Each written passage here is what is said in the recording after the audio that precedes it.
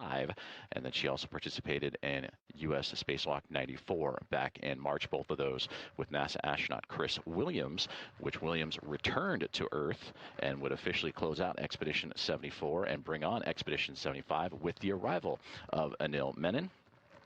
And for Anil, this will be his very first spacewalk of his NASA career. It is again the 281st spacewalk in support of space station assembly, maintenance, and upgrades, the fourth of 2026, and of course the first spacewalk for the newly minted Expedition 75.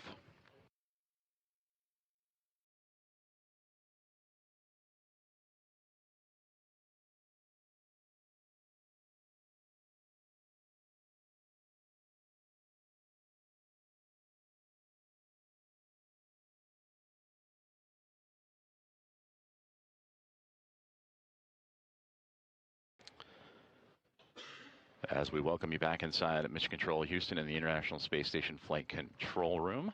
We're currently in a communications handover with the International Space Station, and we will bring you those live views of the astronauts in Anil Menon and Jessica Meir here shortly as they continue their pre-breathe procedures as they prepare to venture out into the vacuum of space again for U.S. Spacewalk 96.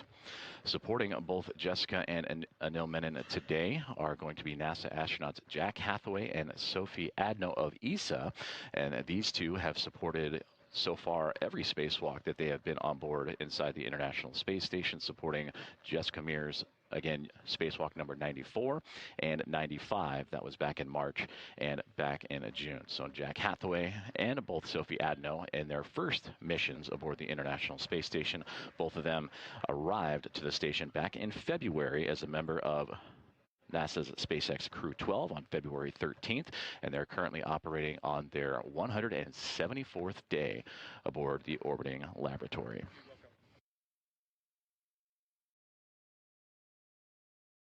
As the teams here on the ground are currently executing a handover inside of Mission Control, let's take a closer look at who is supporting today's spacewalk from the ground in Mission Control in Houston. As he hands over control from the Orbit 1 to the Orbit 2 team, it'll be Spacewalk Flight Director Ronak Dave that will take the helm. Stephanie Wilson, NASA astronaut, will be the Spacewalk Communicator. We'll be hearing many communications between her and the crew outside, so that'll be with both Jessica and Anil throughout the day today. Aki Hoshide of JAXA will be the Capcom. He will communicate with the crew inside the International Space Station. Again, that crew of 7, so he will be handling communications of everything internally. Steve Villano, along with Drew Burr and Lucas Winder, will work things out as the lead spacewalk officer. And task officers for today's spacewalk, and Matt Hahn and Andrew Francis will support the spacesuit and airlock operations.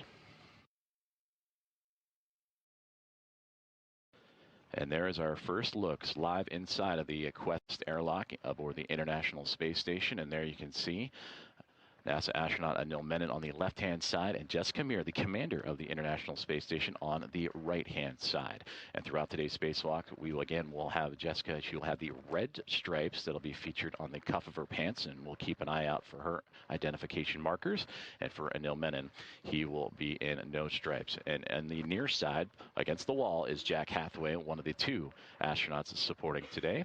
And right on cue is going to be Sophie Adno, that's also supporting preparations for today's spacewalk.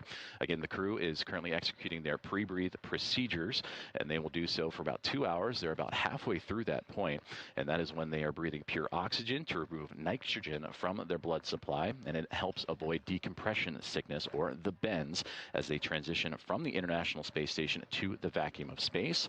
In terms of air pressure, the space station operating close to sea level that we experience here on Earth, and of course bringing it down to vacuum when they venture out into space. The astronauts have already completed some light exercises, or ISLE, where they complete those exercises in their suit. And that's all part of the pre-breathe procedures to help the body absorb oxygen faster. So these 2 crew members and their support crew, and Sophie Adno and Jack Hathaway, are currently in the equipment lock of the Quest airlock. This is where they get suited up and do the initial checkouts. The leak checks, which they performed earlier, all went well, and they'll continue to do checks on inspections of gloves, equipment. They'll test out their helmet cameras, which we will get great views from those as the spacewalk progresses. They'll also add their MEDOX canisters, or metal oxide canisters, that help scrub carbon dioxide from the astronauts as they perform their spacewalk today. And then eventually they'll move into the background, which is the crew lock, as Sophie Adno is floating that direction. And once we get a greater look, you'll see the equipment that'll be used for today's spacewalk. So let's take a look at what exactly these two astronauts, and Anil Menon and Jessica Meir, will be up to today outside of the International Space Station. This is to install a mod kit on the 3B mast canister that'll again help the International Space Station prepare for the future installation of a International Space Station rollout solar array, or IROSA. Now, these solar arrays will be delivered later this year on NASA's SpaceX's 35 commercial resupply services mission, and overall will be the 7th IROSA that will provide additional power to support critical station operations, including the safe and controlled deorbit. So these two will be building out that modification kit that'll be assembled on the canister itself. They'll also run the cables that will be needed to power that IROSA during that future EVA, and of course set up that EVA for future success and put it in a good configuration before eventually meandering back into the Quest airlock to complete today's spacewalk. And to better help illustrate where exactly these astronauts will be traversing today, if they were to leave the Quest airlock towards the middle of your screen and make their way down what would be the left-hand side of this graphic, the 3B section is where they will be operating today, and again adding that modification kit to that canister for the rollout solar array. Now, a similar spacewalk was conducted earlier this year. We mentioned Jessica Meir, part of U.S. Spacewalk 94 with Chris Williams back on March 18th. That was to help complete the modification and mounting hardware of the 2A channel highlighted in green. And they would also complete the work done initially by Nicole Ayers and Ann McLean back in May of 2025 when they would help build that out. So at the completion of today's spacewalk, the yellow looking to turn green, and then the two rollout solar arrays that will again fly up on a later cargo flight, NASA SpaceX's 35 later this year. Those will then be a part of future EVAs to roll out the IROSAs. And if you're curious what the IROSA looks like, you can move all the way to the right-hand side of that image, and there you can see two rollout solar arrays. It's a great example that go over top of the International Space Station's current solar arrays. So as we make our way back inside the Quest airlock, again, the crew, Jessica Meir on the right-hand side, up against the wall, Anil Menon on the left-hand side, currently operating through their pre-breathe procedures, and will continue to work towards their checklist as Jack Hathaway in the foreground, working with the teams here on the ground. And again, we'll hear additional communications and expedited communications as the crew got to work earlier this morning in preparation for today's spacewalk.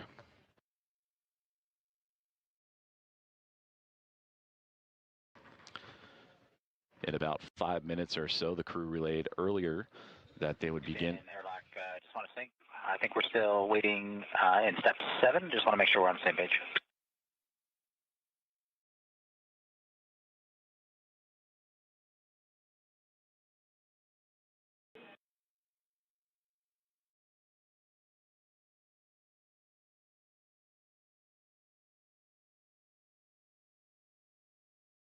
Okay, Jack, we are still working through step 7. We expect about 5 more minutes before we'll be able to give you go in step 8. However, when you get to the designated time for MEDOX changeout at 11:15, you are go for MEDOX changeout.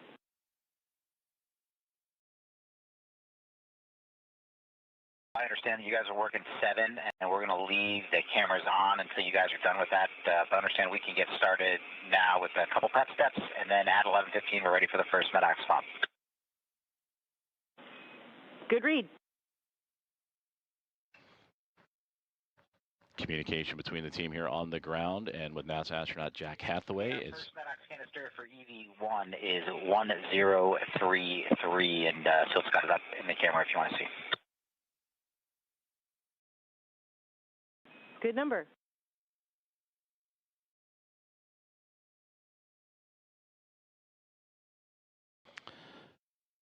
And Sophie Adno showing great displays is what Jack Hathaway is communicating down to the teams on the ground, the metal oxide canister that they will install in the back of the spacesuits of Jessica Meir and Anil Menon. Okay.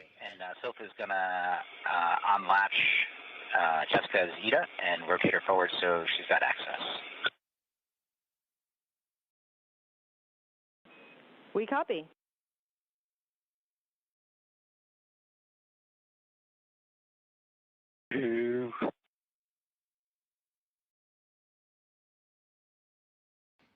So as the crew and the support team of Jack Hathaway and Sophie Adno working with the support team here on the ground, continuing to work through those procedures. And again, they were talking about the metal oxide canisters, or MEDOX, that we will hear. We'll hear a lot of acronyms throughout today, but that metal oxide canister is placed inside the spacesuit, and that is to remove carbon dioxide during today's spacewalks.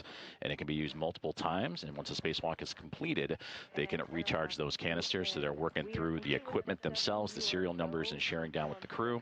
And ultimately, it will be installed in the backpack, or the PLIS, the portable life support system, mounted on the back of today's spacewalkers. And again, Jessica Meir slowly tilted a little bit facing towards the camera will be EV1 wearing the red stripes, and Anil Menon will be on the left-hand side, and now an above view camera of Anil facing down as the crew again continuing to work through their procedures. They also mentioned HECA cameras.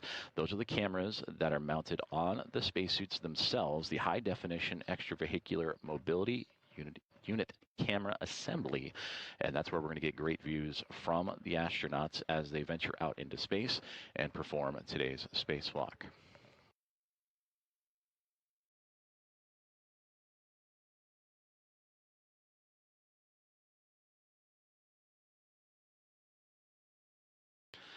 Once all the procedures are completed and the checkouts are done, they will then install their safers to the backside of their spacesuits. That is the simplified aid for EVA rescue. Those are nitrogen thruster-powered backpacks that are added to their portable life support systems and worn by the astronauts during a spacewalk on board the International Space Station. And they act as a self-rescue jetpack, providing 6 degrees of freedom and ultimately needed if a astronaut were to become untethered and be able to safely make their way back to the orbiting laboratory.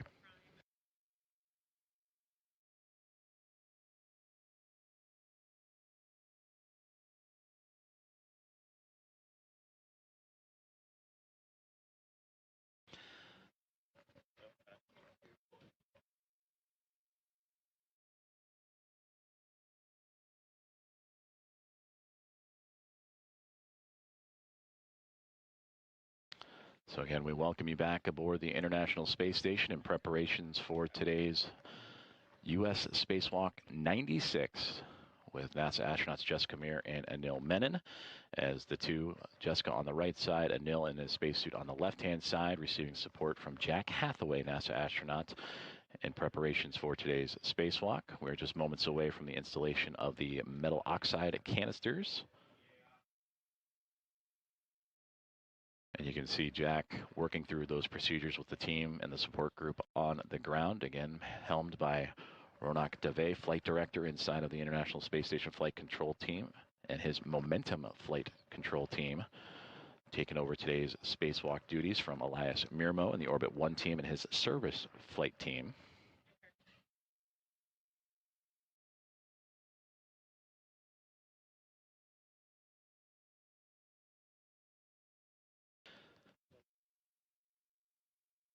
In the background, again, the crew currently in the equipment lock of the Quest airlock aboard the International Space Station.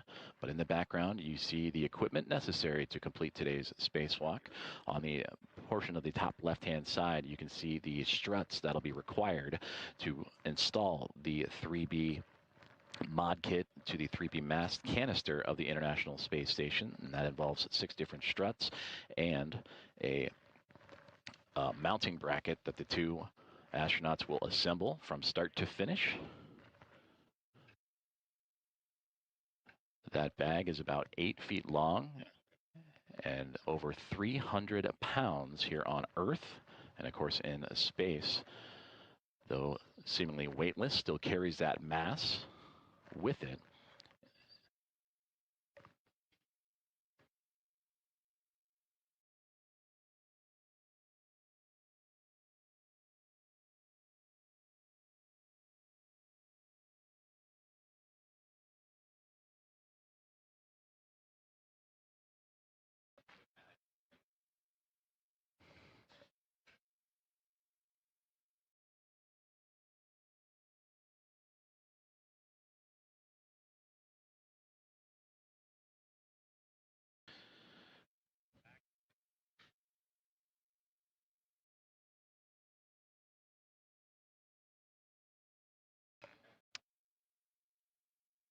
And though out of sight, Sophie Adno currently working on the portable life support system on the backside of NASA astronaut Jessica Meir, installing the MEDOX canister. And there you can see Sophie swinging Jessica back up against the wall of the equipment lock as that canister put into place. Anil Menon on the left-hand side in his spacesuit, preparing for what will be his very first spacewalk of his career. Will have his metal oxide canister installed as well. And they'll continue to go over multiple checks and safety inspections before coming off of the wall and making their way into what would be the crew. Serial number for Anil for EV2 is 1034. Good number.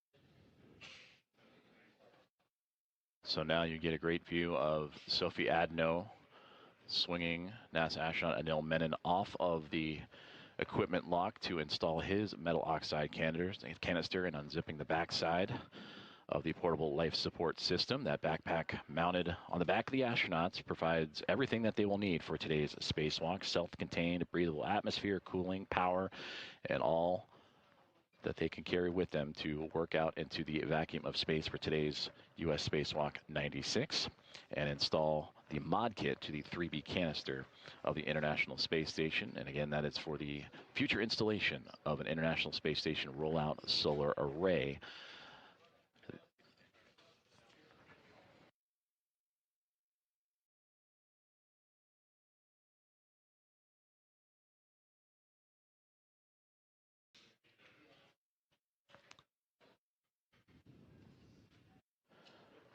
For the astronauts in the spacesuits, continuing to also work through their pre-breathe procedures. And they did so about an hour and a half ago, began those pre-breathe procedures, breathing pure oxygen to remove nitrogen from their blood supply, and that helps avoid decompression sickness from going to a higher pressure, which is inside the International Space Station, down to vacuum at the lowest of pressures out in space. These astronauts also did some light exercises to help speed up that process and get the oxygen supply into circulation faster. Divers experience these adjustments below the surface of the water here on Earth.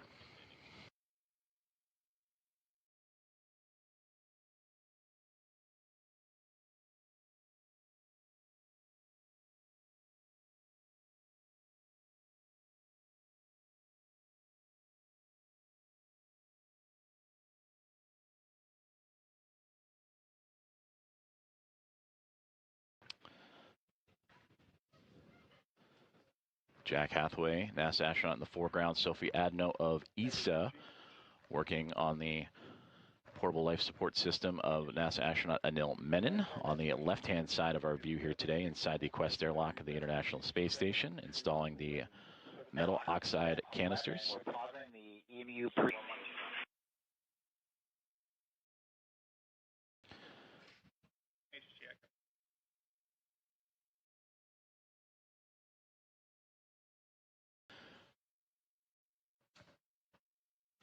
And we welcome you back inside the International Space Station Flight Control Room inside of Mission Control Center, Houston, Texas, as we are experiencing a communications handover in satellites. And we will rejoin the crew aboard the International Space Station here shortly.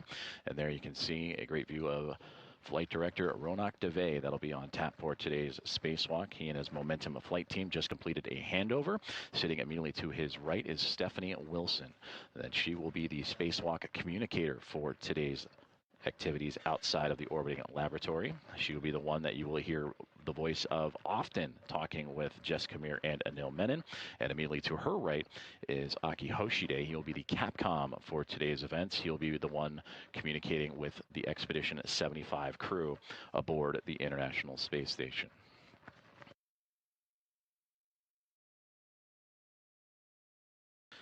And as we resume contact, we return back inside the Quest airlock of the International Space Station as Jack Hathaway and team continuing to work through today's procedures ahead of U.S. Spacewalk 96.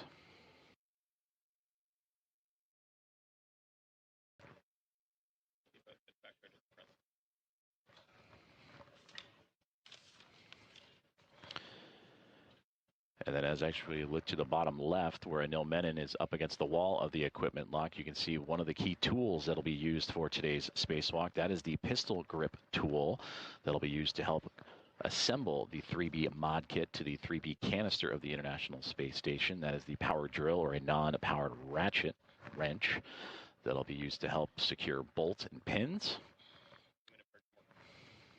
Jessica Meir will also be equipped with that tool as well, as the two will work in tandem throughout today's spacewalk to assemble that 3B mod kit that again consists of 3 struts.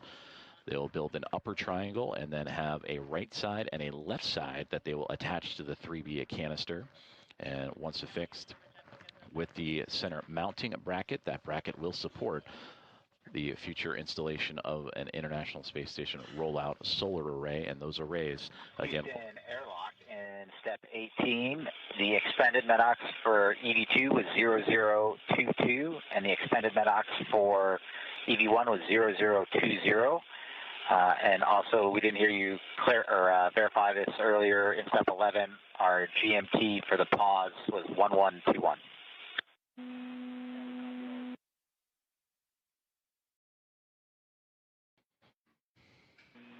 And station, this is flight. We copied 1121. We're getting Aki enabled here.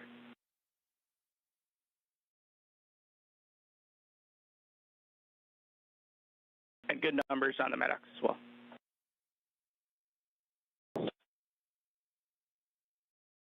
So the teams here on the ground working with Jack Hathaway there in the foreground, relaying the good information relayed about the metal oxide canisters that again will scrub carbon dioxide from the spacesuits of Jessica Meir on the right-hand side and Anil Menon on the left-hand side. And again, for Jessica Meir today, it will be her 6th spacewalk of her NASA career, her 3rd during this recent stay aboard the International Space Station when she would fly up on NASA's SpaceX Crew 12 back in February. And currently operating on her 174th day in microgravity. And for Anil Menon, he would join the International Space Station's crew of 7 and would briefly be a part of Expedition 74 and officially kick off Expedition. Clock resumed, GMT 1125. Copy 1125. Good morning, Jack. Sir?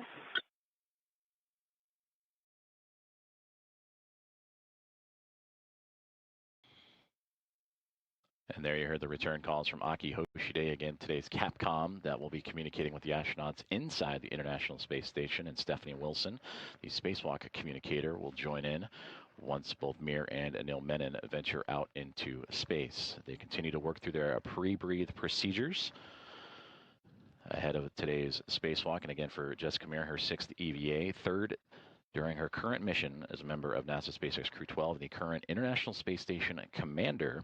And for Anil Menon, who just arrived a little more than 22 days ago after launching on July 14th from the Baikonur Cosmodrome as a part of Soyuz MS-29, and a great above-camera view of Anil as he works through his, again, pre-breathe procedures ahead of his very first spacewalk.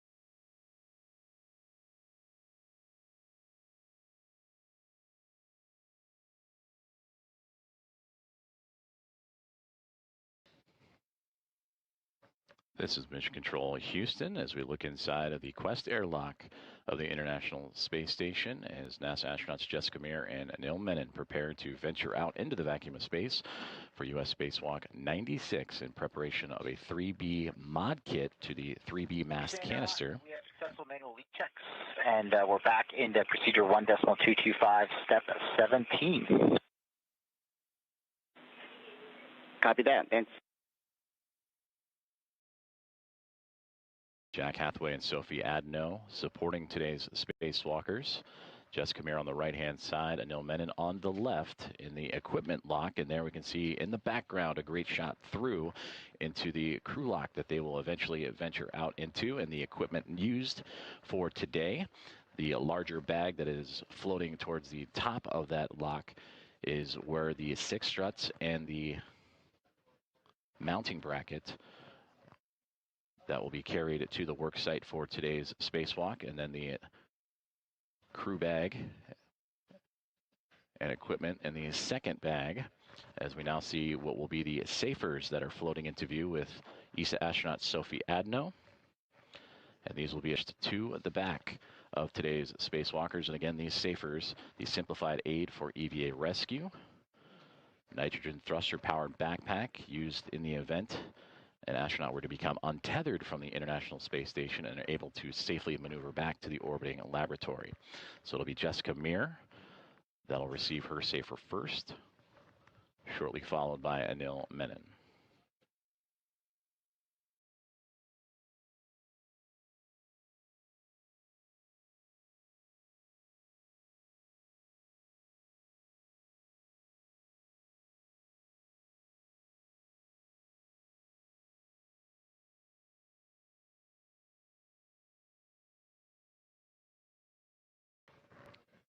Again, we welcome you to today's live coverage of U.S. Spacewalk 96 as International Space Station Commander and NASA astronaut Jessica Meir alongside NASA astronaut Anil Menon will venture out to be a part of what will be a busy run of spacewalks in the month of August.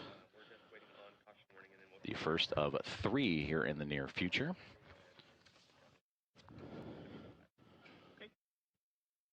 For Jessica Meir, having her safer currently installed after her MEDOX canister just moments ago was placed inside of her portable light support system to help scrub carbon dioxide.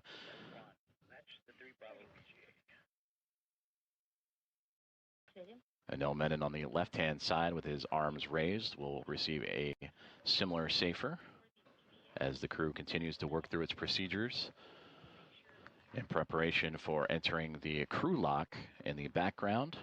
Hatches will close, and then once that crew lock is brought down to vacuum, currently operating a little more than 14 pounds per square inch, similar to what we here on Earth would experience at sea level, will be brought down to vacuum, and the two will venture out into space. For Anil, it'll be his very first time, and for Jessica Meir, it'll be her 6th spacewalk, the 3rd of her current mission aboard the International Space Station. And that spacewalk will officially begin once the 2 crew members will switch over their equipment to battery power to mark the official beginning of today's U.S. Spacewalk 96.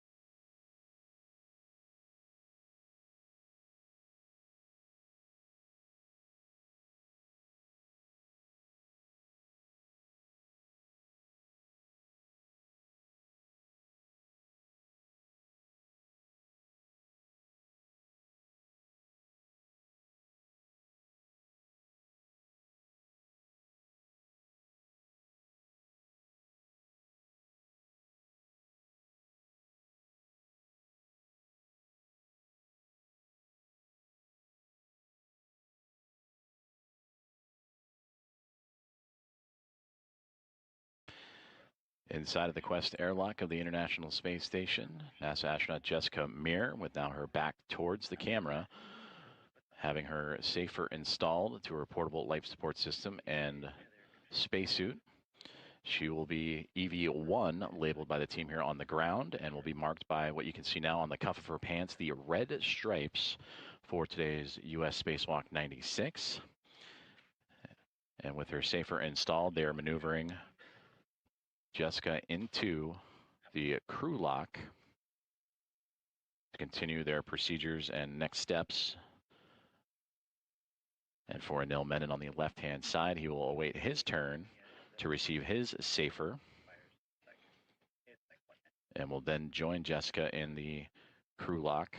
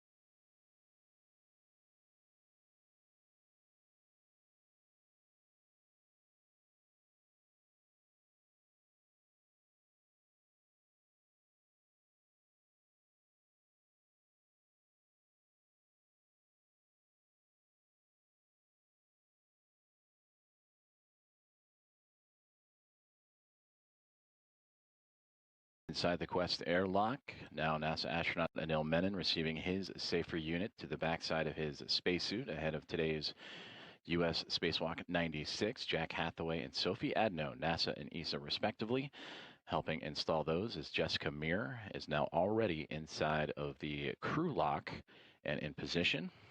For Meir, this will be her 6th spacewalk, and for Anil Menon, this will be the very first of his NASA career.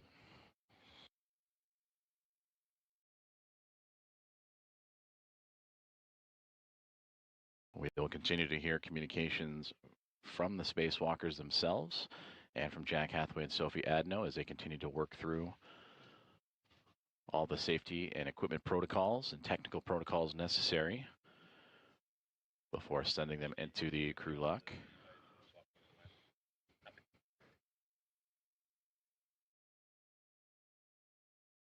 Once inside the crew lock, it will begin to depress, bringing the pressure down from what's inside the International Space Station down to the vacuum of space. And from there, the two NASA astronauts will venture out and begin today's spacewalk to again begin to install the hardware that will modify the station's 3B power channel and prepare it for the future installation of an International Space Station rollout solar array.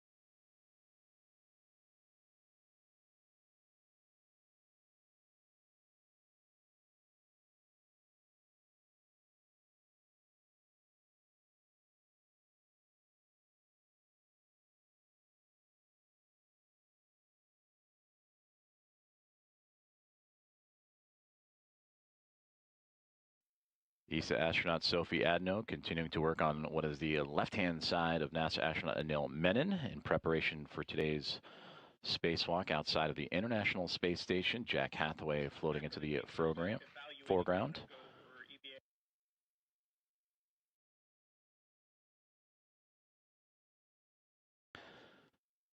The crew continuing to work through their pre-spacewalk procedures as Jessica Meir joining Anil Menon for today's spacewalk, already in the crew lock in the background there that is illuminated.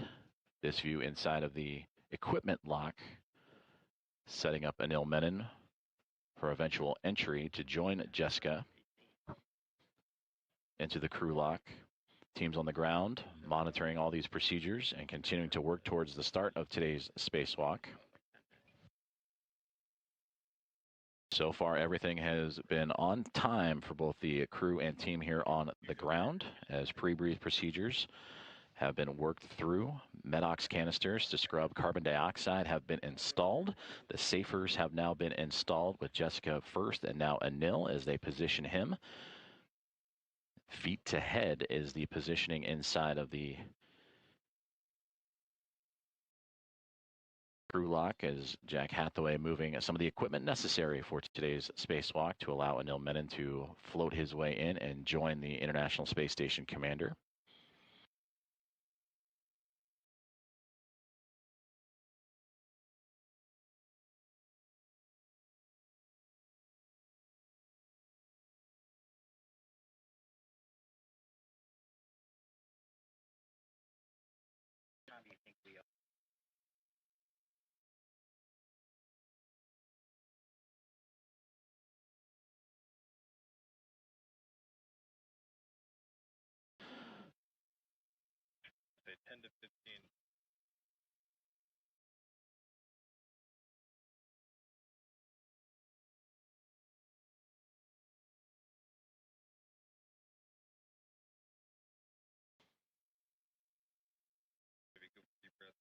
Today's spacewalk support group and Jack Hathaway and Sophie Adno now positioning NASA astronaut Anil Menon inside of the crew lock of the Quest airlock inside of the International Space Station as crew aboard the station as well as here on the ground in Mission Control Houston in the International Space Station Flight Control Room.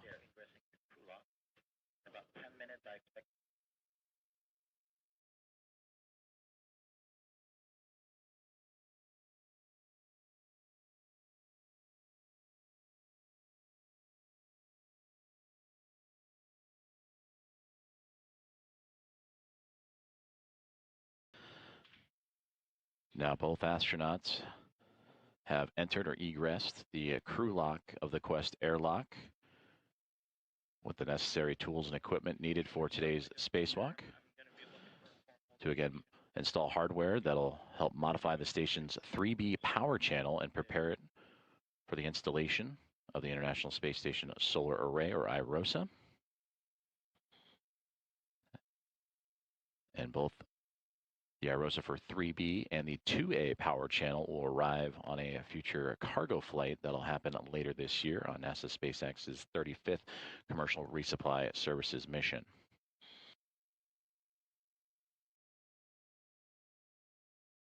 For Anil Menon, he is the astronaut in the spacesuit with his head facing towards Hathaway and Sophie Adno. Jessica Meir just off to what would be Anil's left, are right from our view.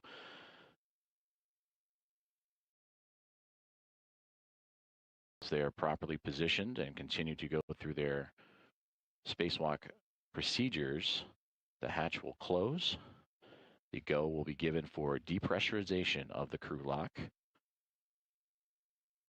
in which it will drop to about 14.5 pounds per square inch, similar to that of sea level here on Earth. To the vacuum of space, we'll also receive the official start time of today's spacewalk once both Jessica Meir and Anil Menon's suits have been turned on to battery power.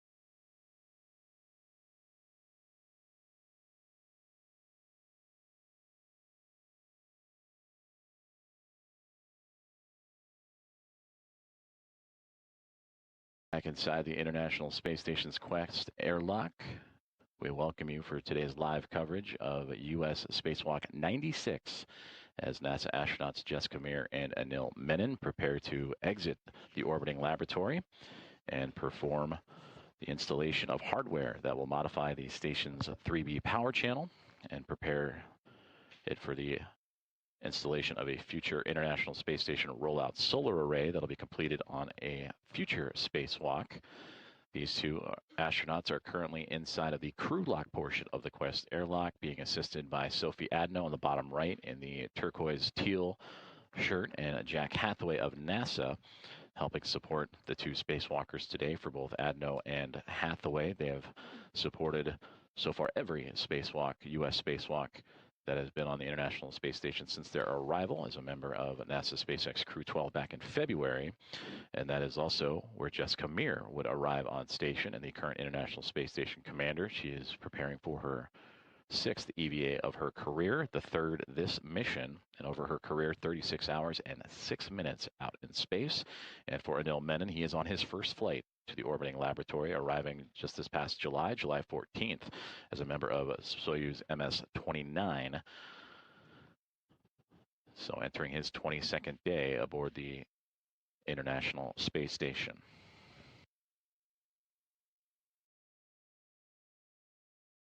Everything so far has been on time for the crew in their pre-spacewalk preparations, going through pre-breathe procedures, having their metal oxide canisters installed, their HECA cameras, that is the high-definition extravehicular mobility unit camera assembly. We will see views from those cameras throughout today's spacewalk as they will work in tandem to install this 3B mod kit to the canister of the 3B channel of the International Space Station. Teams here on the ground in Mission Control Houston continuing to monitor through these steps ahead of the start of today's spacewalk as they continue to communicate down and communicate with the astronauts, making sure everything and every procedure is checked off. From this point on, the hatch will close, and the teams on the ground, as well as both Jack and Sophie, will monitor.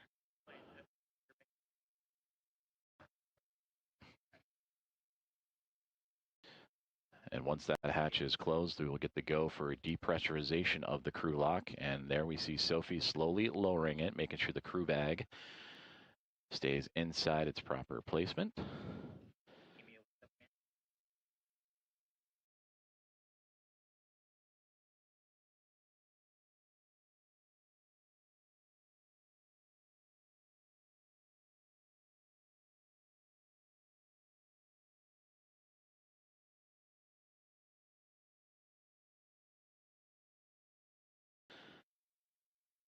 And with that, the hatch has been closed of the crew lock of the Quest airlock inside the International Space Station. We're on the other side of the hatch awaits Jessica Meir and Anil Menon of NASA, ready to venture out into space for today's spacewalk. Sophie Adno and Jack Hathaway in the foreground in the equipment lock portion, continuing to work through today's procedures.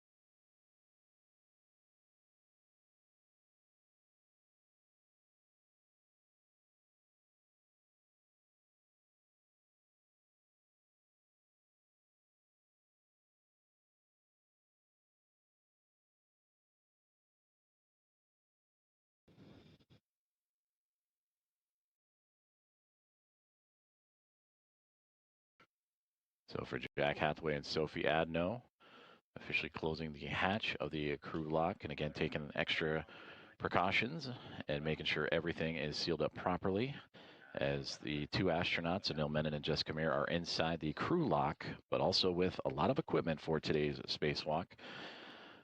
The 6 struts needed to complete the 3B mod kit and the mounting a bracket necessary for the installation of an IROSA. That is an 8-foot-long bag, which here on Earth would weigh well over 300 pounds. 77, the emergency MPAP is closed. The Node 1 vacuum access port is connected to the gamma cap. You guys are go for 78. And Houston copies will take care of 78 through 80, and be advised, EV crew will be hot mic after we complete step 80. We copy. You guys are going through 80, and EV will be hot mic once you're done with that. We'll be standing by. Copy that.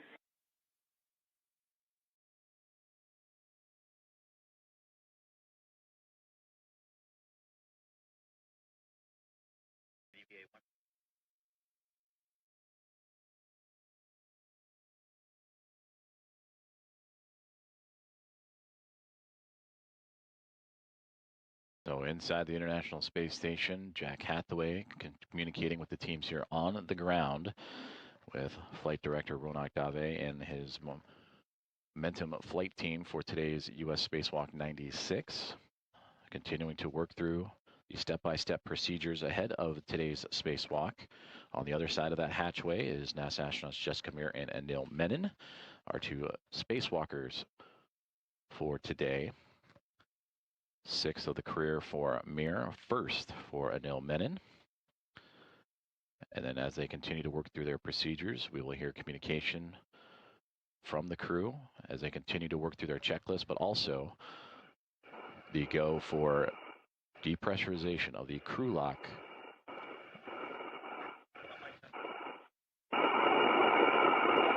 And EV crew, you are hot mic on Space Ground 1. EV1, good morning, Hoshida-san. Here too, let's do this. Good morning, Jessica and Anil. Let's do this.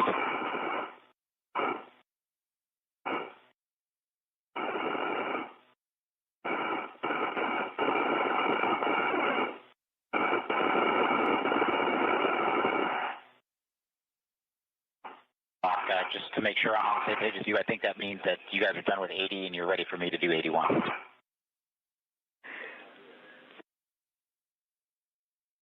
Jack, stand by. We're still working on the other steps.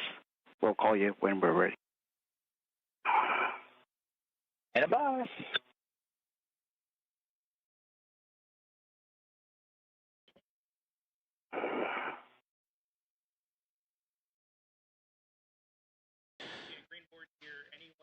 And we heard the first communications down to the ground of today's coverage from Jessica Meir and Anil Menon doing the comms checks with the team here in the International Space Station Flight Control Center. Meanwhile, Jack Hathaway and Sophie Adno continuing to work through their step-by-step procedures ahead of depressurization of the crew lock of the Quest airlock. Pick up in step 81, and in step 84, you have a go to perform the crew lock depress, repress cue card depress section.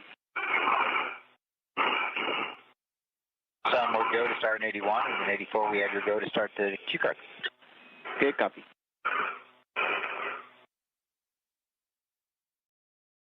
EV2, I've got a couple steps for you to verify. You're not actually throwing any switches here, but just verify for me on the UIA that the depress power switch is in the off. Depress pump power switch OFF. Okay, copy OFF, and one more verified step that the depress pump enable LED is on. Enable is on, ON.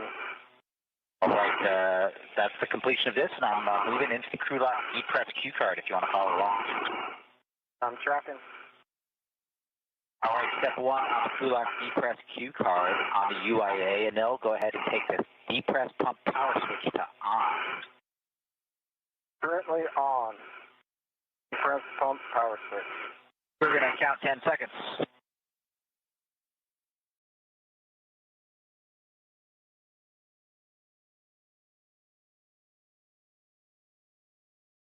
All right, that's a good 10 seconds. Step two, you're going to take the depress pump manual isolation valve to open. You can expect to get an alert tone.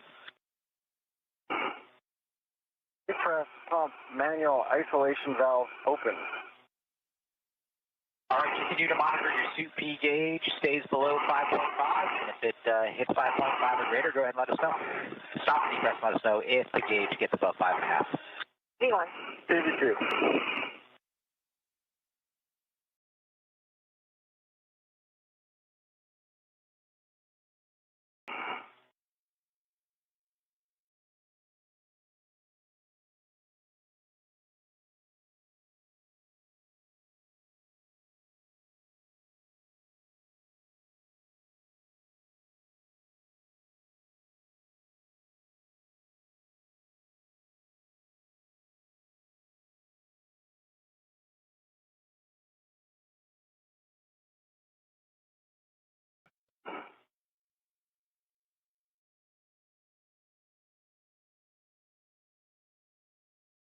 So with those procedures that were read out from Jack Hathaway communicating with Anil Menon, as well as the teams here on the ground in Mission Control Houston, we have received the go for depressurization of the crew lock, which on the other side of that hatchway, you can see through the window the flag of NASA astronaut, or one of the astronauts, Anil Menon and Jessica Meir.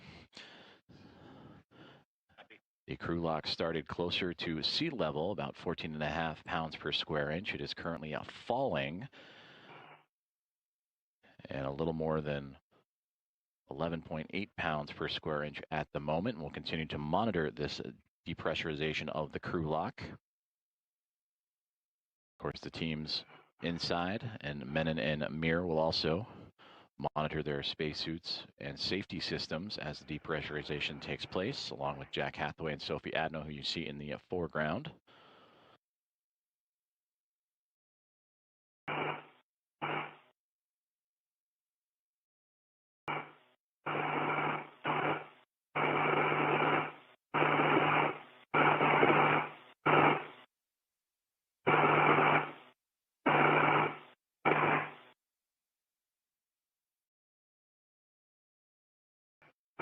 And again, depressurization of the crew lock is underway just shortly before the start of today's U.S. Spacewalk 96, now approaching 10 pounds per square inch.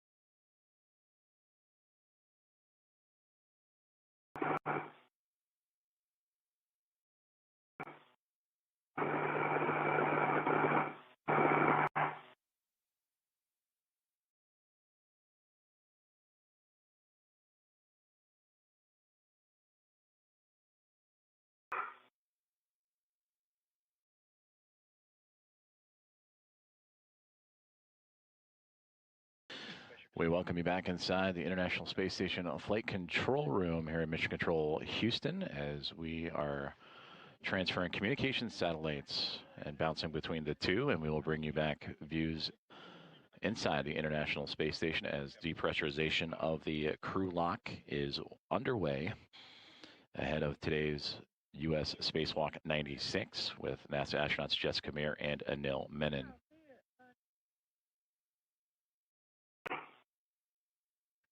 Flight Director Ronak Dave and his Momentum flight team you see before you, monitoring today's spacewalk. Flight Director Chris Dobbins joining in to his left. He will be the flight director for a future spacewalk, part of a busy month of August for the International Space Team and Spacewalk team. Stephanie Wilson, who just departed the screen, she will be the spacewalk communicator, working with Jessica Meir and Anil Menon through today's procedures.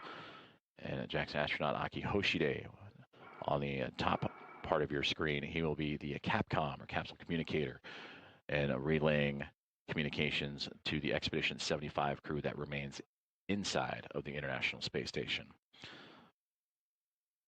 And as we return aboard the International Space Station itself, the depressurization of the crew lock continuing and now approaching 8.5 pounds per square inch as Jack Hathaway and Sophie Adno continue to monitor that depressurization.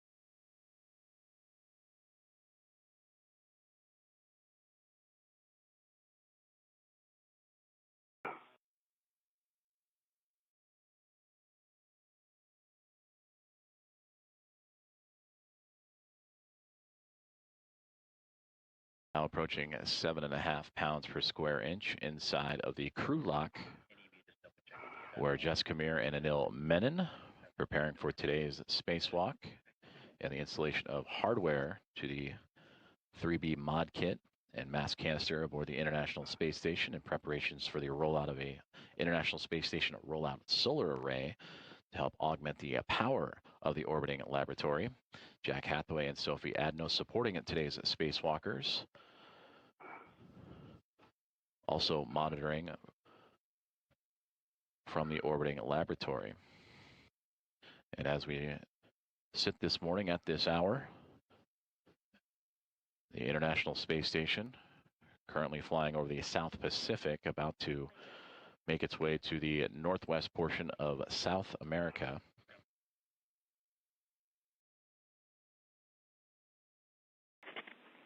Houston on 1. We expect another 3 minutes until 5 psi.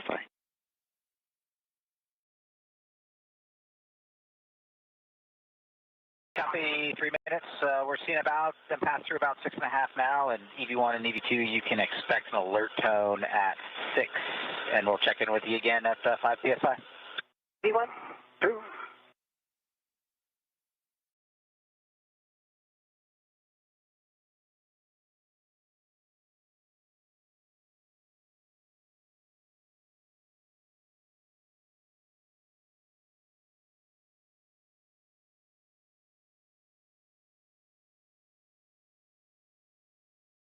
Communications with Jack Hathaway and the team here on the ground inside the International Space Station Flight Control Room.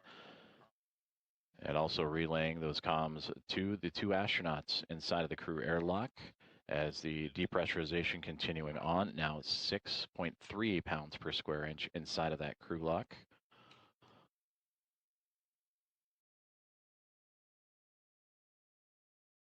Again, all of these procedures on the checklist ahead of today's U.S. Spacewalk 96. And once the checkouts for both these suits and safety procedures for both Menon and Meir are complete, the hatch will open outside of the Quest airlock to welcome them out into the vacuum of space, and we'll await the call for the suits to be transferred to battery power, and that will again mark the official start time of today's spacewalk.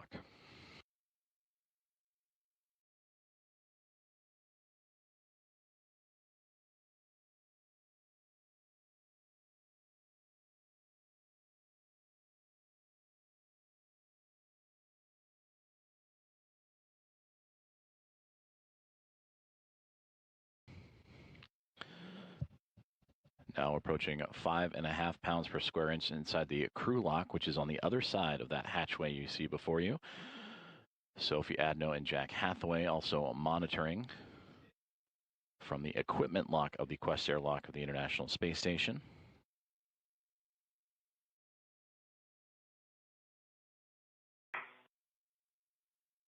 You guys are about 5.5 psi now. When we get to 5, we're going to have you do a step, so we'll just, we're almost there. Copy. There you heard the commands that once we reach 5 psi inside of the crew lock, there will be additional commands and checkouts performed before continuing on with the depressurization to bring that crew lock down to vacuum and allow Jessica Meir and Anil Menon to exit the International Space Station.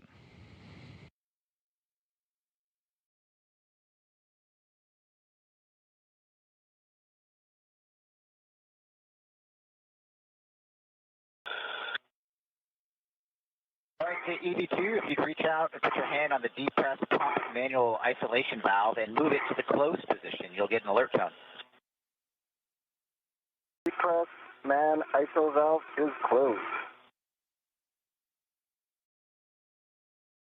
We're just going to watch for a second, watch the pressure stabilize.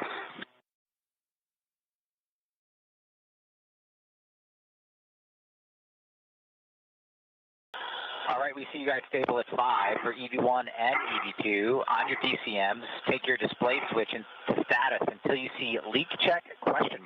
Then a long yes, and follow the displayed instructions. Let us know when you're done. EV1. EV2.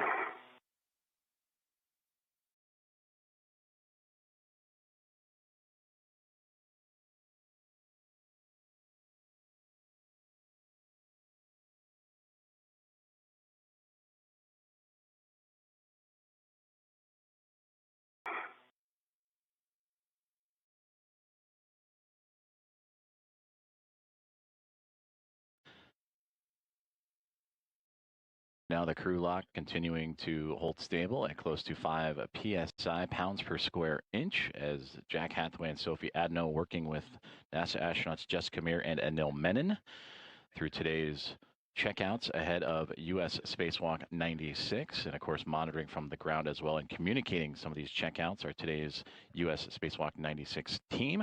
And there you see in the navy blue suit right in the middle of your screen is Ronak Dave, the flight director for today's spacewalk, and his Momentum flight team overseeing everything. EV2 leak check complete, going to EVA. Copy, 2 good leak checks, and then step 6, let us know when you guys are in EVA.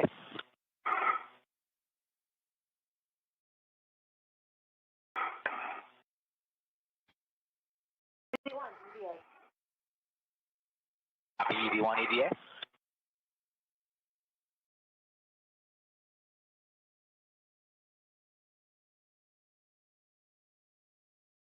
EV2 EVA. The EV2 EVA. And EV2, if you take the depress pump manual isolation valve to open, you should get an alert tone.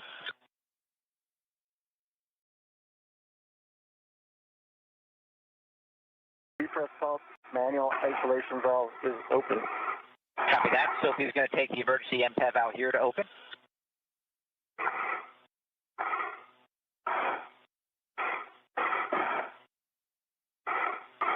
All right, the emergency MPEV is open out here. Both of you monitor your suit P gauge, stay below 5.5, and let us know if it doesn't. EV1. EV2.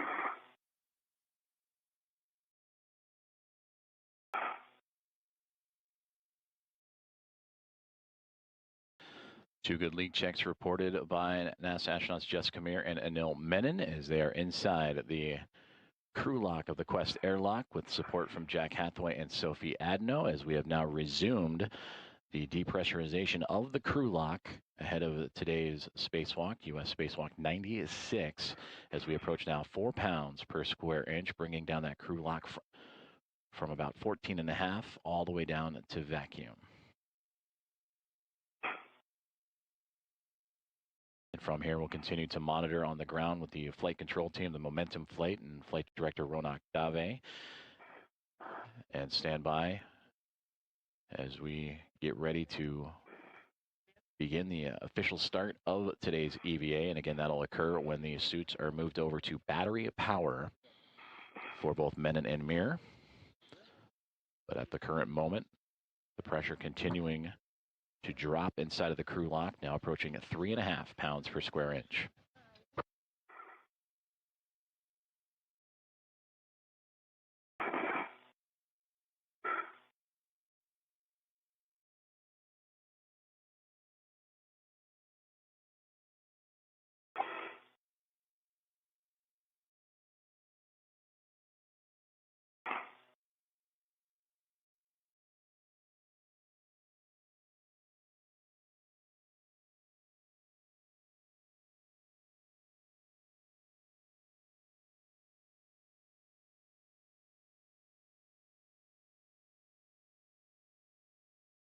Pressure inside the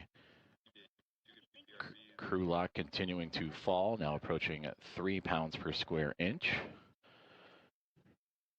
All right, decreasing through 3.0 psi. Our next step's at 2.0 psi.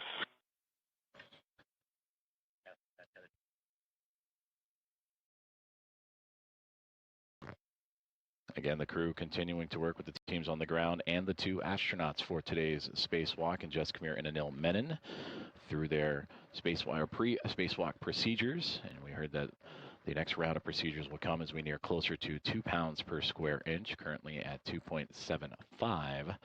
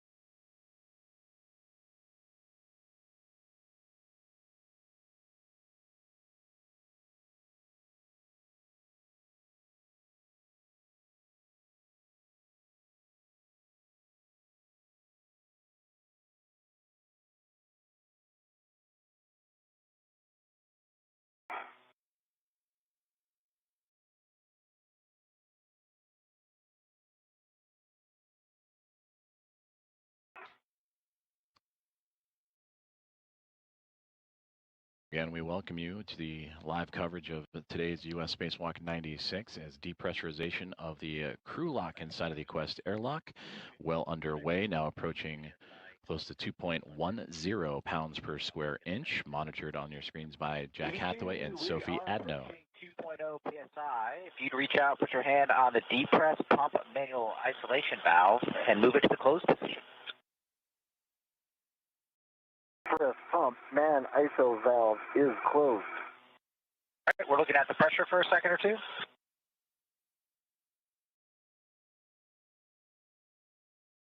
Right, and on the UIA EV2, you can take the depress pump power switch to the off position.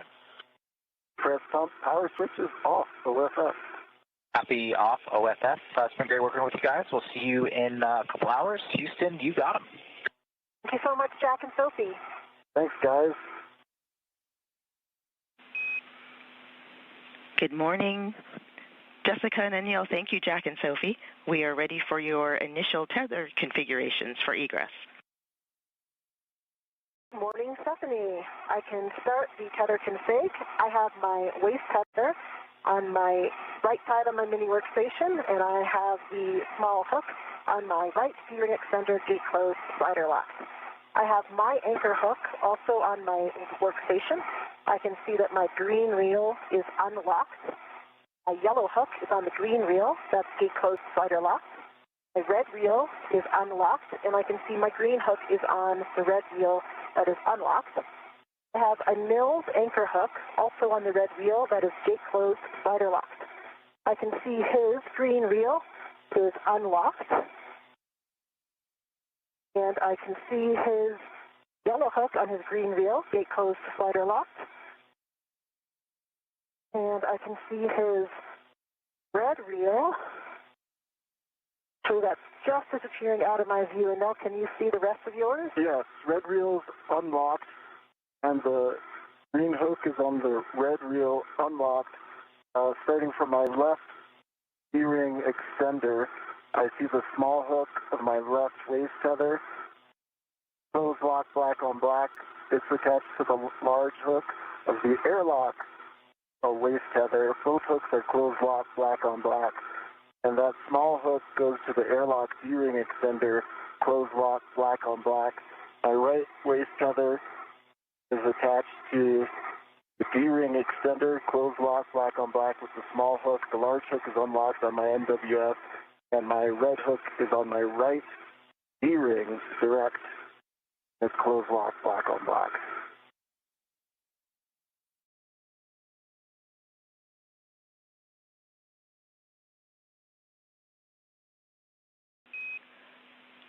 And we copy all. We need EV1's red hook. The red hook is gate closed slider lock on my right D-ring extender. Two good tether configs for EV1 and EV2. Thank you. When crew lock DPDT is about 0, EV crew expect an alert tone. EV2.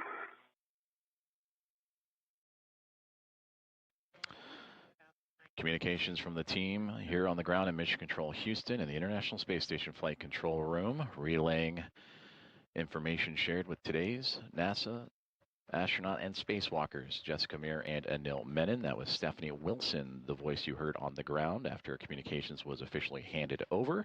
And thanks to Jack Hathaway and Sophie Adno of NASA and ESA, respectively, for preparing both Menon and Meir for today's spacewalk. Currently inside the crew lock where those two astronauts reside, approaching a 1.30 pounds per square inch. And the view you see right now, an external camera aboard the International Space Station looking at the Quest airlock. So as the crew continues to work through its safety tether procedures is what you heard. And again, safety checkouts will be quite often occurring during today's spacewalk. We will await the suits for both astronauts to be turned on to battery power, and that'll officially mark the beginning of today's spacewalk to install a mod kit on the 3B mass canister to set up for the rollout of an International Space Station rollout solar array to help augment the power of the orbiting laboratory.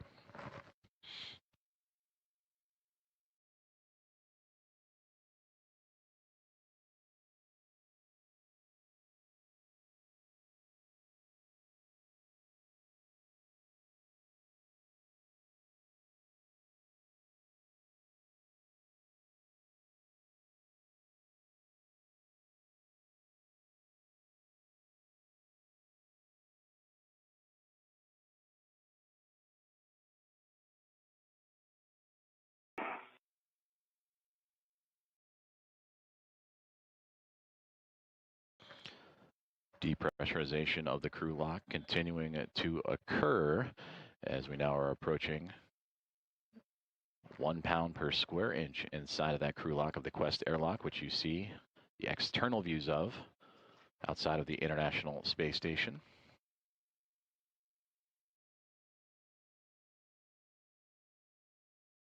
Right now, the International Space Station orbiting 260 miles above the Earth, currently passing over the Atlantic Ocean.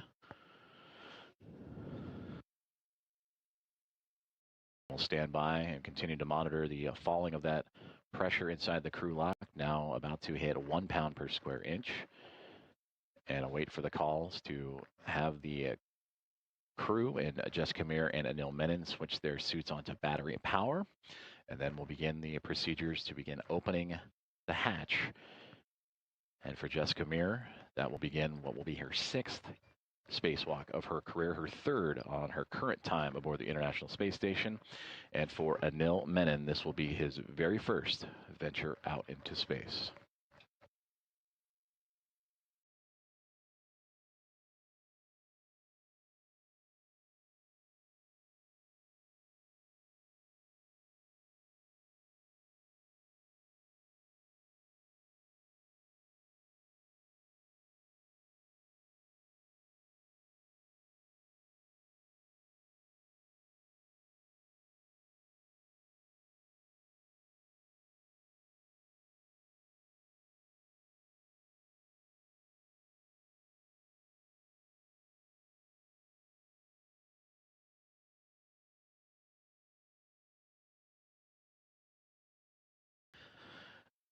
We welcome you to today's live coverage of U.S. Spacewalk 96 outside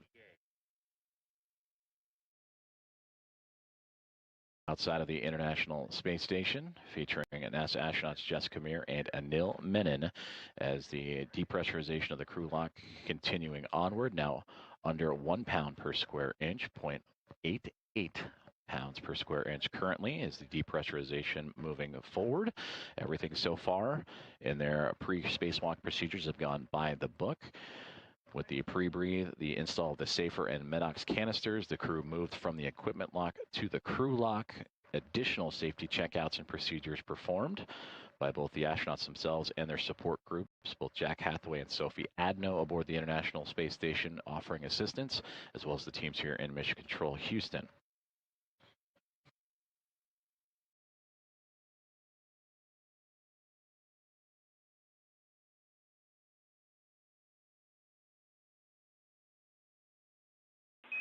Airlock Houston, we are tracking about 4.5 minutes to 0. Good.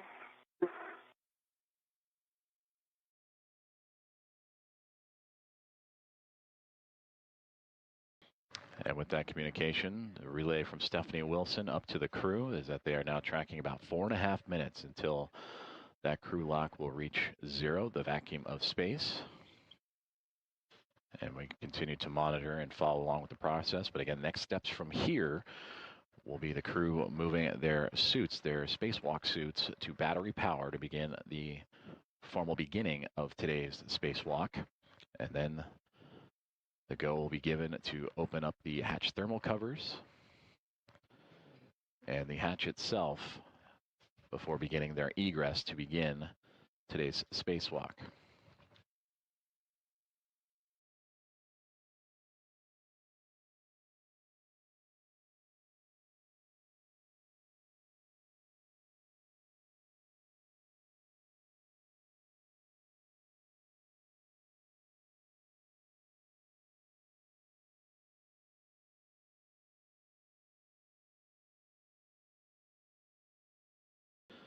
Again, today's spacewalk performed by Jessica Meir and Anil Menon. They will exit the Quest airlock here in only a few more moments, and that will begin their journey to install hardware that will modify the station's 3B power channel and prepare it for future installation of an International Space Station rollout solar array. And that solar array will be scheduled for delivery a little bit later this year aboard NASA's SpaceX's 35th Commercial Resupply Services mission.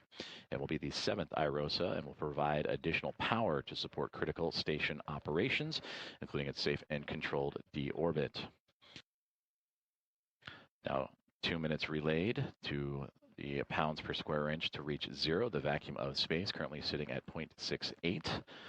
Part of today's EVA tasks are to install the mod kit, the construction of the mod kit for the 3B mast canister, and route the IROSA cables necessary to then power up that future IROSA and connect it to those power channels for the space station. And of course, for Anil Menon and Jessica Meir, set up that mast canister and the 3B mod kit to a good configuration, a good position for that future EVA and eventual rollout of the solar array.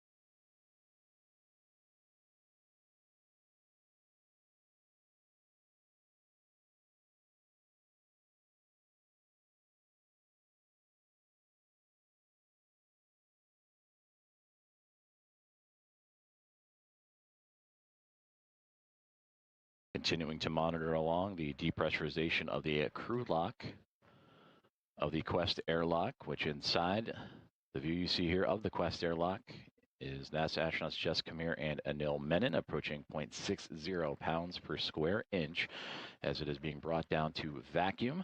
All initial checks and safety checkouts have gone by the book,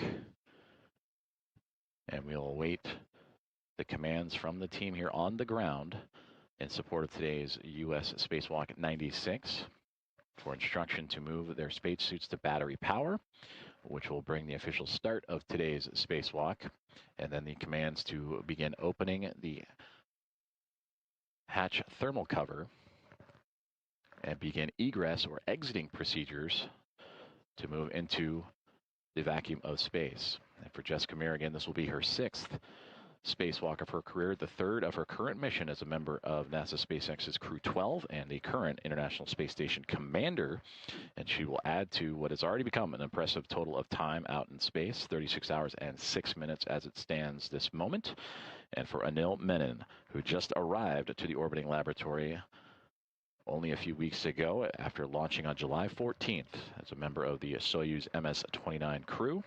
This is his first space flight, and this will be his first adventure outside into the vacuum of space.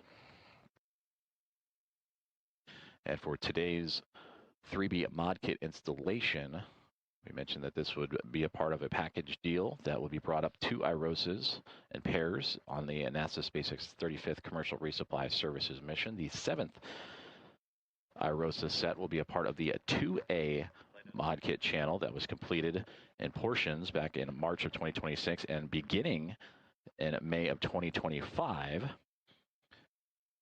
And then for this 3B power channel mod kit, it would be the 8th rollout solar array to make its way out of the International Space Station.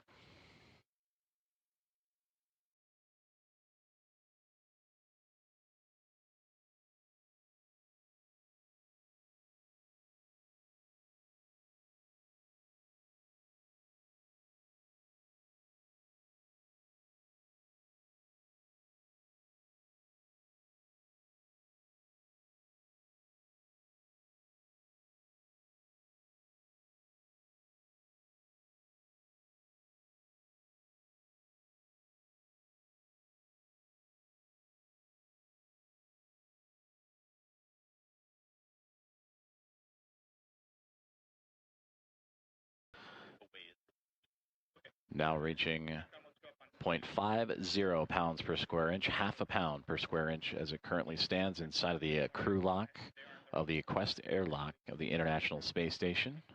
As we continue to methodically bring that down to zero, to the vacuum of space, before NASA astronauts Jessica Meir and Anil Menon will begin today's 96th U.S. spacewalk and install the IROSA mod kit on the 3B mass canister.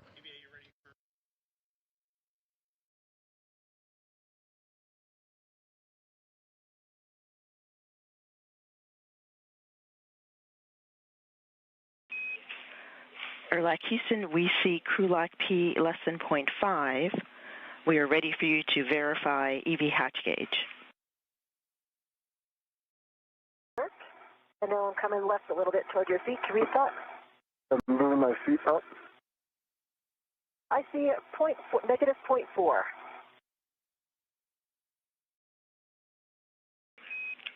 That is a good number. You have a go to open the EV hatch and stow it. Work.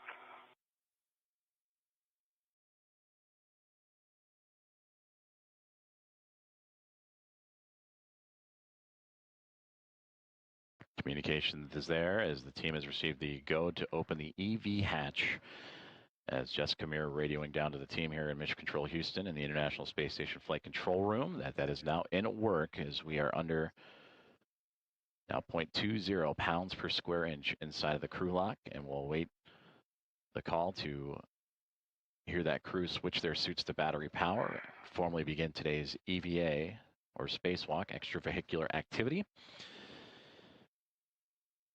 And then from there, the views you see on your screen, the external cameras on board the International Space Station will begin to see movement and eventual exiting and egressing of the two NASA astronauts. A little bit toward you. Yes.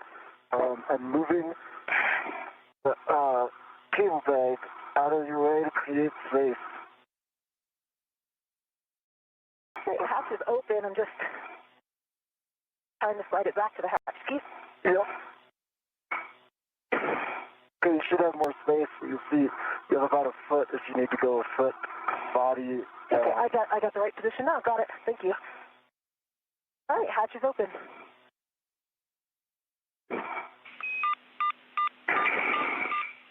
Copy, hatch open. For Jack and Sophie, take emergency MPEV to closed.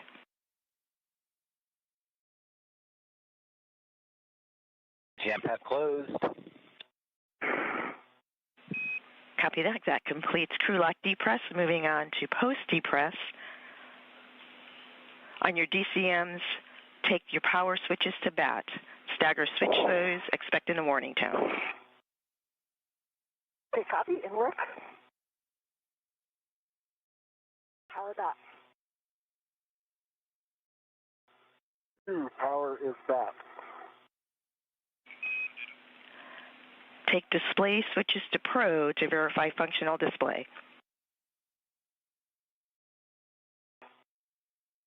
V1 functional. EV2 functional. On the UIA, take power EV1, EV2, two switches to off, OFF.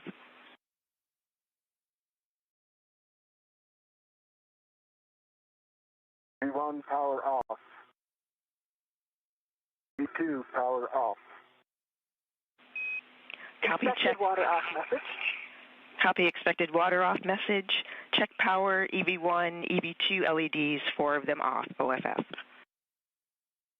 4 off, OFF. EV1 has the expected CP high. Also copy expected suit P high. On your DCMs, disconnect the SCU from the DCM and install the DCM cover. Work.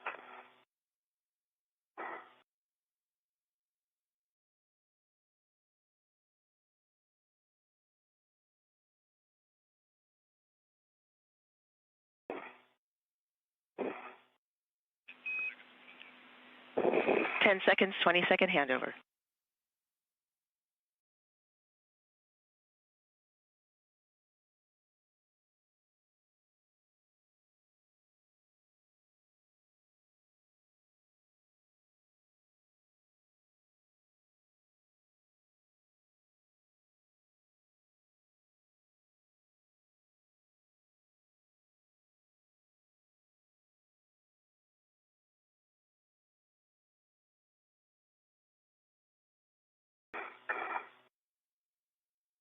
Baby LOS, the EV1 has SCU disconnected and in the pouch, and DCM covers up. EV2 is disconnected into the pouch, DCM cover is up. Copy all EV1, EV2. On the crew lock, check depress pump man ISO valve is closed. Press pump man ISO valve is closed. On your DCMs, take temperature control valves to max hot.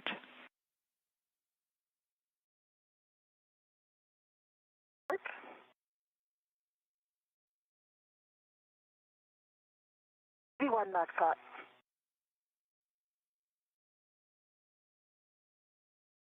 Two max hot. Take water switch to on.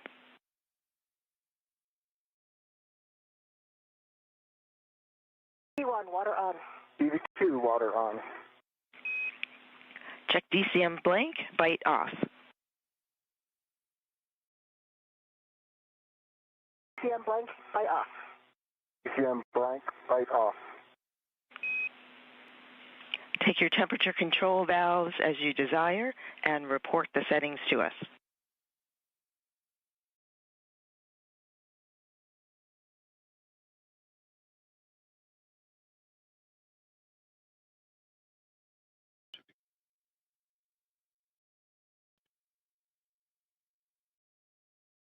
Thank you for joining us for today's live coverage of EV2 set at 7. Copy EV16, EV27. Please report all subsequent TCV changes to us. Report suit P gauge pressure.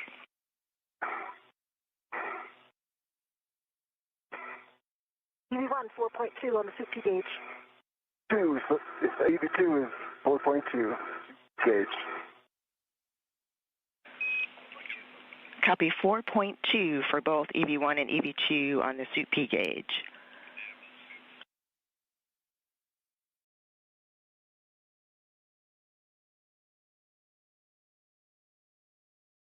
You can set your visors as required for day.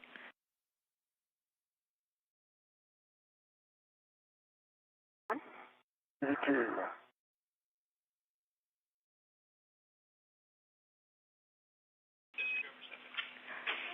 And we have good suit parameters on the ground. We will take the airlock VRIV step also from the ground. That completes post-depress. Jessica, we are ready for you to open the hatch thermal cover. Release the hook from the magnetic plate D-ring, attach the hook to the stowage tether point, and cinch the strap until snug. Confirm 6 lines visible. Okay, copy, and work.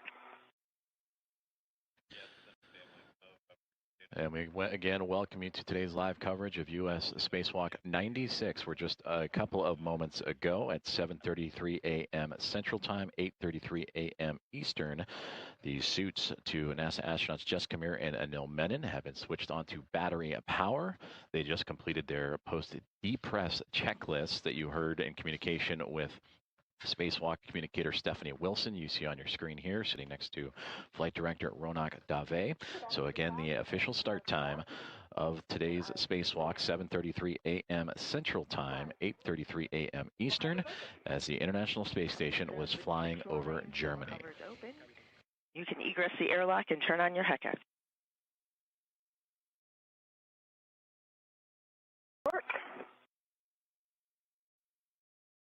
We are currently experiencing communications handovers between satellites as expected, and the team is monitoring, so we will keep things here inside of Mission Control Houston in the International Space Station Flight Control Room, as the team's actively working through today's pre-spacewalk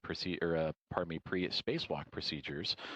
Steve Delano, the lead spacewalk officer, along with Drew Burr and Lucas Winder, the spacewalk task officers to support today, along with Matt Hahn, the spacesuit support team, and Andrew Francis and his airlock support team. We also heard commands and Jessica Meir, NASA astronaut currently in work to... I have a tether down, and I have my HECA turned on. And as we regain communication and receive views, there we see Jessica Meir outside of the Quest airlock as she has now formally begun her 6th spacewalk of her career. And we will monitor Jessica's progress through today. You can see towards the top of her backpack the portable life support system, the red stripes. On your BRT taped towards your head, and you can use an adjustable from your mini workstation as a load alleviating strap as desired for translation. And copies. Jet bag is between the hatch and the staging bag, so it's going to take me a second to try to free that. Okay, take your time. I'm getting my BRT ready.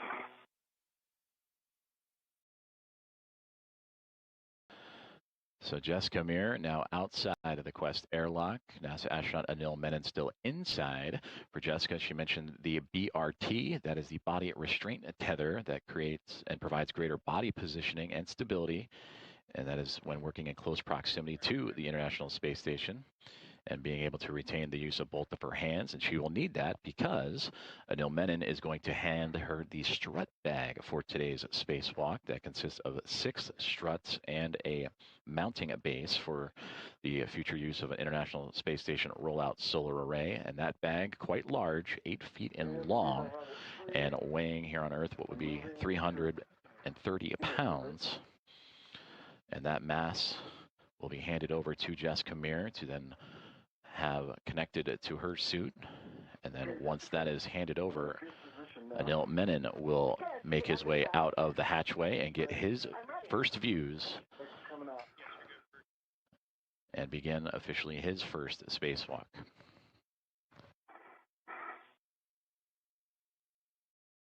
By there, I'm going to try to rotate to the handle side. Handle yet.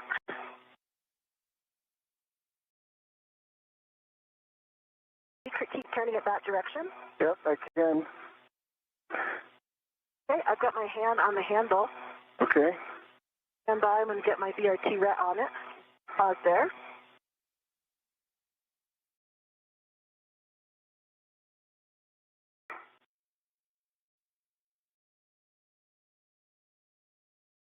I have my BRT ret on it. I'm going to release this. Have the ret side actually. I do have release. I can easily release the ret if you'd like me to. You can go ahead. I have it retted. Is released. I copy. I'm going to pull it out a little bit more. Okay, hold it there.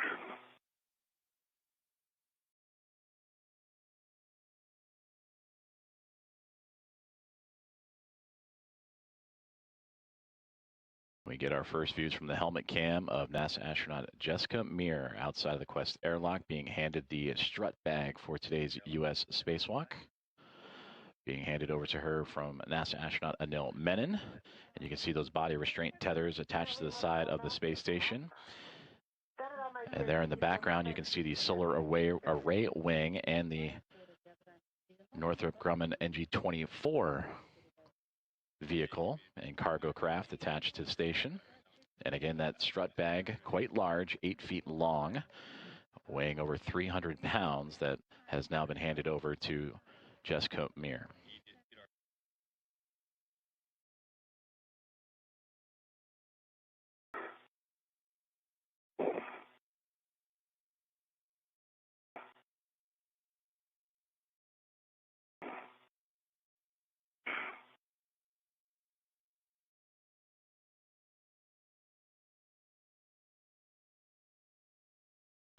So Jessica Meir continuing to maneuver her body and the strut bag for today's spacewalk. And you can see on the handle of that strut bag for 3B, that is the task for today's spacewalk, to install the IROSA mod kit on the 3B mass canister for her and NASA astronaut Anil Menon.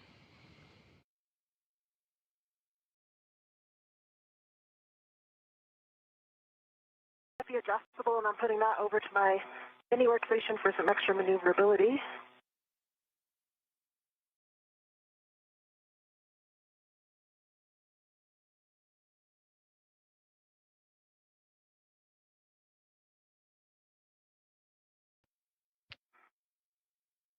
And this view again from the helmet cams, the HECA cams from NASA astronaut Jessica Meir. Bag transfer to EV1 is next.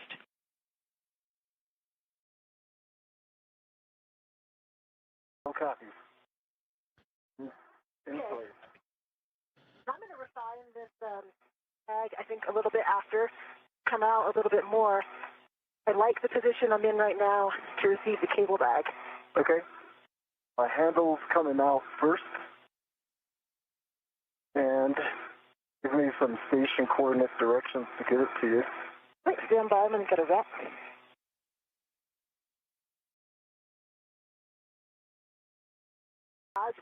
Stay right there, I'm going to get my red on it. All right, no problem. I can come down a little bit more. Yeah, I'm going to try to get a red. I wanted to get a red on the other side. On the other side, I can help you with that. Hold on. Easier?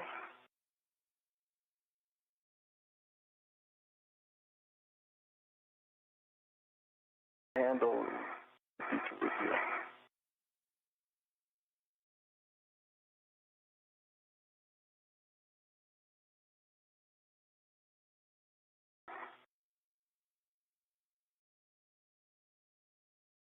Yeah, I've got a ret on it. You can release that ret. Okay.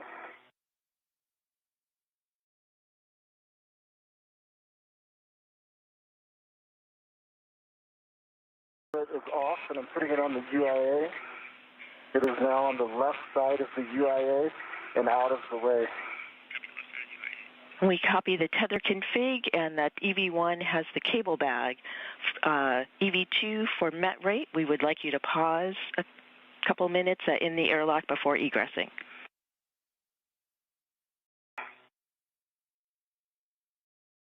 Copy, pause. So, no, just to plan out this egress, I am immediately on the forward side. So I have the strut bag on my left and the cable bag on my right. The cable bag is out of your way, I think, but it's just kind of underneath the hatch. You can see it. I can see it. But if you come out and then go straight aft, we should be in a good position. I'll do that. I think a driver for the net rate might be, I had to really get that net bag from behind the hatch. Copy. Copy. We understand. That's why it's notated as EV3 in the procedures. It's a big bag. Yeah, and I think on that egress, that was what was preventing me from closing the hatch all the way. I couldn't see above it. Sorry, from opening all the way. Then we got past it.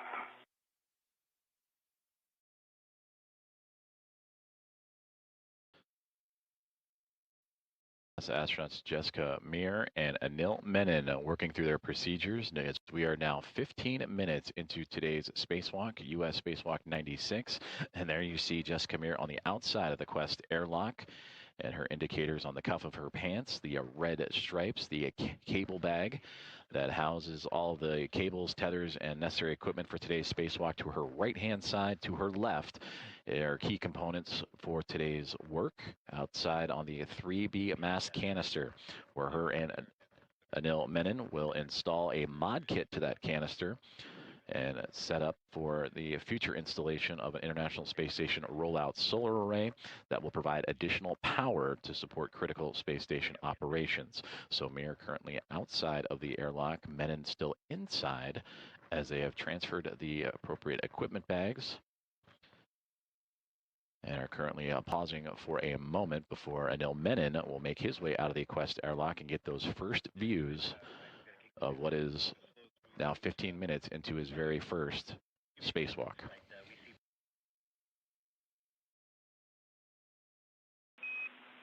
EV2, nice work on the pause. We show good met rates continue. You have a go to egress the airlock. Go to egress.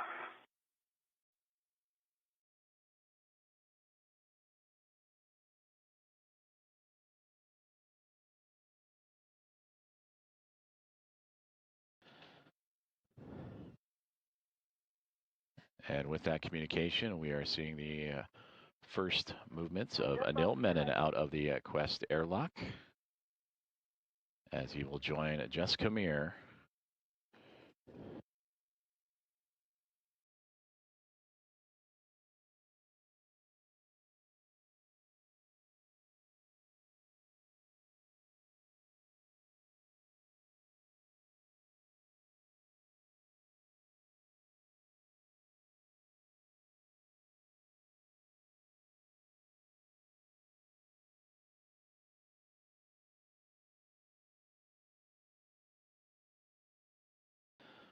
So now both Menon and Meir have exited the Quest airlock. Meir, with the red stripes on her cuff of her pants, closest to this camera view. Anil Menon just on the other side to her right, as they will continue to maneuver into position. They have already transferred today's equipment and tools necessary, the cable bag and the strut bag, for the installation of the mod kit on the 3B mass canister.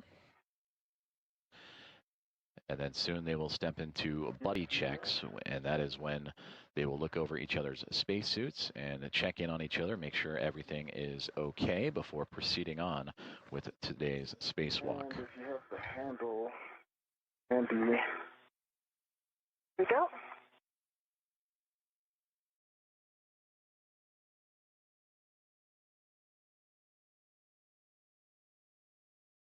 So the official start time of today's spacewalk, 7:33 a.m. Central Time, is when the suits were transitioned over to battery power, and we are now 19 minutes into U.S. Spacewalk 96.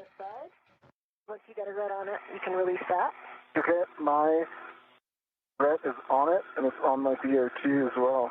Okay, I can't reach my right now, so you can push it to me, or you can get it off. I think given this position, I'm going to rotate towards you. Okay, I see it. Stand by right there.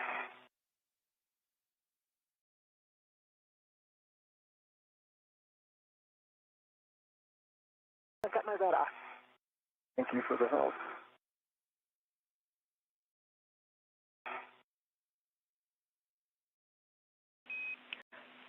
Copy. Nice work between the two of you on that choreography. Jessica, when you're ready, 10, the hatch thermal cover closed. And you'll turn on your HECA when you have it open until.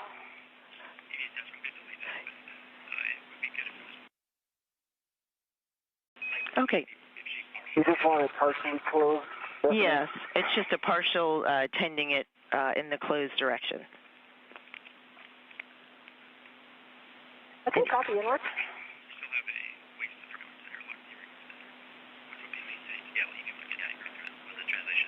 And Anil, you can turn on your HECA when you have an opportunity, and after that is buddy checks.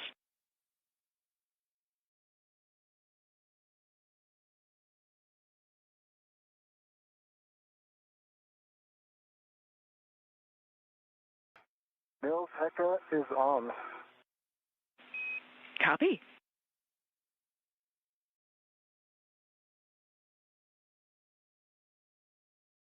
The thermal cover, could you move those tethers a little bit? Bring them. Go. Here.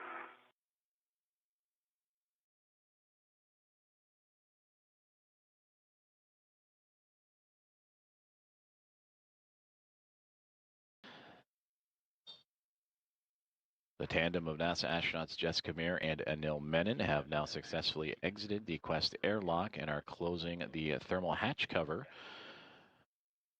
Jessica Meir would depart first. Anil Menon would hand her the cable bag and strut bag for today's US EVA and spacewalk. Let me move the cable bag out of my way.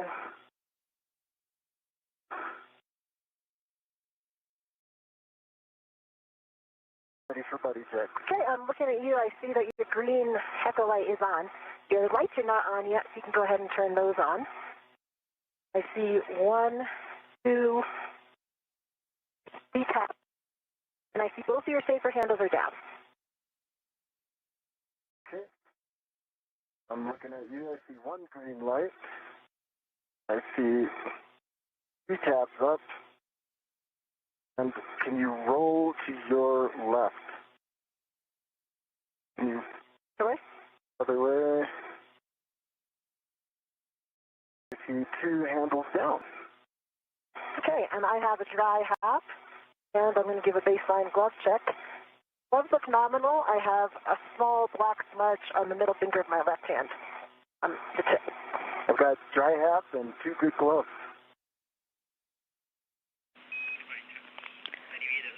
Copy. Good buddy checks, good hat, and good gloves. And for EV1, we copy nominal with the small black smudge on the finger.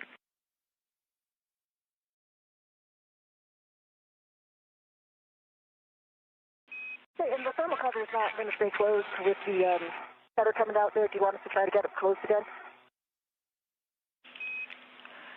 Jessica, we're happy with the config. Yeah, we just wanted it tended closed, but we're happy with the config. We are ready for you to start translation. I have 2 cautions for you both and 1 caution for EV1. Avoid inadvertent contact with deployed test cable, zenith and nadir cedar rails to prevent kinks, folds, or real issues. Avoid contact with radiator and flex hoses. And for EV1, keep translation rates below 0.7 feet per second with the strut bag on your BRT. EV1 copies. EV2 copies. Hey, Neil. You good? Great. All right. Yeah, I can do all the adaptations while you translate. Sounds like a plan. We concur with that plan. Please verify as part of your buddy checks you saw good tools and tethers on both crew.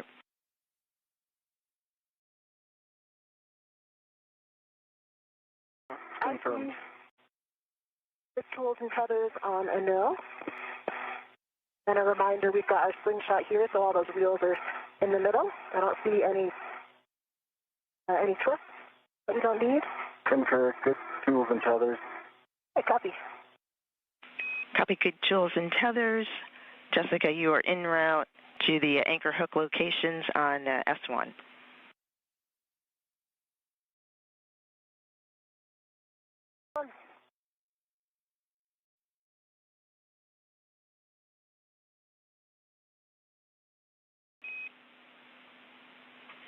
For Anil, for translation adaptation, you can attempt a body rotation, pitch yaw roll, various hand grips, stable light fingertip hand between handrail and structure, translation without rotation, and attaching local tether and releasing both hands. We are also about 50 seconds to a handover. Neil, copy all.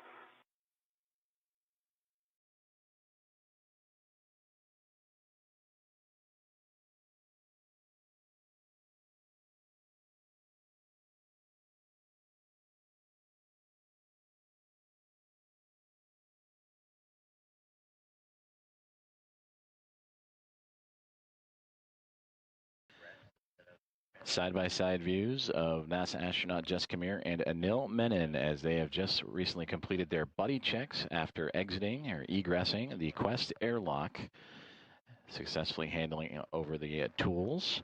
Some of the procedures now 26 minutes, 20 seconds, and counting into today's 96th U.S. spacewalk.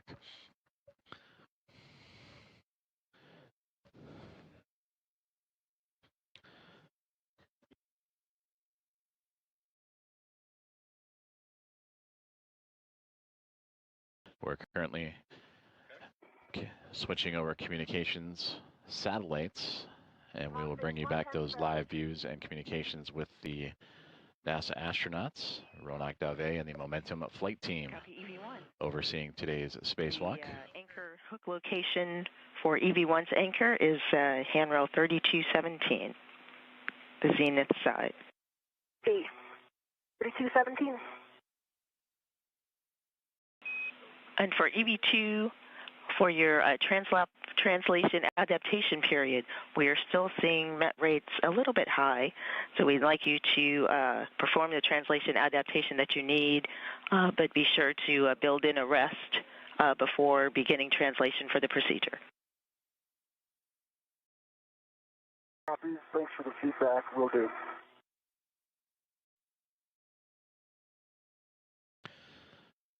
As we return to views from the helmet cams of NASA astronauts Jessica Meir and Anil Menon. This is Jessica Meir's camera as she is translating across or moving around the International Space Station in preparation for receiving additional equipment necessary for today's spacewalk to install the 3B mast mod kit on the 3B mast canister.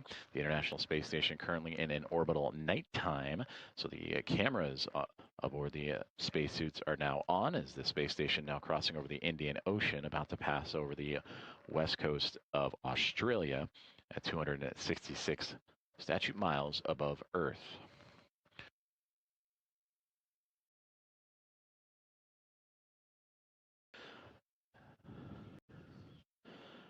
And that is a view of Anil Menon that is still close to the Quest airlock, continuing his translation adaptation as necessary.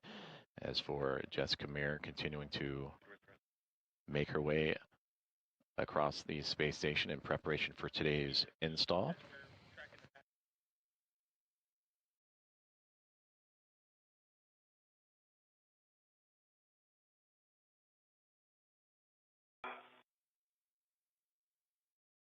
And side-by-side views, there you see Anil Menon and his helmet cam looking back into the International Space Station in the Quest airlock on the right-hand side. As for Jessica Meir on the left, continuing her movements across the space station. As the two will be working in tandem today to install that 3B mast, or the mod kit to the 3B mast canister.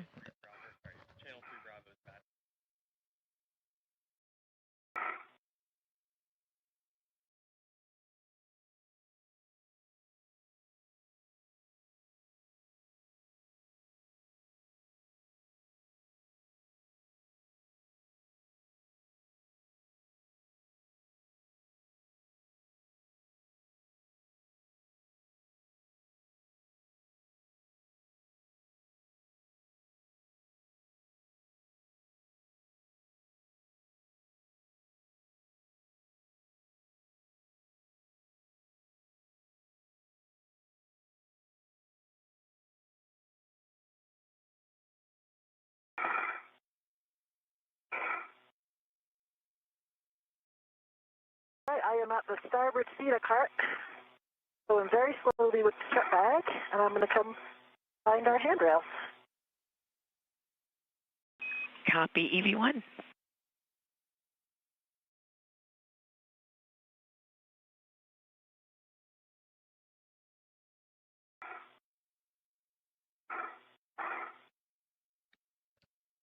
And again, side by side. 17, I'm going to put my anchor on 3217. Houston concurs.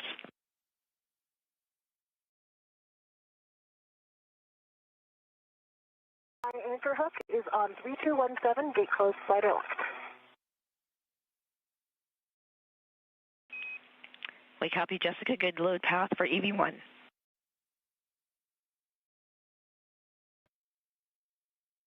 "31 minutes into today's U.S. Spacewalk 96 as Anil Menon, still in his translation adaptation near the Quest airlock, and you're hearing communications between Jessica Meir and the teams on the ground as Jessica has arrived to a crew equipment translation aid cart, a CETA cart.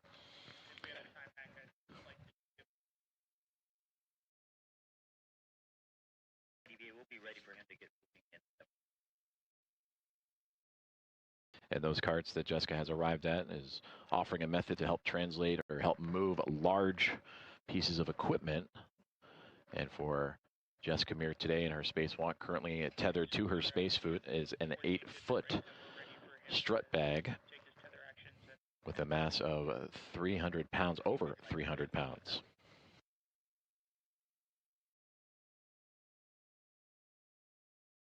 Anchor hook is on 3215. Gate closed, slider locked.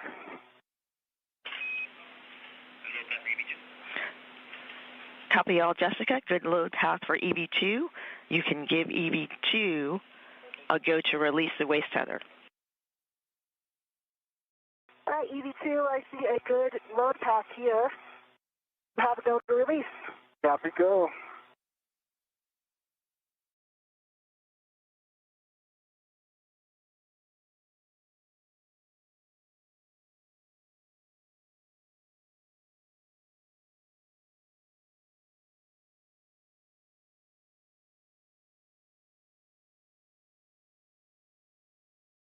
Stephanie, do I have a go to continue my translation starboard?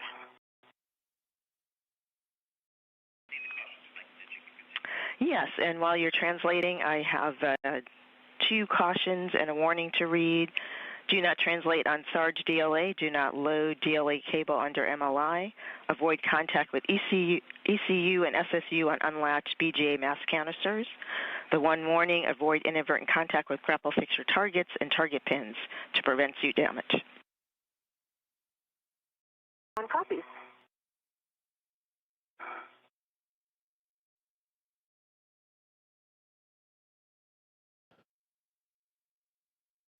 33.5 minutes into today's spacewalk as we get side-by-side views of the helmet cams of Jessica Meir and Anil Menon. Closing the thermal cover.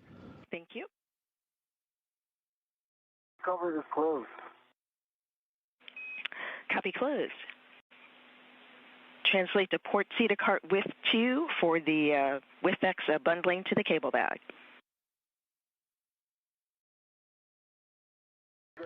Port translating now.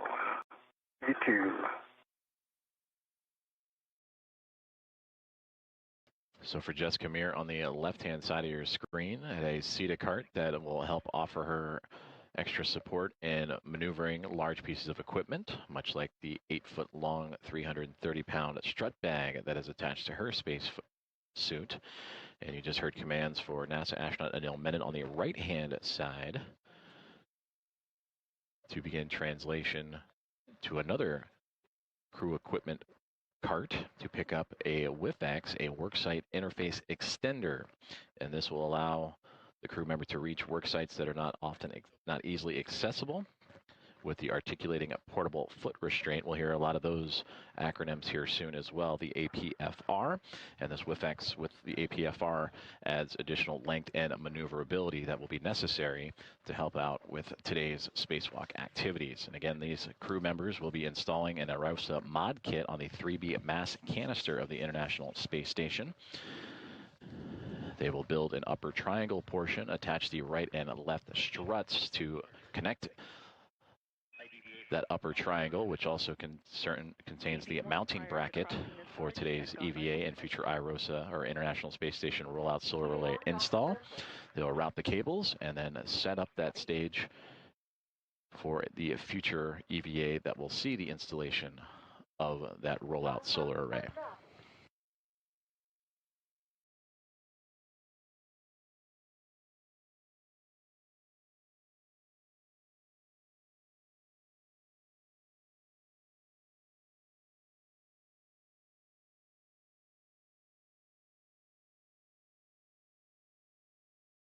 V2 is at feeder rail. Copy EV2. And for EV1 for translation at S4, follow the keel side non-radiator edge. There's an optional fair lead on the non-radiator side of the grapple fixture. Per your preference, you are en route to your green hook location on X6, on S6, handrail 2042. Yeah.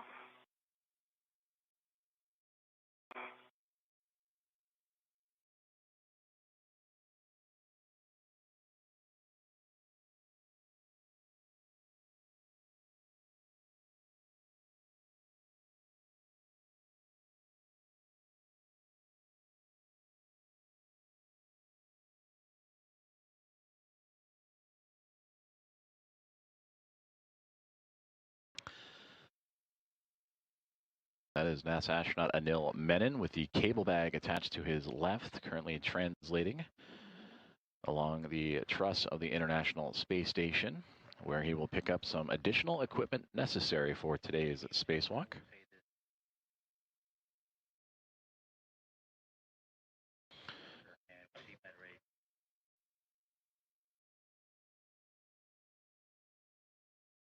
Two is at the feeder cart. Copy EV2 at the feeder cart.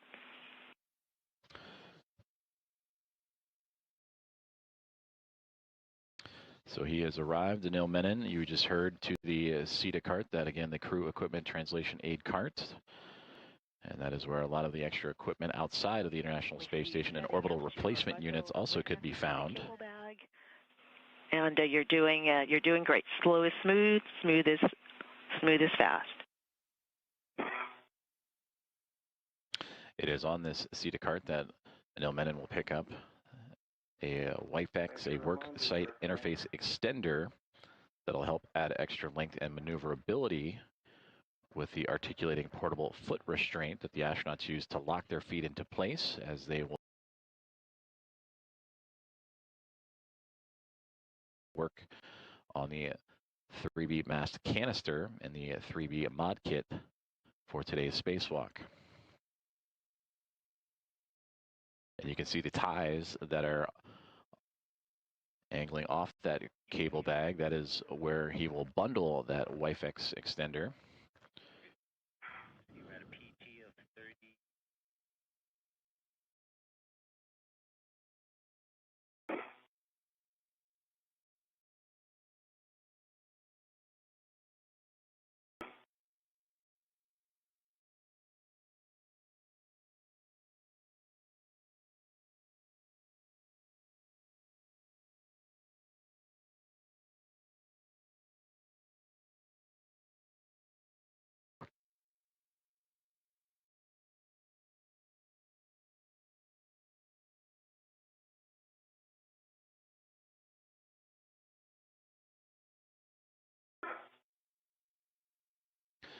A view from the helmet cam of NASA astronaut Anil Menon, as that is the worksite interface extender that he is currently manipulating and maneuvering, that he just removed from the CETA cart. And he will now bundle to the cable bag that he has in tow. And we copy, per your discretion. And by bundling, he will take those wire ties that are attached to the cable bag to secure it before maneuvering any further in today's spacewalk tasks.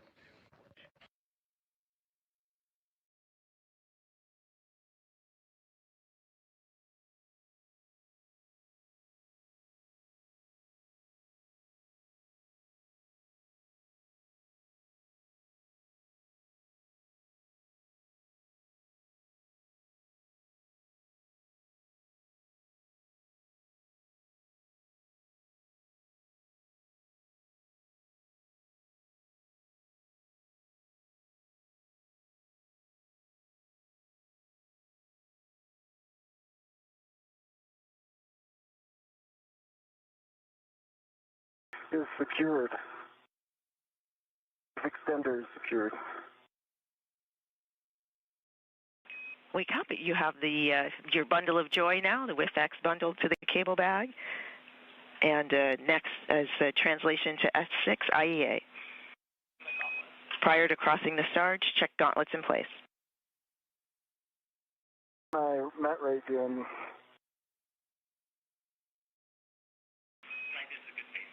And this is a good pace here. You're doing a nice job.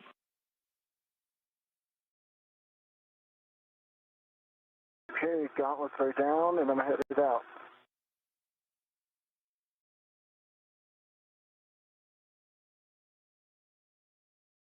I'm at 2042, Stephanie. I'm working on my green hook. Copy that. Inboard stanchion. Just over 41 minutes into today's U.S. Spacewalk 96, as NASA astronaut Anil Menon has successfully bundled the worksite interface extender to the cable bag. And now we'll translate across or move across the International Space Station to the IEA, the Integrated Equipment Assembly.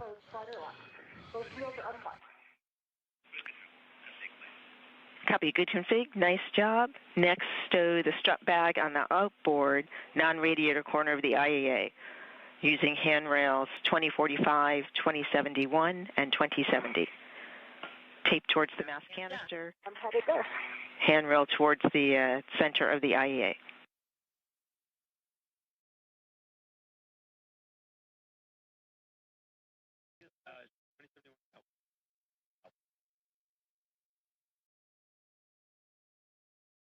Be very happy to go to strap bag.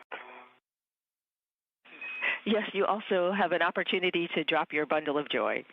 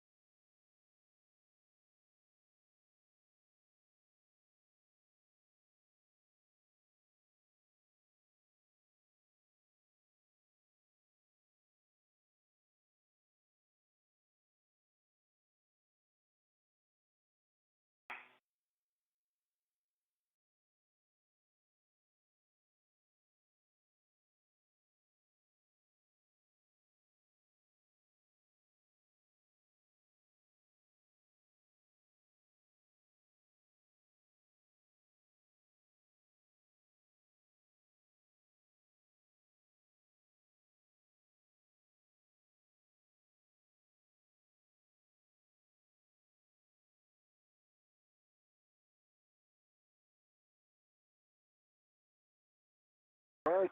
EV2 has passed the MT, and it's 1,000 times easier than in the pool. Roger. Copy all.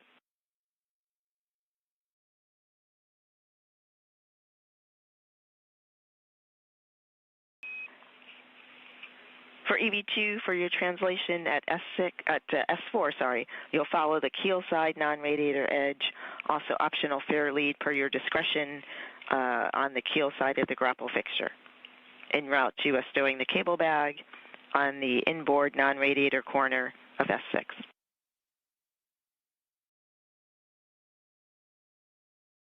The non-radiator side. Optional fair lead, EV2 copy.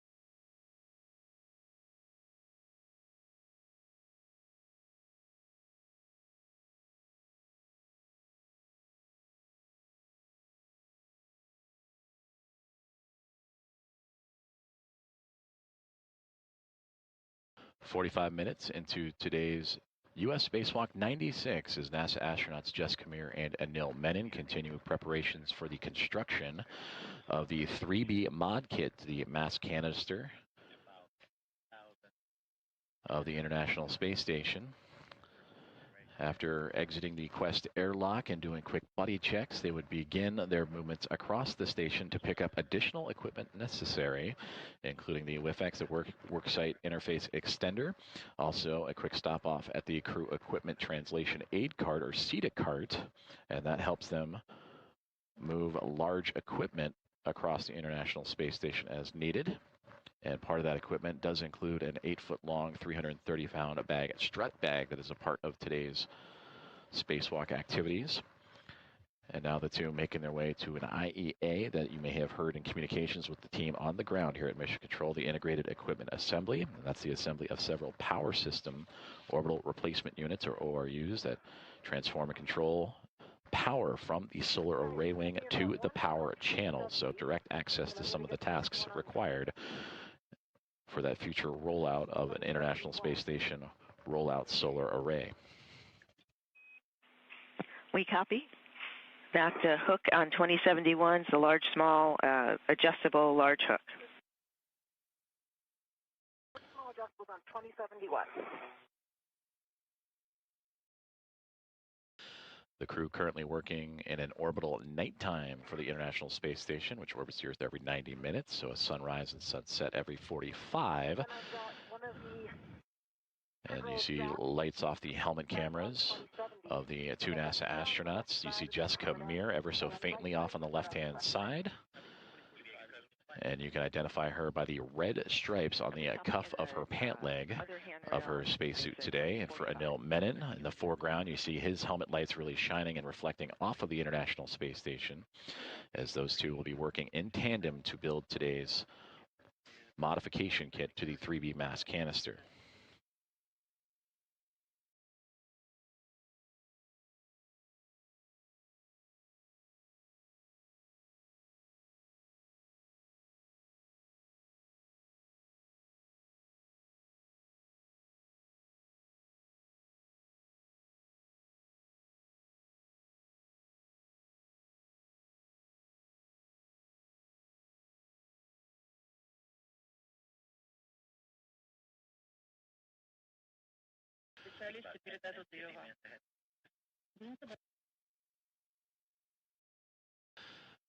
Now 48 minutes into today's U.S. spacewalk, as you continue to see Anil Menon and Jessica Meir, two NASA astronauts, continuing their preparations for the installation of a modification kit to the 3B mast canister. And with that, I am thrilled to welcome in colleague and friend of NASA Communications, Ken Appel, for additional commentary.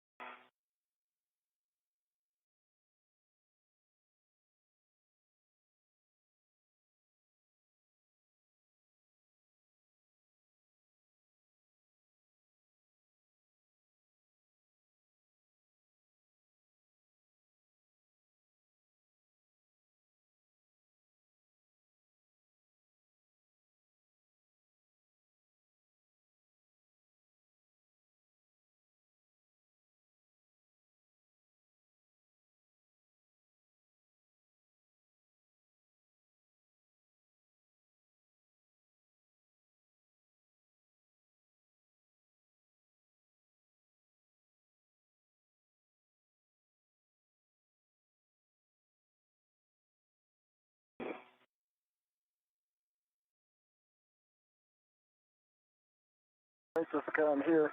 I got eyes on 2039 and 2042.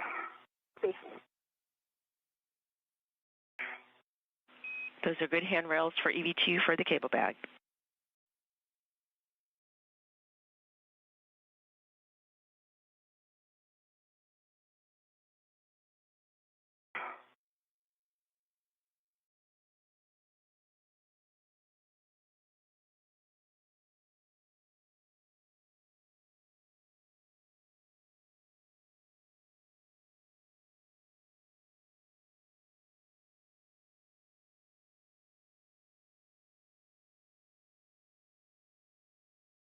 Stephanie, I've got this third strap on 2045. Copy, third strap 2045. Nice work stowing the strut bag. At your convenience or when you're ready, we'll take a glove, hap, and gauntlet check. We also would like to check that your HECA green light is on. This way I can check. I see my green light. Light is on. And I have a dry hap. And still no change to gloves.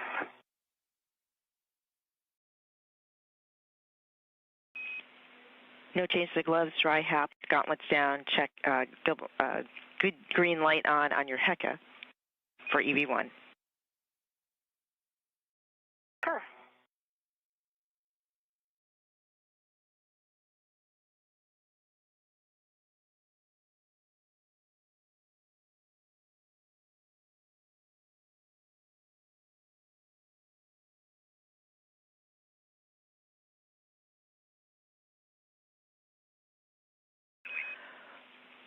For EV1, we would like a power cycle on your HECA. Anil, as you work to stow the cable bag with the handrail towards the center of the IAA, we'd like you to take a few-minute pause.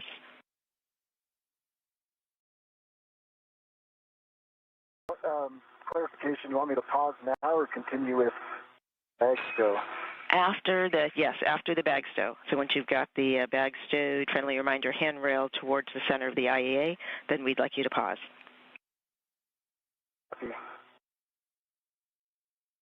And I will cycle my HECA in just 1 second. Copy.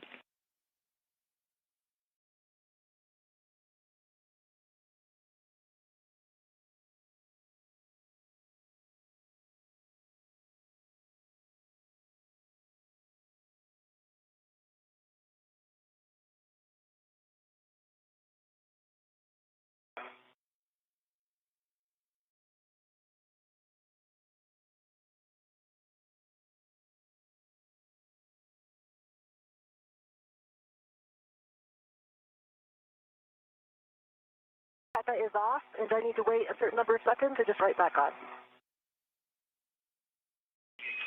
Right back on for the HECA power cycle. Back on, and I see a good green light again. Copy, thank you.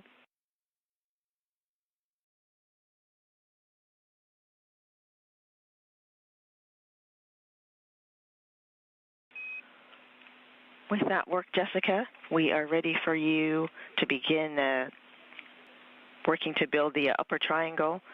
Open the strap bag, securing the straps as needed. Retrieve the mounting bracket from the strap bag, keeping that tethered to the bag, and you may lock out the RET if required.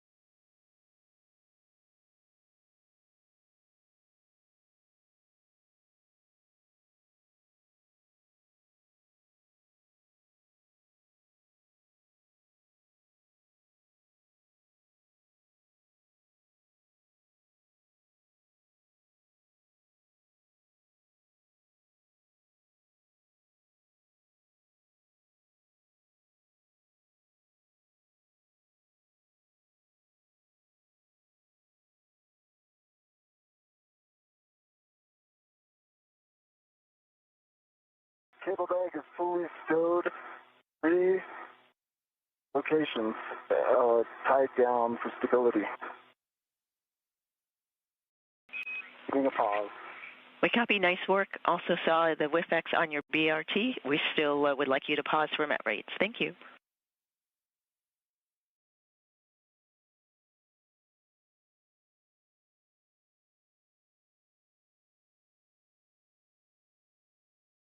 I'm going to increase my TCV during this pause. We'll report. Copy.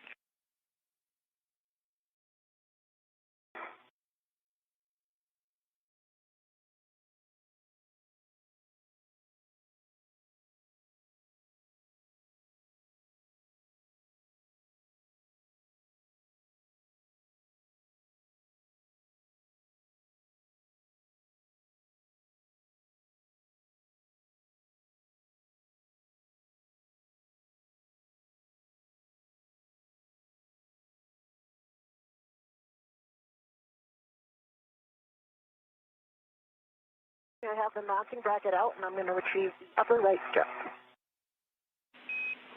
Copy. Upper right struts under straps 3 and 4.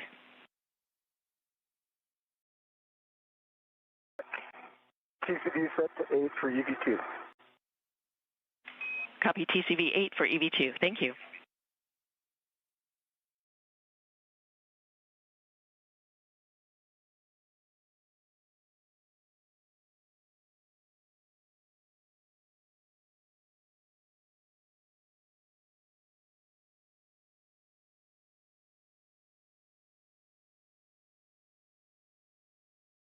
Stephanie, just for feedback from the team, when I do something like install an APFR, I'm going to try to do it a little bit slower. It seems like when I take action, it pops my MET rate, so I'll just maybe slow down those procedural steps a little bit. And we copy, Anil. We think it'll stabilize as you ingress the APFR and work throughout the EVA. We're just trying to be conservative with the pacing. Let me know if that hypothesis is accurate. Else I'll just continue doing as I'm doing until the APFR with your pauses. And your hypothesis is correct.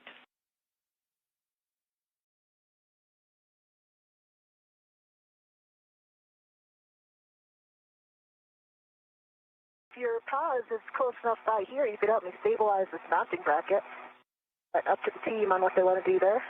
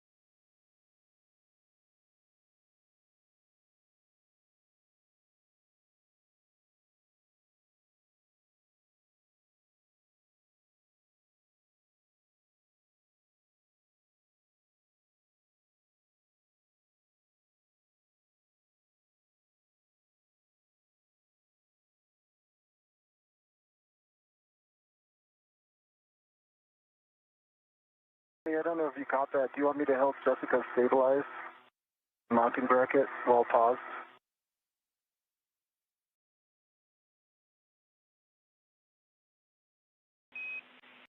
Anil, yes, you can help Jessica stabilize the struts. We're almost done with the pause, and once we show good met rates, we'll get you moving.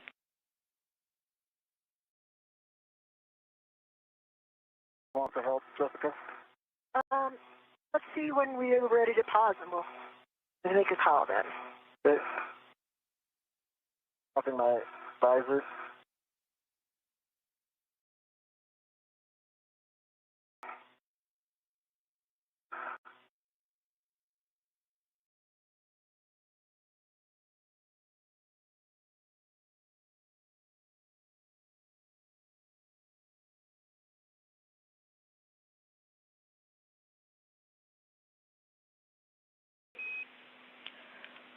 For Anil, we show good met rates. We're ready for you to translate to your green hook location, S6, handrail 2029. Under the green hook, handrail 2029. It's a good copy. Stephanie, I've got the lip underneath the guide here, lining up the black lines.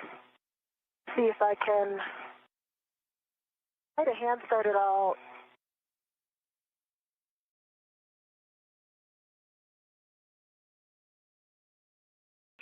Jessica, we copy. And Anil, as you translate, there are 3 cautions. Do not translate on the S6 PVR base handrail. Avoid inadvertent contact with PVR pit pin near PFCS, battery adapter plate cables on IEA, or potential snag hazards. No copies.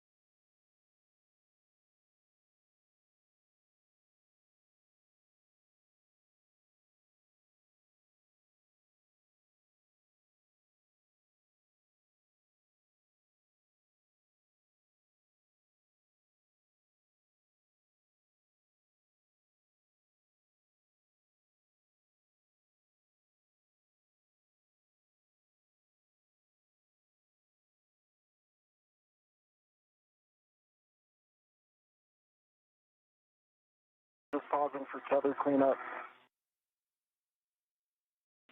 We copy.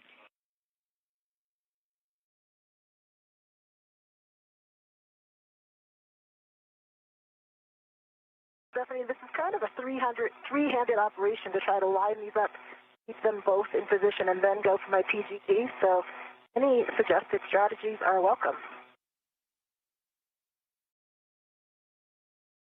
I'm right here in case you need to pivot now. Copy checking.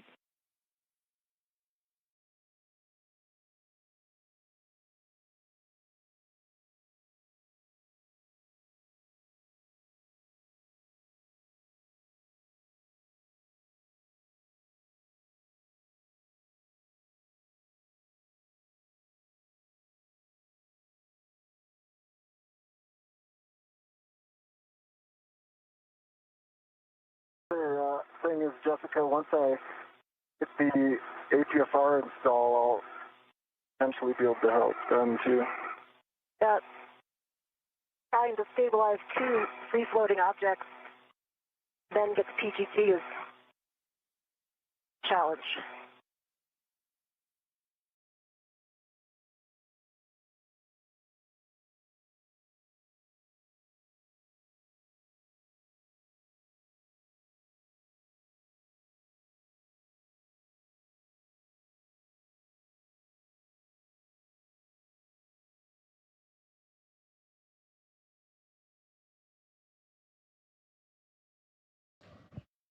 This is Mission Control Houston, and if you're just joining us, we're covering U.S. Spacewalk 96 that began at 7:33 a.m. Central, 8:33 a.m. Eastern this morning.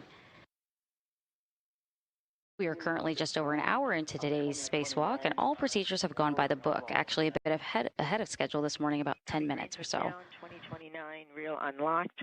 Also double check on the outboard. Today's spacewalk prepares the 3B power channel for the future installation of new rollout solar arrays. Once installed, the arrays will provide additional power to support critical station operations. That handrail is not. NASA astronauts Jessica Meir and Anil Menon, who you see on your screen, are currently assembling the upper triangle, which is the first portion of today's construction. This assembly consists of the IROSA mounting bracket and two struts that'll connect to the 3B canister. 37.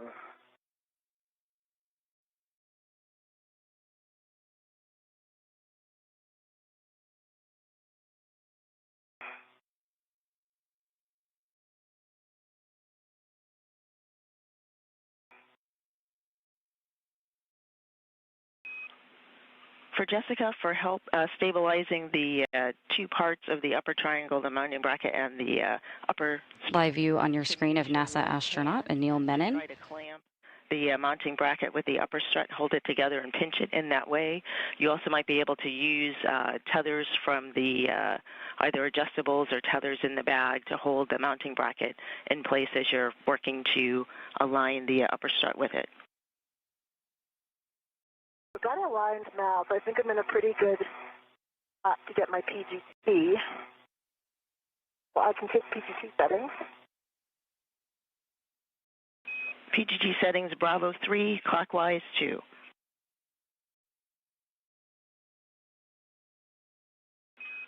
And this is the EV3 PGT. It is the PGT from the strut bag. Oh, that's right. With the 2-inch rigid.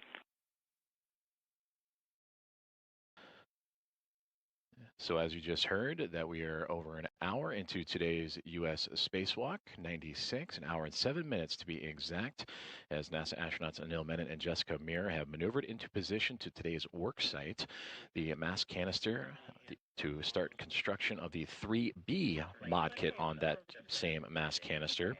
The upper triangle is the initial stages of that construction, which includes the mounting bracket for the future International Space Station rollout solar array, and then two upper struts, and when angled together will create that triangle with the point connecting to the mass canister that will, a mounting bracket that will attach to the mass canister.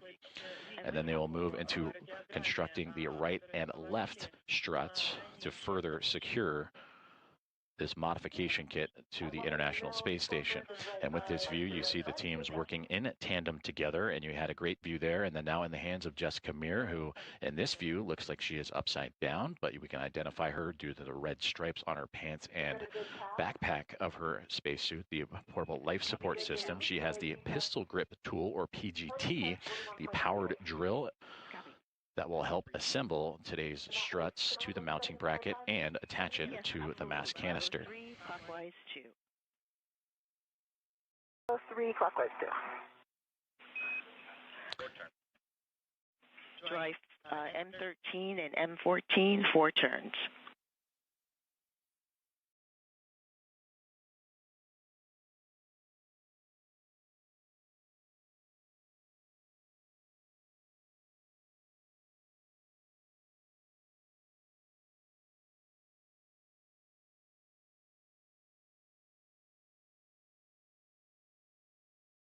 Actually, looks like I was successful in getting a handset on M13, probably about a half a turn. Copy, half a turn, M13. Yeah, I'm at WIF 37. WIF 37, the WIF X takes a clocking of 6. And there you see in action the pistol grip tool securing one of the upper struts to the mounting bracket. The mounting bracket, the more vertical portion, in Jessica Meir's left hand. The strut portion that will go from the bracket to the mass canister on the right hand side. And using that pistol grip tool to start securing the pins and bolts as they continue to work through procedures to build again the upper triangle. And a part of this construction consists of 6 struts. You have the 2 struts that'll help build this triangle, but you also have the right struts, a mid strut and a lower strut, and then also mirror that on the left-hand side, a mid and lower, so 6 in total. That will be needed to construct this modification kit to the 3B mast canister.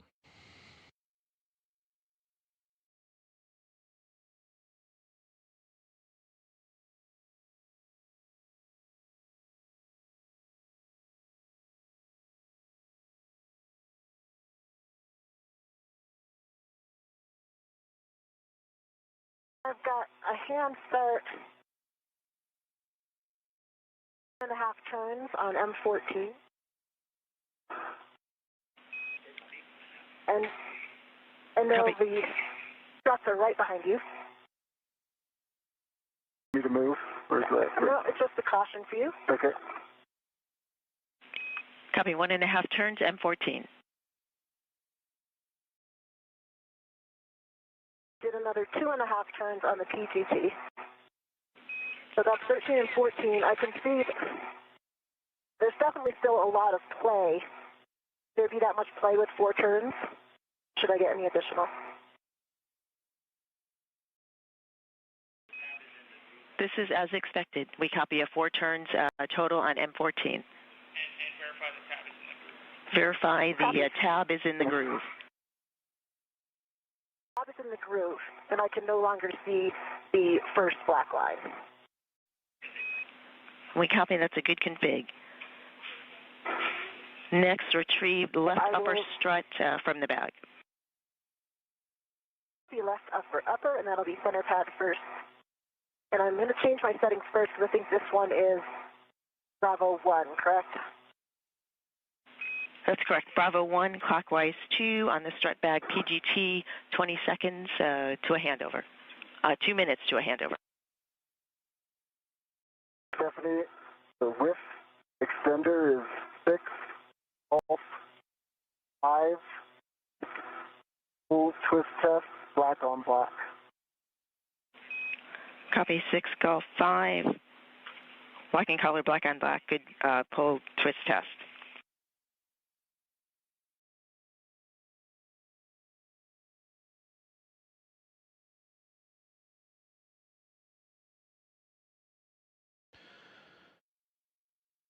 This is Mission Control Houston, and thank you once again for joining along for today's live coverage of U.S. Spacewalk 96. As you see on your screen, aboard the International Space Station, just on the exterior, NASA astronaut Jessica Meir and Anil Menon. Meir with the red stripes around her pants and top of her portable life support system, and for Anil Menon, just off to her right-hand side.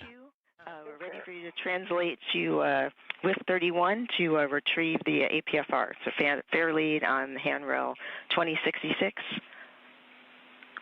And you're moving zenith on the outboard side of the trunnion pin.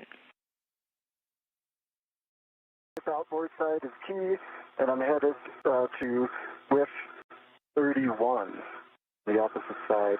Copy fair lead 2066. Good readback. So tasks so far have included a full translation from the Quest airlock all the way to the 3B mod kit and power supply that the mod kit will then attach itself onto for the International Space Station rollout solar array.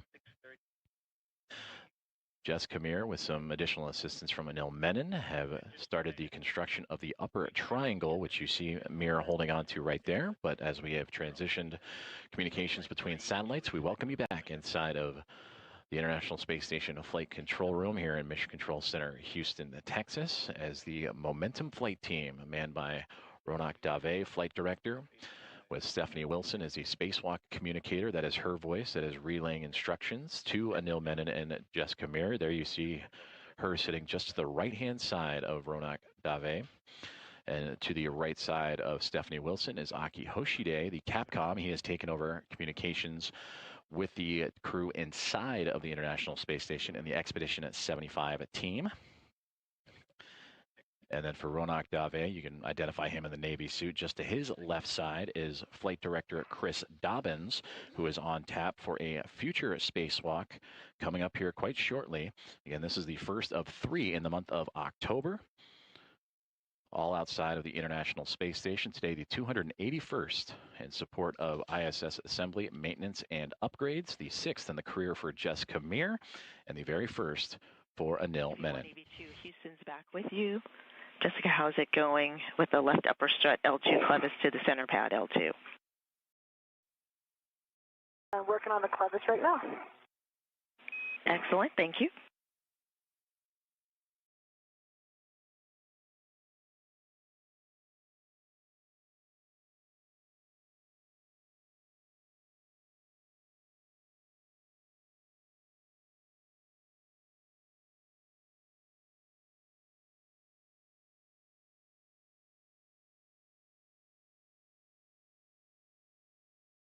Now an hour and 15 minutes into today's U.S. Spacewalk 96, as Jessica Meir on your screen there, still holding on to that mounting bracket and one of the struts attached to it, as her and Anil Menon continuing to proceed through today's construction of the 3B modification kit. Again, this modification kit will modify the station's 3B power channel and ultimately prepare it for the future installation of the International Space Station rollout solar array. For this 3B power channel specifically, once the pair of solar arrays arrive on NASA's SpaceX 35th Commercial Resupply Services mission later this year, that'll bring the pair of IROSAs for future spacewalks to power up and connect to the 2A and 3B channels. So again, today, spacewalk addressing the 3B channel. 2 prior spacewalks helped construct what is the 2A channel on the International Space Station. Those were done back starting in May of 2025, thanks to NASA astronauts Nicole Ayers and Ann McLean. And the rest of that construction of that modification kit on the 2A channel was just this past March on U.S. Spacewalk 94, in which Jessica Meir, who you see on your screen there with the red stripes, was joined by NASA astronaut Chris Williams to complete that construction. But for today on the 3B mod kit, it'll be from start to finish, as again, they are working on that upper triangle. And you see Jessica Meir working with the strut bag, 8-foot long bag that contains the 6 struts and upper mounting bracket.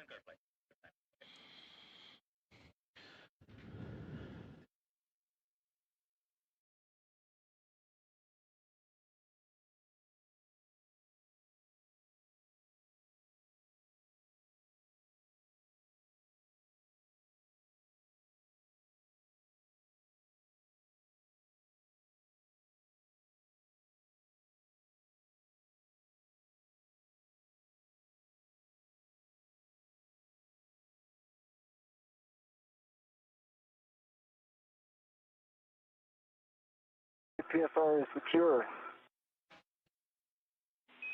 Copy, APFR is retrieved. Translate back to width 37 and install it in the WIFX with a clocking of 12. Clocking at 12 in WIFX. So there you heard NASA astronaut Anil Menon, who was sent off to retrieve the APFR, that is the articulating portable foot restraint that functions as a standing plate for the crew members to snap their boots into and lock themselves into place, and that helps them provide a hands-free, stable position for what will become some complex tasks ahead in constructing the remaining struts, attaching them to the mounting brackets, and then taking the other end of those struts and attaching them to the 3B mass canister. He will attach that APFR, or again, articulating portable foot restraint, to the WIFX, which he obtained earlier in this spacewalk. And that WIFX helps add extra length and maneuverability to Anil Menon's future tasks ahead. So far, we are an hour and 19 minutes into today's spacewalk. Copy, black line flush. Upper triangle construction is well underway. Left upper strut to grounding block on the center pad. And also verify the pip pin from the right upper strut is still installed in the grounding block on the center pad.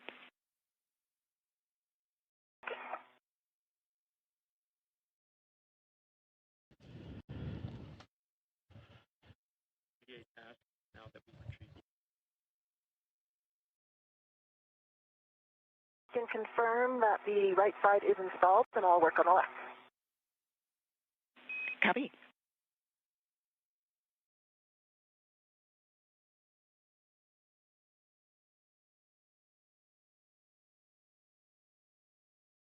And just to your right, the mounting bracket's just to your right, just for your SA. Okay. I'll stay tight.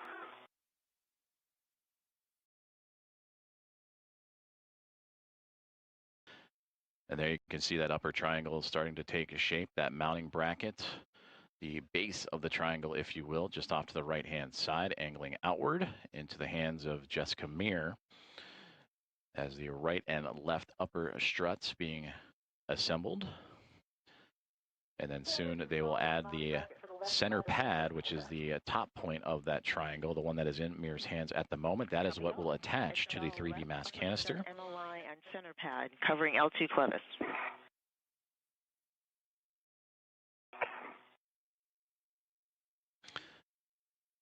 Jessica currently installing the left upper strut to the center pad, the portion that will attach to the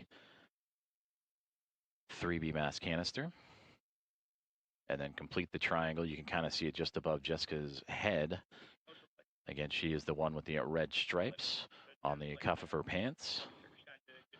And that will attach to the IROSA mounting bracket.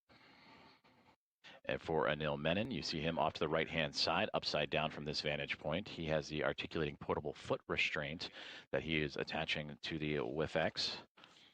MLI is installed. Moving an APFR close to you.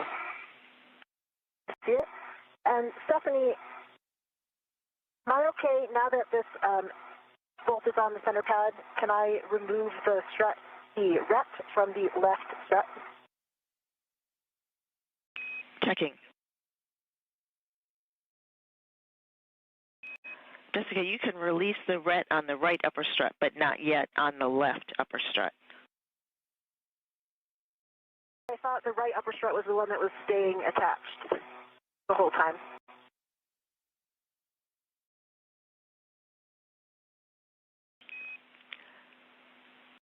Jessica, the ret on the mounting bracket will stay attached the entire time. Okay, copy that.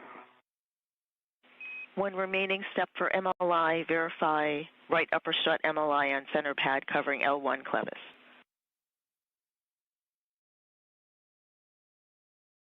It's covering the L1 clevis on the right upper strut. Copy. Next is to install the left upper strut LA to mounting L8 to mounting bracket left side.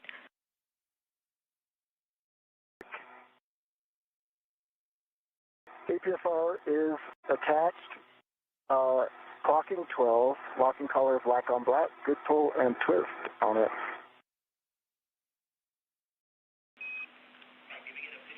Copy. 12, black on black, good pull twist. Remaining settings, Tango Tango, Foxtrot 12.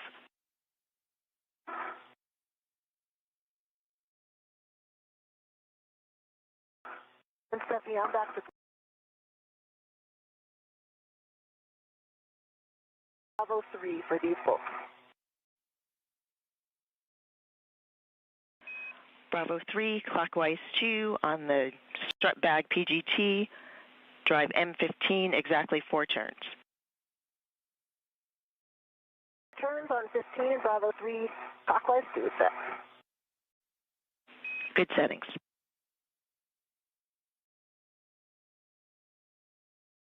The bill's going for Tango Tango, Foxtrot 12. Those are good settings. Verify pitch knob can be depressed. Oh, sorry, I'm initiating that. I haven't done it yet. Copy. Thank you for the clarification.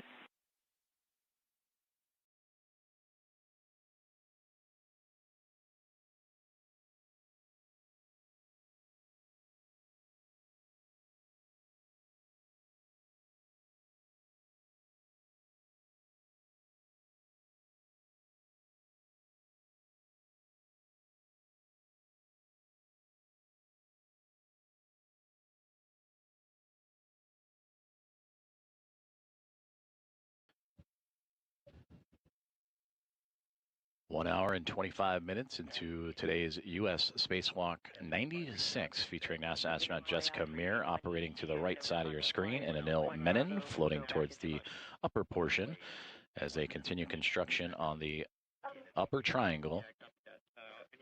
That is a part of the 3B modification kit to the 3B power channel for the International Space Station. And this modification kit will prepare for the installation of an International Space Station rollout solar array on a future spacewalk. Currently, the task, as you can see, is Jessica Meir is continuing to work on that construction of the upper triangle. The silvery gray portion is the mounting bracket in which the IROSA will attach itself to. And then the actual struts themselves and center pad, closest now to Jessica's left knee, is what will attach to the mass canister. Now, as for Anil Menon, he is currently attaching and working on the articulating portable foot restraint that will allow him to step into that restraint, lock him into place, and that'll allow him to be safe and secure, but also free up use of his hands as they continue to build through today's modification kit. And again, that modification kit includes 6 struts. So once these upper left and right struts to the mounting bracket are complete, there will be a mid and lower for each the right and the left side. So 2 of the 6 currently in action right now. And that is where the extra reach and portable articulating portable foot restraint will help Anil Menon and Jessica Meir extend access to the areas they need to in order to not only assemble but also secure this 3B modification kit to the 3B mass canister.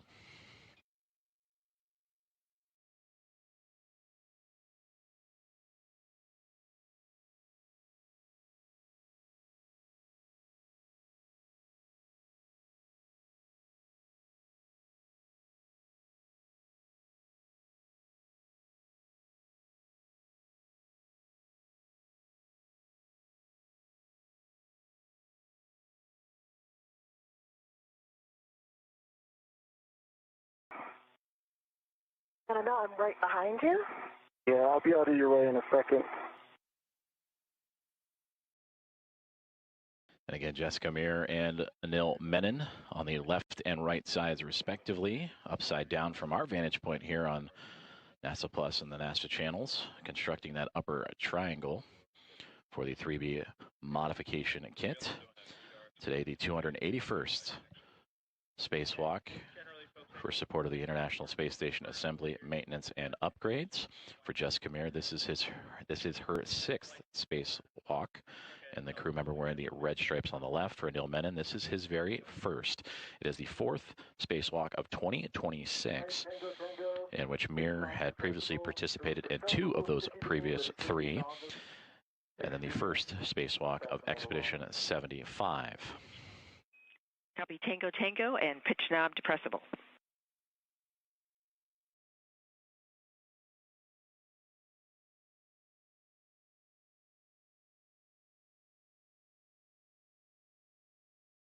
Got some hand start turns on M15. Got 1.5 turns. Copy 1.5 turns on M15.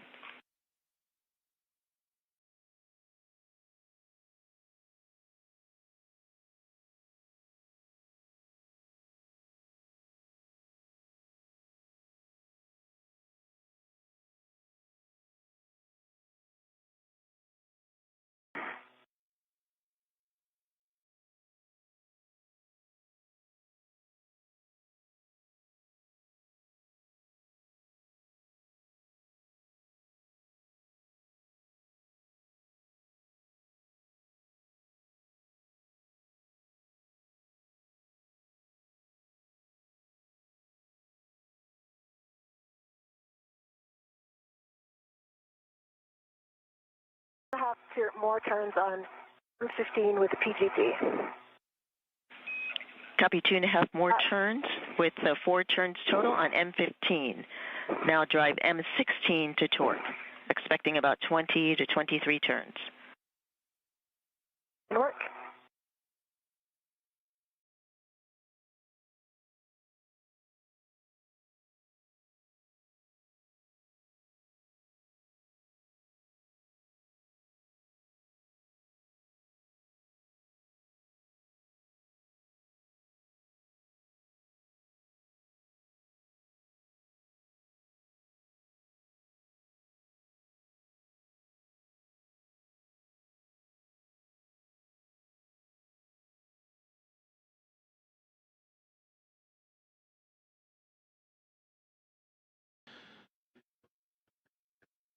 We have hit the 90-minute mark. 1 hour and 30 minutes have gone by in today's U.S. Spacewalk 96 as NASA astronauts Jessica Meir and Anil Menon continue working on the 3B modification kit for the 3B mass canister. For Jessica Meir in the top left, she is working on the upper triangle. As for Anil Menon with the white stripes on his right-hand side, his pant leg, he is working on the articulating portable foot restraint. So far, after beginning their spacewalk at 7:33 a.m. Central Time, 8:33 a.m. Eastern Time, the crew has not only departed the Quest airlock of the International Space Station, but also maneuvered its way down the truss system to the 3B power channel, picking up some extra equipment along the way, including that articulating portable foot restraint and the WFX worksite interface extender to help with today's construction. And as you can see, Jessica Meir continuing to diligently work on the upper triangle. That is the mounting bracket and 2 of the 6 struts required for today's tasks. Also a part of today's tasks, not only the construction and attachment of this modification kit for the future installation of an IROSA, or International Space Station Rollout Solar Array, but also routing the cables necessary for that connection of the IROSA to help augment the power of the orbiting laboratory.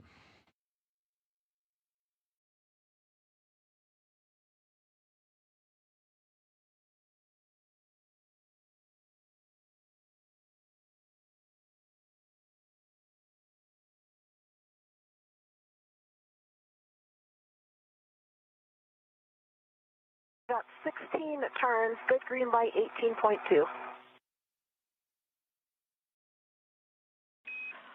On M15, 18.2 torque, 6 turns, green light, 16 turns.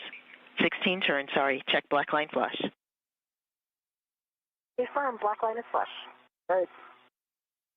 Stephanie, I'm all set on the APFR.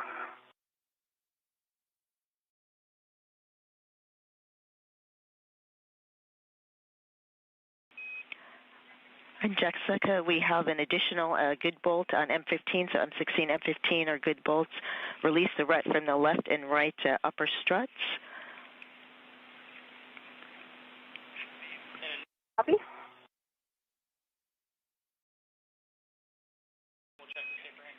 And for EV2, we'll take the glove, hap, and gauntlet check from you. It's down, gloves look good, and hap is dry.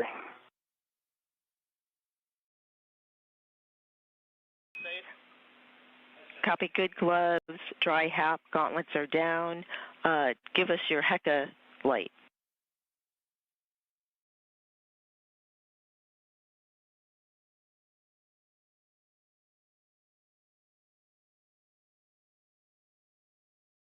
Green light.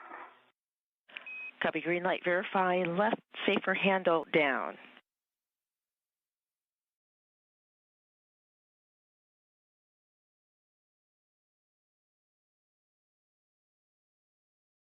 There was a little movement on that. It's now down. We copy. Thank you for checking, verifying. For Jessica, next for you is I have PGT settings when you're ready for torquing the right upper strut to the mounting bracket. I'm ready. I believe those are the same settings, Bravo 3, clockwise 2. I'm in position for 13 and 14. Excellent. And you are correct. Same settings. You'll drive M13 and M14 to torque an additional 18 turns.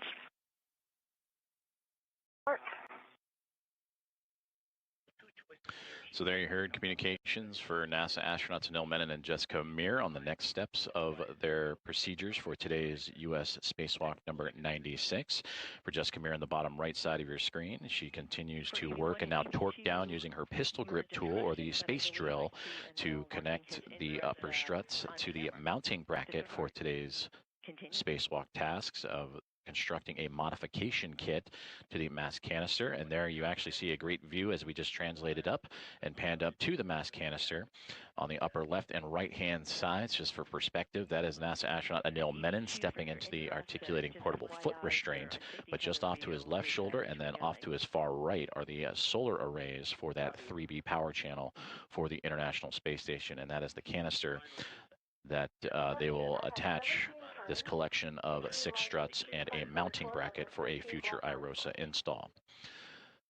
Now, 1 hour and 35 minutes into today's spacewalk, the International Space Station currently flying over France. Jessica, I copied on M13, 18.4 on the torque, 17 turns, green light, black line flash. Good copy. Starting 14. Copy.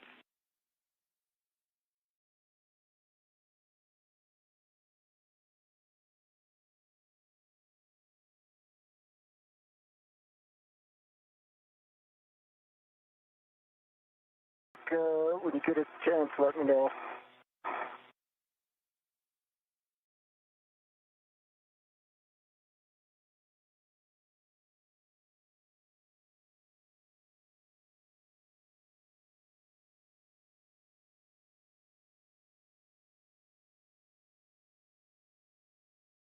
I got 17 turns again, 18.2, good green light, black line is flush on M14.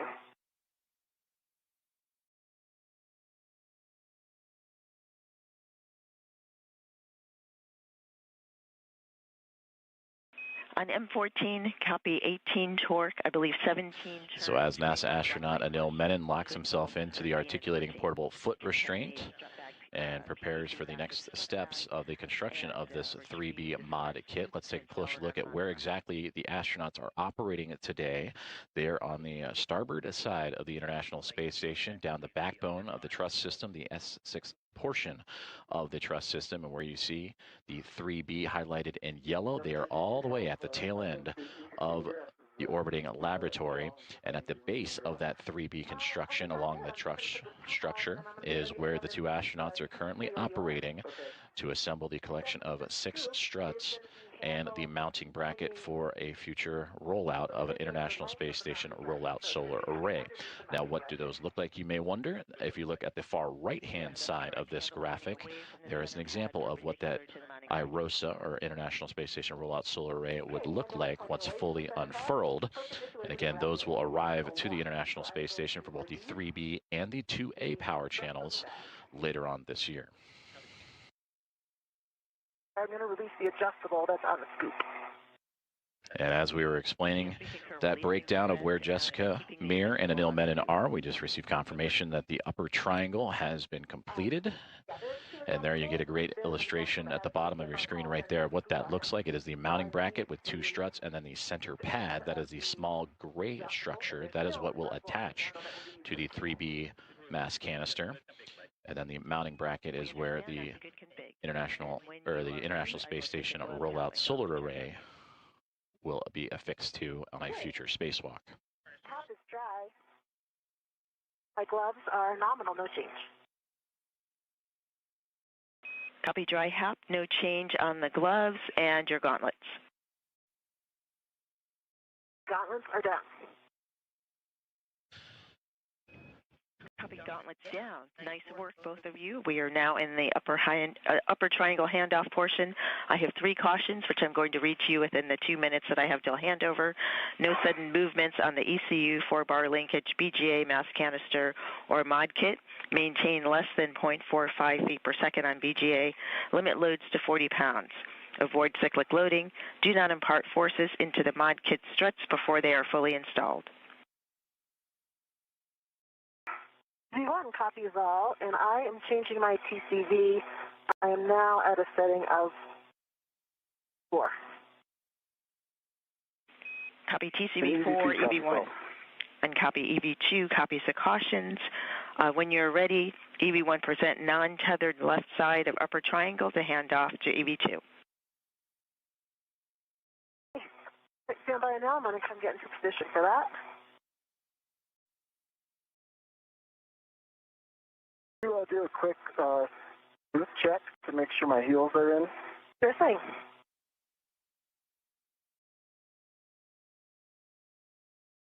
Looks like your heels are in from this side. I'm behind the boot plate right now. When I come over to the side, I think I'll have a better view.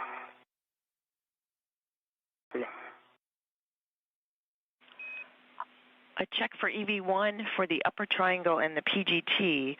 We would just like you to double check that the PGT is not tangled in the upper triangle. 30 seconds to a handover. Yeah. Copy.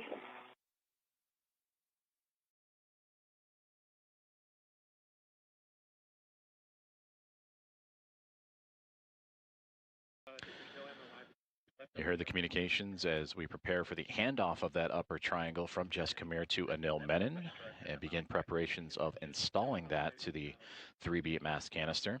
You have also heard from both Anil Menon and Jessica Meir some safety checks as they check over their gloves, their gauntlets, their HAPS, which is the helmet absorption pad, the safety device developed by NASA to help address the possible risk of water inside the helmets as they sweat through today's EVA opportunities and task list. And everyone, so far so good, working through. Again, the upper triangle build has been completed.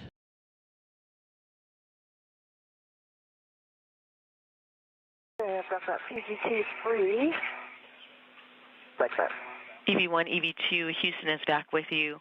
We copied partial comm. Sounds like the PGT is free of the upper triangle.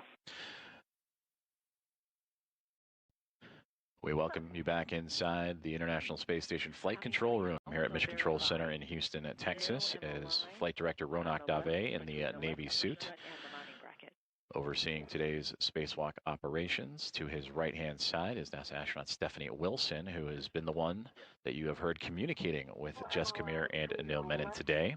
Aki Hoshide, immediately to her right, is operating and talking to the crew that are not participating in today's spacewalk. Jack Hathaway and Sophie Adno, along with Andrei Fedyayev, Pyotr Dubrov, and Anna Kikina, the other members of the Expedition 75 crew aboard the International Space Station. So now we make our way back outside as the upper triangle will be passed from Jessica Meir in the red striped spot at the bottom of your screen up to Anil Menon, who is preparing to secure that upper triangle and the center pad, that is the smaller portion of the triangle that is now being pointed his direction. And that will make its way to him and eventually attached to the 3B mass canister. Anil Menon is in the articulating portable foot restraint, which is also attached to a workspace interface extender, almost like a step stool or step ladder, to extend his ability to reach the top of that 3B mass canister.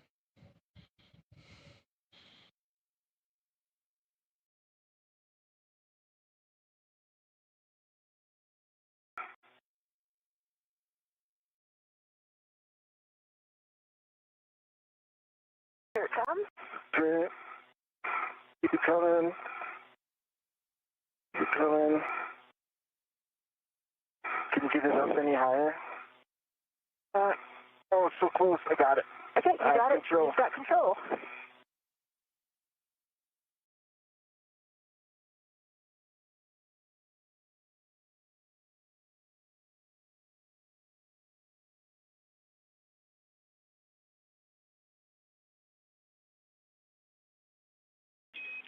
And he'll install center pad on mass canister with the arrow pointing towards the array.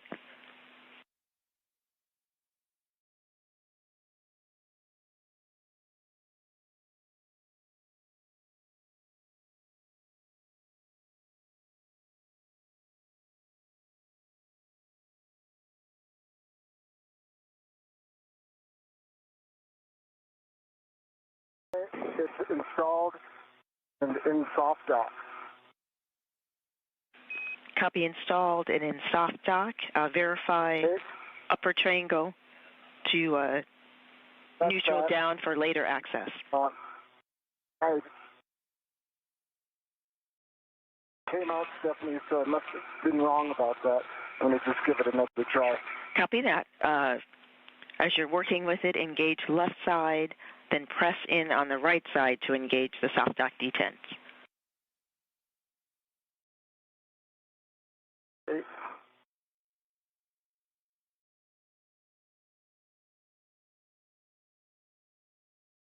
Going to move this ingress aid.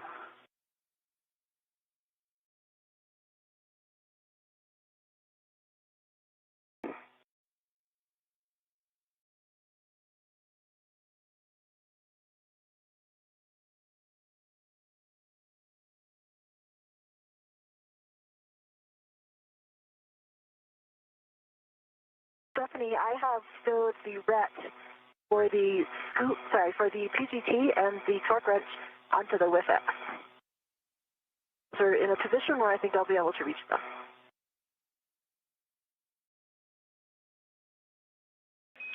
And we copy. Thank you. Nice work. Next, visually inspect and report spherical bearing alignment on both sob brackets.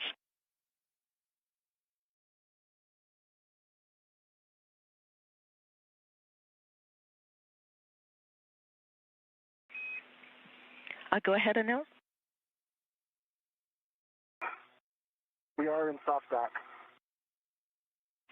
Copy soft dock. Nicely done. I see you retrieving your PGT settings alpha 2, clockwise 2.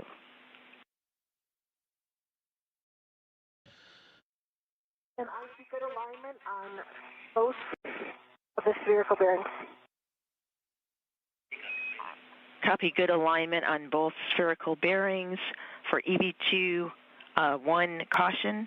Verify proper alignment for Fairchild fastener installation due to side loading cross-threading sensitivity. 2 copies and alpha 2, clockwise 2 is set and good. Cal. Copy all. We're looking for 2 turns on M5 through M8. Turns M5 through M8.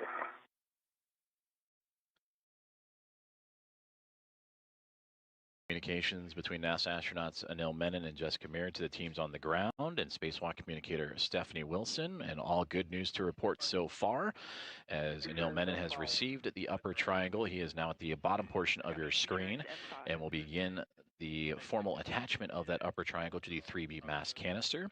Meanwhile, Jessica Meir, who you see at the top portion with the red stripes on her pantsuit and portable life support system, has begun preparations for assembling the right struts of today's construction. And again, this is for the installation of the 3B mass or modification kit to the 3B mass canister that consists of 6 total struts and a mounting bracket. You see the mounting bracket at the knees of Anil Menon towards the bottom of your screen with the first 2 struts now connected, and he will attach that to the mass canister. And then they will move into the right side of the construction, and there we see it upright as we would view it here on Earth, as that is the upper triangle. And then they will have 2 more pieces, a lower right side and a mid strut on the right side, and then copy that over to the left-hand portion. So essentially 2 of the 4 struts have been connected and now being formally attached, as you see Anil Menon with his pistol grip tool, the space drill that will help him affix this to the top of the mass canister. And Jessica Meir now out of sight, assembling the next steps in the phase, which is putting together the right lower strut, and then right mid strut to follow. We are 1 hour and 49 minutes into today's spacewalk, U.S. Spacewalk 96, as the International Space Station currently orbiting 262 miles above the Earth and about to pass over the northernmost portion of Somalia on the continent of Africa. 15 on the torque, 5 turns, green light.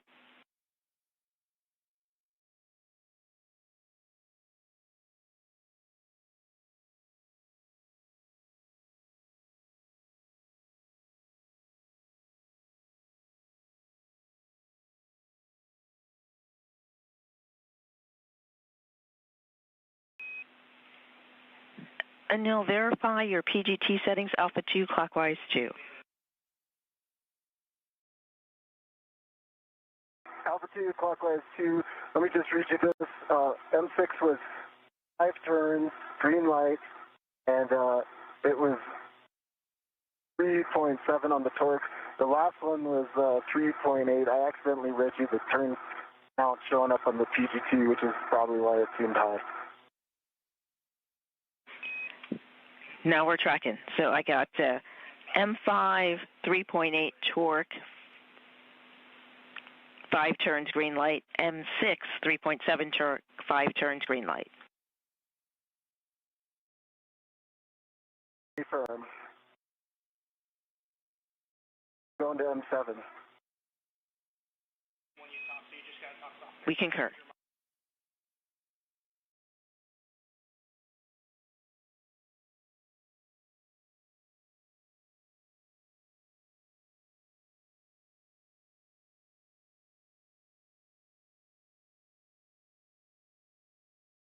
Seven turns, 3.7, green light. Copy on M7, 3.7 torque, green light, and the turn count was clipped.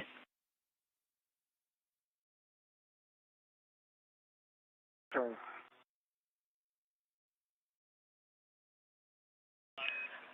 I believe 6 turns.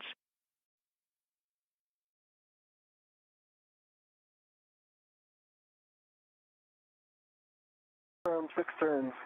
M8 is now 6 turns as well. Green light, 3.8 torque. M8, 3.8 torque, 6 turns, green light. Copy also 6 turns on M7. Thank you for all. Check center pad MLI and PIP pins 2 still installed.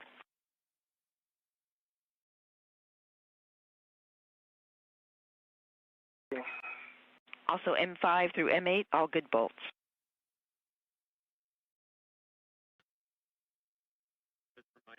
That is NASA astronaut Anil Menon relaying the torque and settings of the 4 bolts that are attaching the center pad, which is the top tip of the triangle, of the upper triangle of today's 3B modification kit. And the crew's here on the ground confirming good bolts as he is now attaching that structure and testing out that structure and inspecting those bolts as we see on our screen.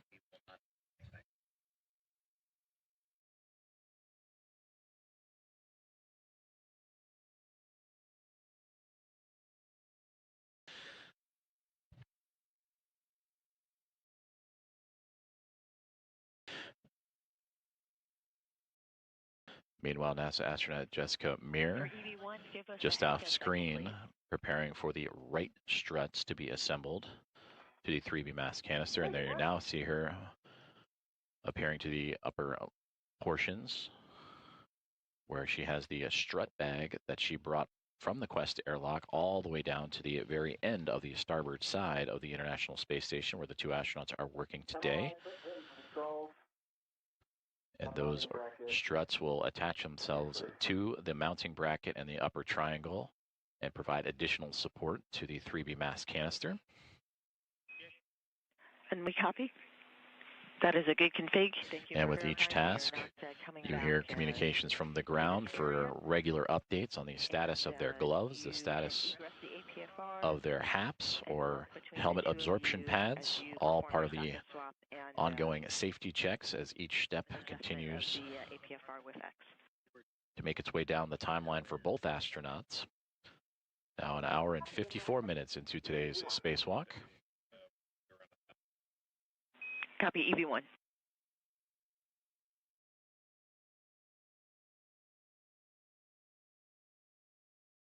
Now, Jessica. Hey, copy.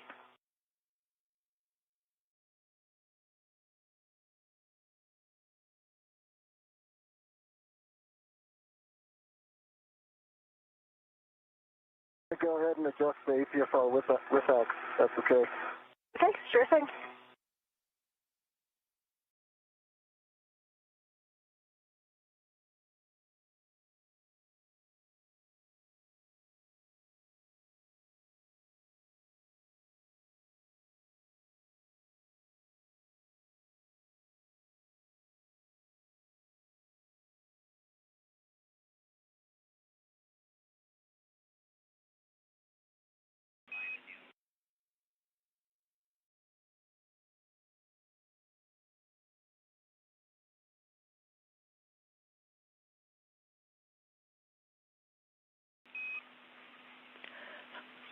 Anil, we see you working And to... Stephanie, can you confirm with X? Yes, with X extension is 1. Full settings are 6 Golf 1. Golf 1. And after the extension, verify ingress 8 is clear of the upper triangle. And your met weights, you've been doing a nice job with everything. Just continue your slow and steady and smooth pace. You're doing a good job. For the feedback.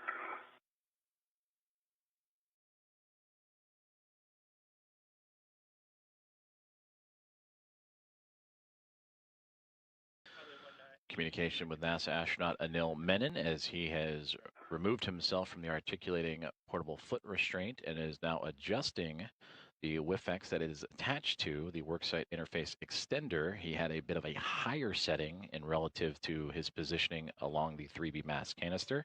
He will now adjust that in support of Jessica Meir, who is to the upper portions of the screen, Anil Menon with his full backside to the cameras as we see them, as they prepare to now assemble the right struts of this 3B modification kit.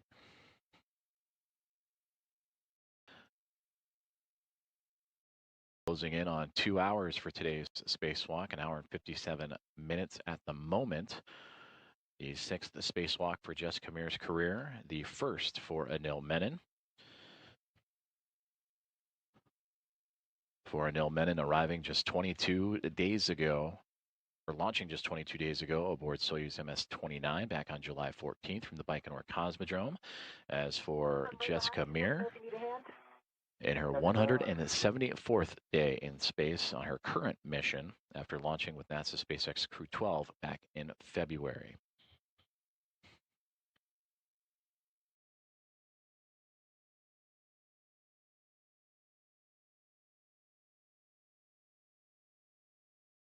And you can see just past the portable life support system, or the backpack, the spacesuit backpack of Anil Menon, right in the center of your screen, the next strut assembly that Jessica Meir is preparing. And again, we're going to be working on the right side next.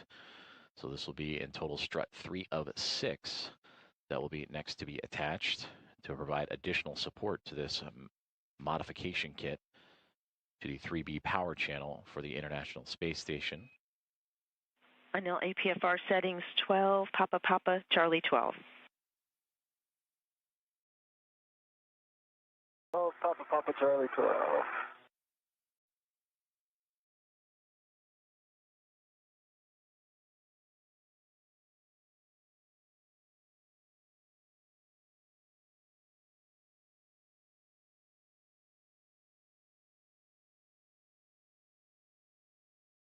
Still have the ret going to the mounting bracket as well.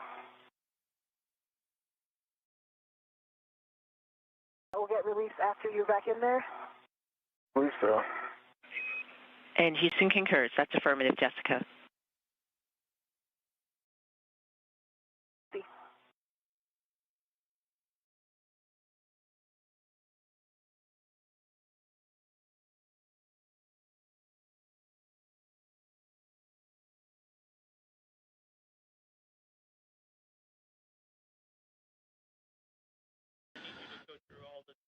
As we see on the screen, it is becoming a little bit darker outside of the International Space Station as they are making their way into an orbital nighttime pass.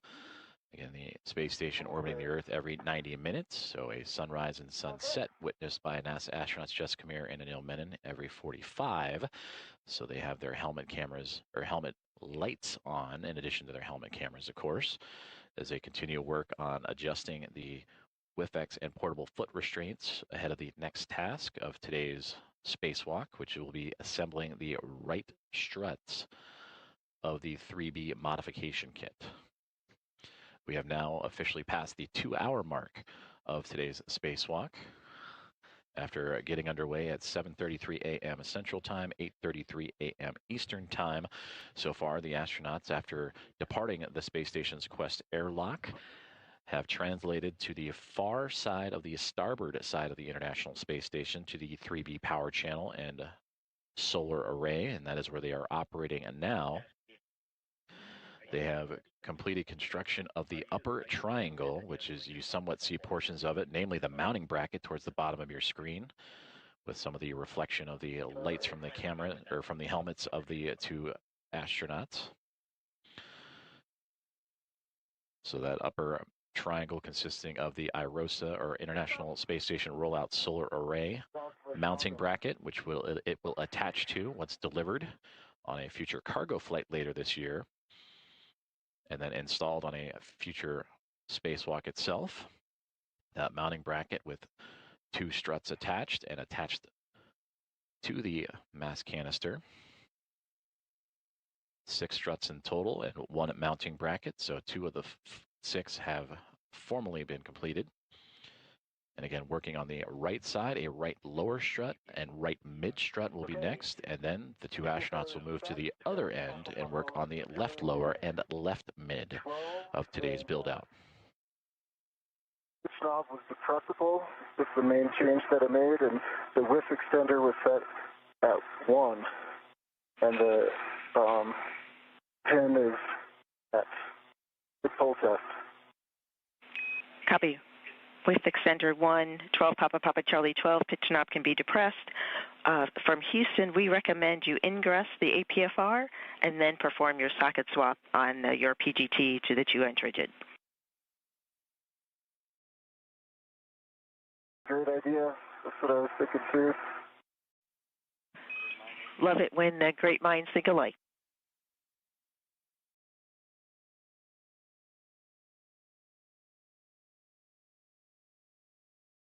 And I see that right in front of you. And also a friendly reminder, prior to ingress with the safety tether reel behind you, you may want to clear it or put it in a different position.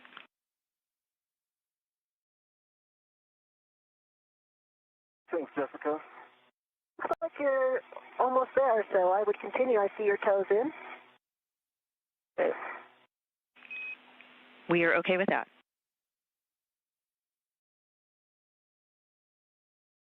Come more forward.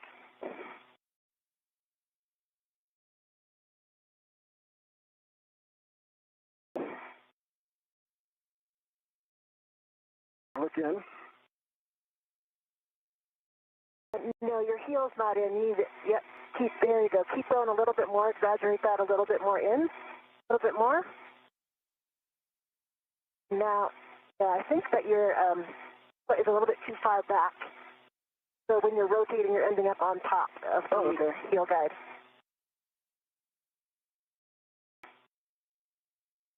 That looks better. That looks good. All right. Thanks for the assist. Where does my safety tether go? Safety tether is between your legs behind you. Okay. I think I'm okay with that. Yeah, I think just when you come out next time, just watch where it goes and get it on the other side of your leg. Okay, get it on in front of my left leg, essentially. Concur. Okay. Okay, I have the right mid strut. Are you going to do your socket swap first? Yeah. Okay.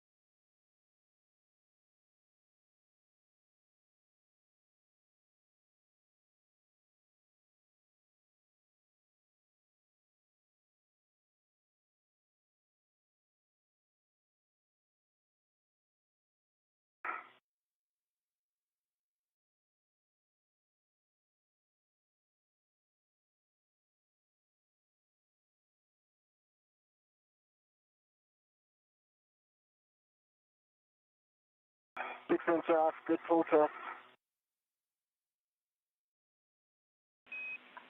Copy, good socket swap, good pull test. Verify access to mounting bracket red. 2 hours and 5 minutes into today's spacewalk, U.S. Spacewalk 96, featuring NASA astronaut Jessica Meir at the top of your screen and NASA astronaut Anil Menon at the bottom as they continue working through procedures and construction of the 3B modification kit that will attach to the 3B power channel and support the eventual installation of an International Space Station rollout solar array that will help augment the power of the orbiting laboratory. And that future installation will be on a future EVA. The solar arrays themselves will be delivered on a future cargo flight, NASA's SpaceX 35th Commercial Resupply Services mission. So far, after departing the Quest airlock, picking up additional tools as necessary, they have completed the upper triangle build. Upper triangle consisting of the IROSA mounting bracket and the upper left and right struts.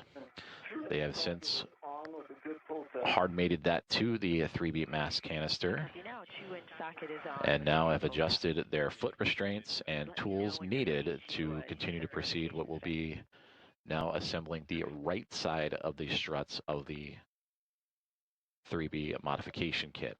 And that right side consists of a right mid strut and a right lower strut, in which one portion will be attached to the 3B mass canister and one portion will be attached to the mounting bracket. So the mounting bracket red. Copy, verify access lower strut clevis.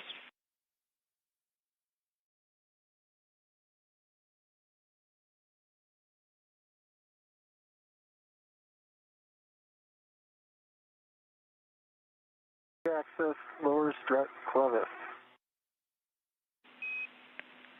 Verify access mid strut clevis.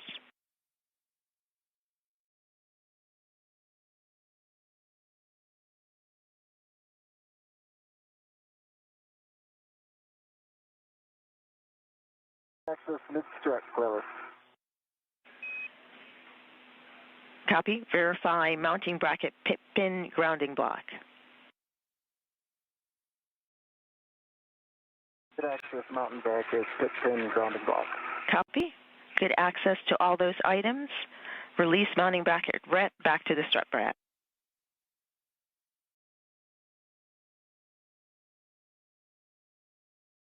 Hey, Jessica. We got it all. Okay, I've got a hand on it. I'm tending it. Okay, I'm releasing. Hey, it's back in the bag.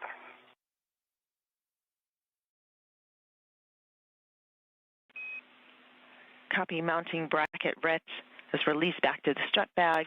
We are 30 seconds to a handover for EV2. During that time, we'll take a HECA power cycle. To cycling HECA.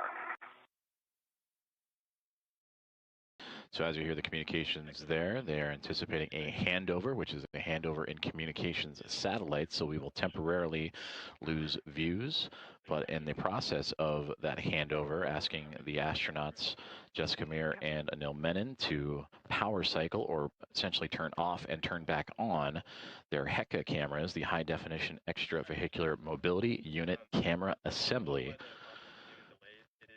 So we welcome you back inside the International Space Station Flight Control Room here in Mission Control in Houston, Texas at NASA's Johnson Space Center as that handover in communications satellites is ongoing. We should resume communications with the station here just momentarily as Flight Director Ronak Dave and his Momentum flight team overseeing today's EVA. He is in the middle of your screen in the Navy suit. Immediately to his left is Chris Dobbins, Flight Director that'll be overseeing a future spacewalk. This is the first, today's spacewalk is the first of 3 scheduled for this month. The next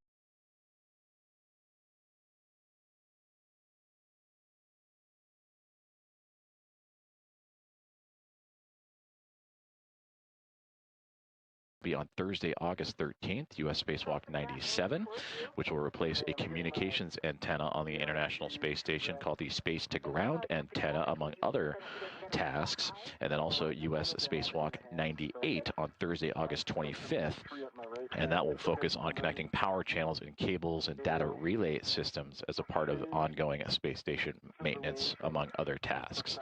So that is Chris Dobbins to the near side foreground with Ronak Dave for today's EVA. Stephanie Wilson, the spacewalk communicator, immediately to his right, communicating tasks to the team outside of the space station, and Meir and Menon. And immediately to her right is Aki Hoshide. He is the Capcom. He is communicating to the other 5 members of Expedition 75 that are inside the space station right now, and they consist of NASA astronaut Jack Hathaway, ESA astronaut Sophie Adno. Those two helped support preparations for today's EVA. Andrei Fedyayev, along with Pyotr Dubrov and Anna Kikina, all 3 of Roscosmos, also inside the space station today, going through their daily activities.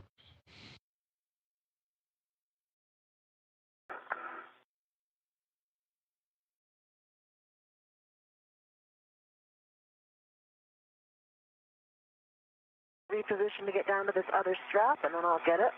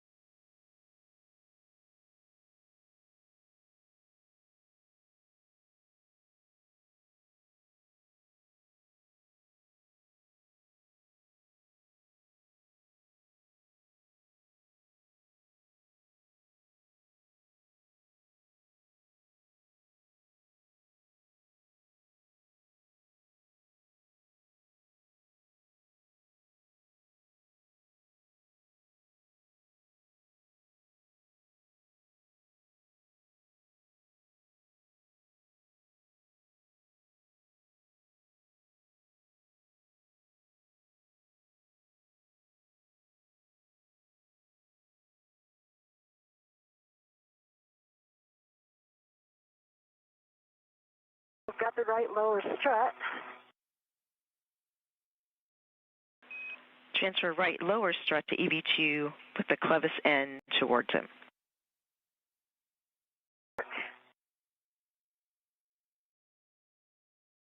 I'm rotating this up and now. Okay. Tracking it.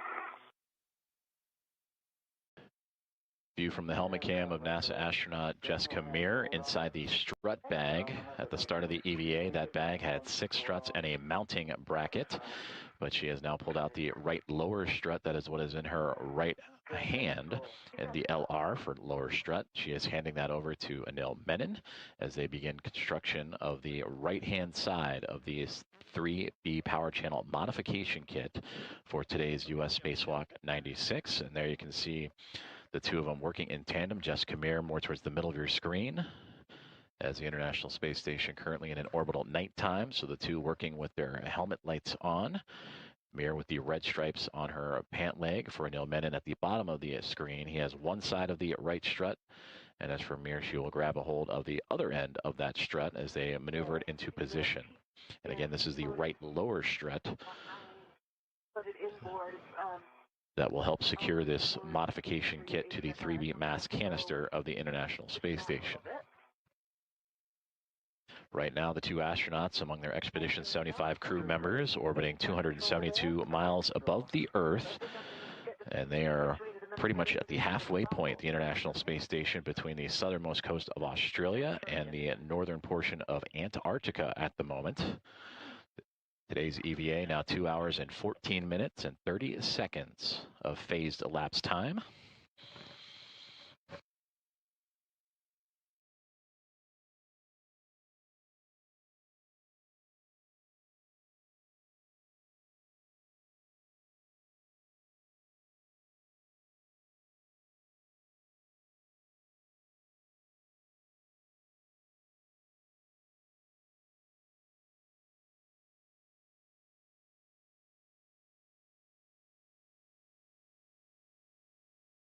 Anil, this is much closer than it looks in Doug. Agree. It got a good look at the translation area on the left that you need to use, and I think it's going to work just fine. There's a lot of structural handholds the opposite side of you, on the radiator side.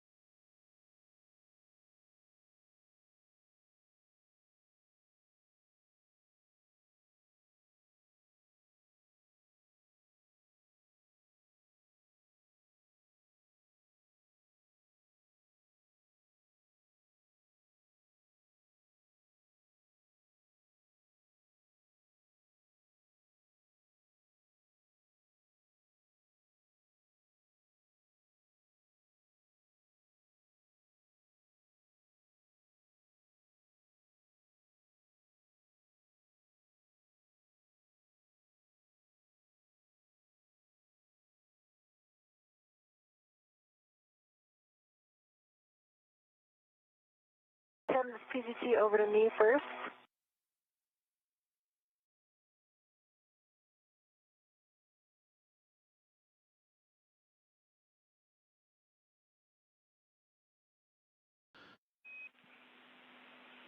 Jessica, A point of view from NASA astronaut Jessica Meir. I have one warning. Pinch point, keep fingers clear of lower strut pad to BGA interface when driving both. One copy. And for both of you with the consumables check, here PET 2 hours 17 minutes. You're on the timeline. Limiting consumable is EV2 MEDOX 6 hours 20 minutes. We do expect that to get better. Yeah, and I'll take settings for the PGT, Stephanie. PGT settings, alpha 1, clockwise 1 on the strut bag PGT.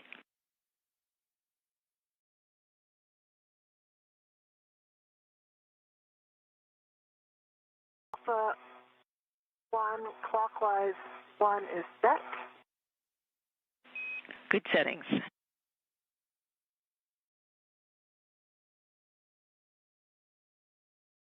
Yeah. Align lower strut M19 to the spherical Saab bearing. Looking to drive M19 exactly 4 turns. Copy.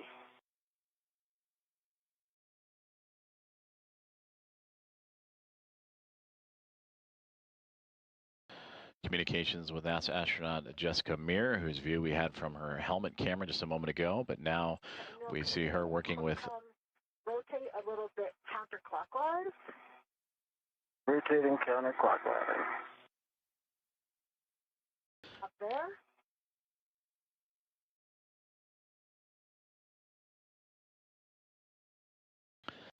So again, Jessica Meir at the bottom right portion of your screen with her helmet light on, securing one side of the right lower strut as they continue to work through their procedures, building out the modification kit for the 3B power channel and a 3B mass canister they are attaching it to for today's spacewalk with spacewalker and NASA astronaut Anil Menon. Bravo 1, clockwise 2.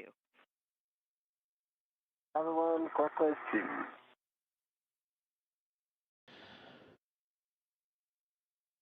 And understand you're helping with alignment, just giving it to you early.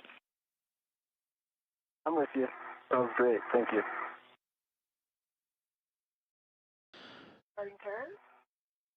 So Jessica Meir again on the bottom right-hand side with her pistol grip tool, the space drill, securing that right lower strut to the mass canister as you start to see it slowly but surely become more and more illuminated, the International Space Station and its 2 spacewalkers, currently in orbital nighttime, but will be coming up on a sunrise here shortly. Anil Menon towards the top half, are now onto Jessica Meir, who is using that pistol grip tool to secure that strut to the mass canister. Prior to that, you heard an update from the spacewalk communicator Stephanie Wilson, providing an update Now 2 hours and 20 minutes into today's spacewalk. They are on a timeline, so they are right on time. Both Menon and Meir together, working in tandem today.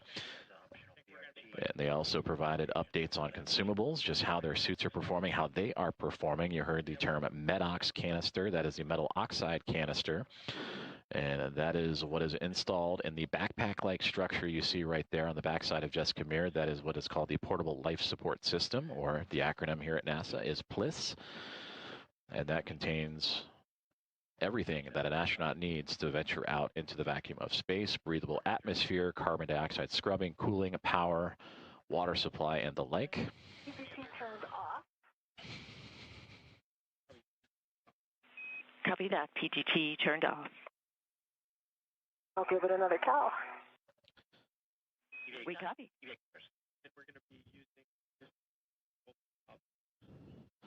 So right now, as we just heard on the communications channel, Jessica Meir again adjusting her PGT or pistol grip tool, the settings, the torque settings needed to secure this right lower strut to the 3B mass canister.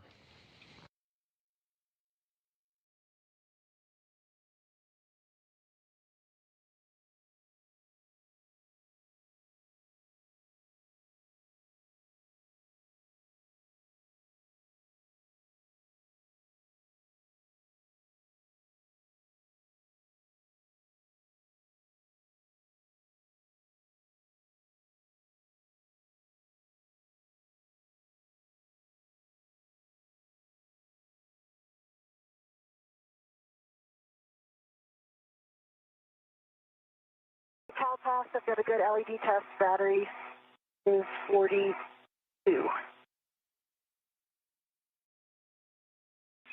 Copy, Jessica. It's a good number. That was Alpha 1, clockwise 1. Good settings. I'm looking for 3 more turns on M19. Work.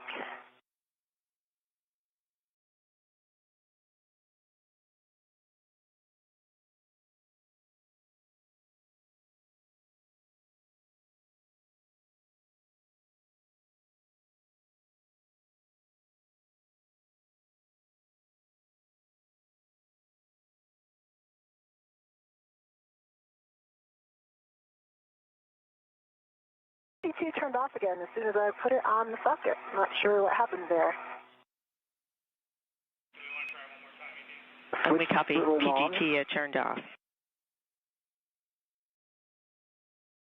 We did not hit the button, so interesting. I think this is similar to what happened on the last EVA. So we'll get back into Cal again.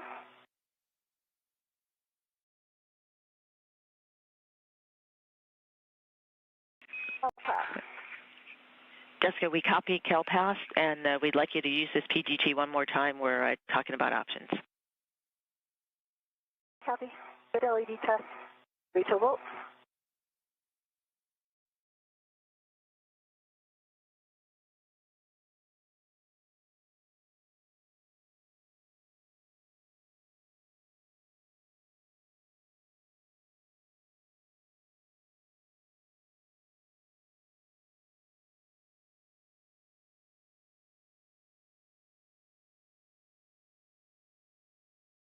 Is not driving. It appears to be off again. And I'm seeing, when you hit the button, I see 2 red lights, 2 green lights. It says LED test. Is it still on the... Okay, so maybe it didn't get all the way switched.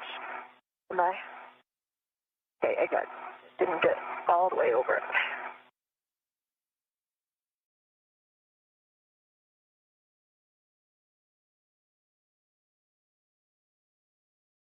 If that doesn't work, Stephanie, I'm just throwing out an option for you guys to chew on, which is I could take out 1 foot and pass her my PGT. I have my PGT as well. Obviously, yours has the right socket on it, but I can always socket swap if needed. We're turning now. Copy.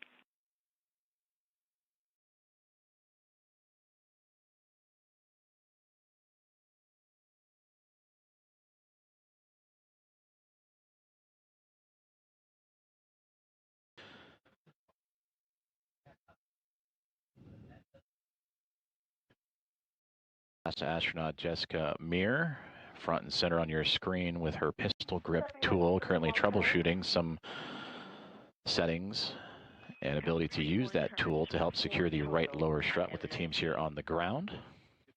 For EV2 now, align lower strut clevis to mounting bracket L6.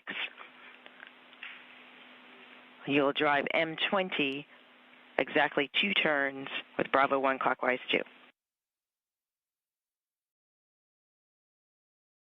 20, 2 turns, Bravo 1, clockwise 2, Bravo 1, clockwise 2, set on the PGT. Good settings.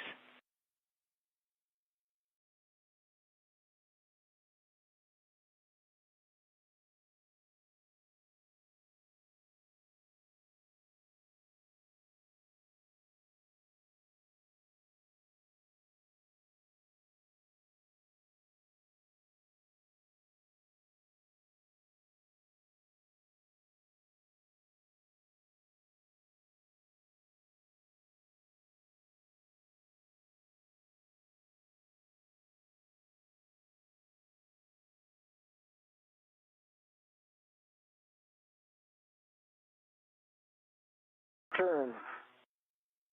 That first line has gone in. Copy the line report. 2 turns on M20 for EV1 for the strut bag PGT. You can continue to use this PGT or the options that Anil discussed. His PGT has the appropriate socket, or you could do a socket swap on your PGT. We think the time would be equivalent. Copy. The PGT seems to be working right now, so we'll try it again. And we concur. For M19, PGT settings, Bravo 7, clockwise 2. You'll drive it an additional 9 turns. You might like the optional BRT position on handrail 2070 or 2071. I'm not sure if I'll be able to reach with the BRT because of the BRT being on the left side. It'll be easier on the other side, but I will assess that. Bravo 7, clockwise 2.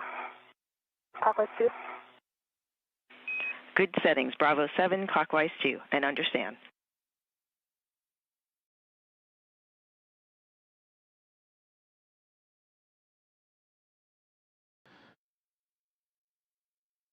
Bravo 7, clockwise 2 is set. Good settings. And remind me how many turns are expected here? We're expecting an additional 9 turns. 9. And this will, you will drive to torque. Copy to torque.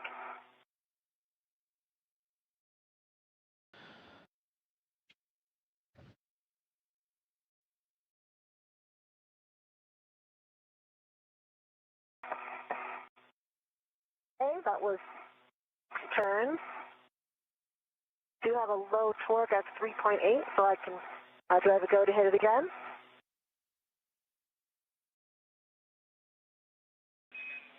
Jessica, say again the turn count. Turns, and I had a low torque. Copy 6 turns, low torque, checking.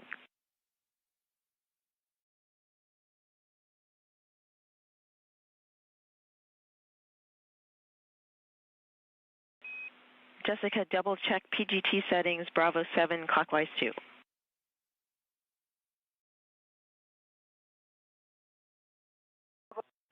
Clockwise 2 is set. Copy, we'd like you to drive the bolt again.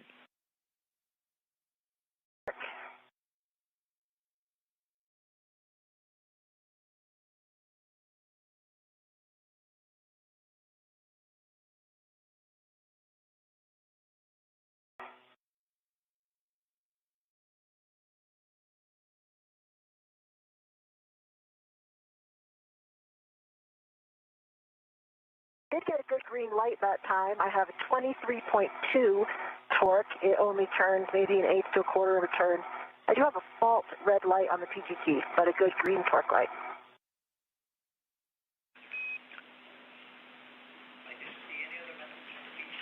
Copy for M19.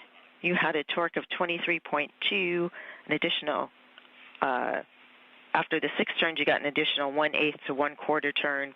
Green light with the red fault light. Any other lights? No other light, but it is interesting because the torque is green, but it does say low torque underneath the 23.2. Copy, checking.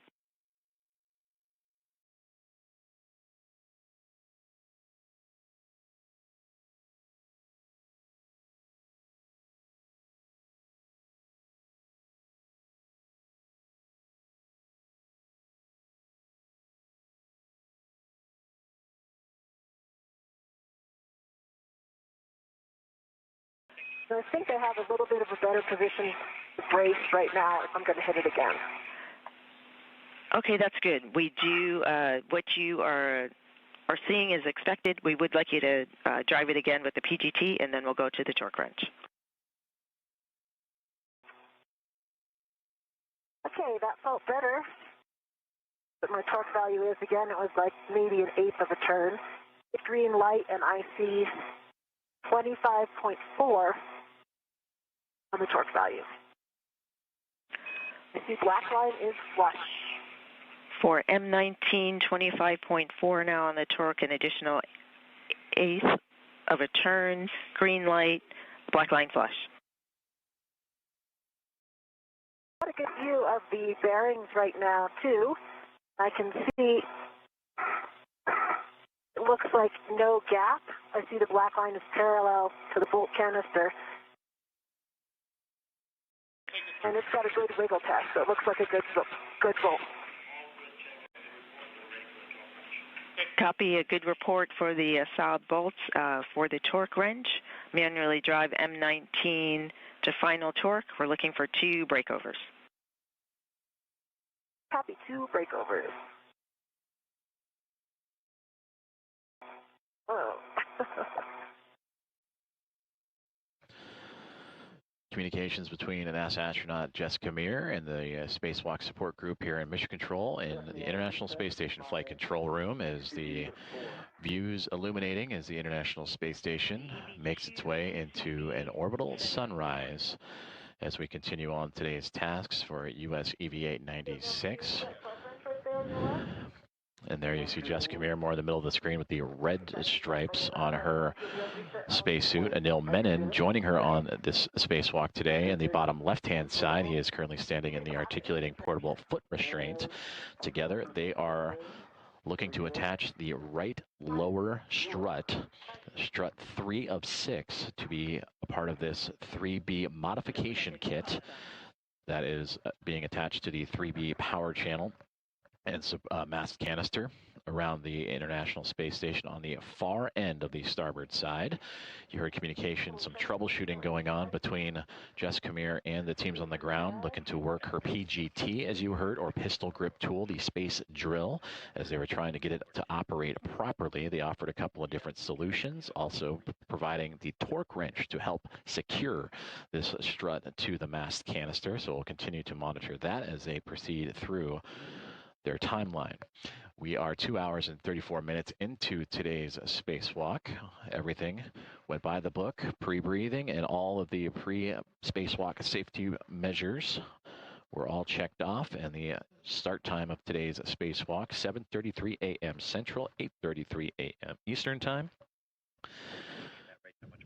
And again, now approaching 2 hours and 35 minutes into today's spacewalk as both Jessica Meir and Anil Menon now orbiting right over the Pacific Ocean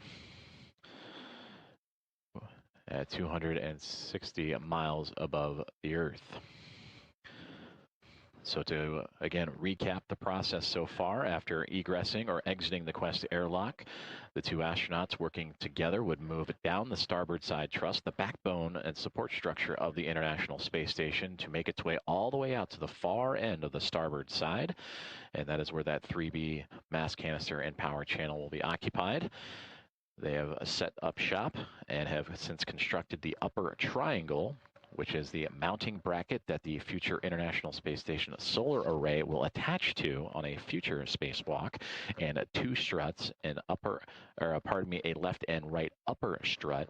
And together between those three items, they form the triangle and have since been connected to the top portion of the mass canister. So now what they're doing is working on the lower portions of that structure. Again, the right lower, and there will be a right mid strut, all to add extra security and attachment to this 3B mass canister. They will then transition over to the left-hand side of this structure that they are building and do the left lower strut and left mid strut. Are you able to estimate the turn count? It barely turned. I would say maybe a quarter turn max.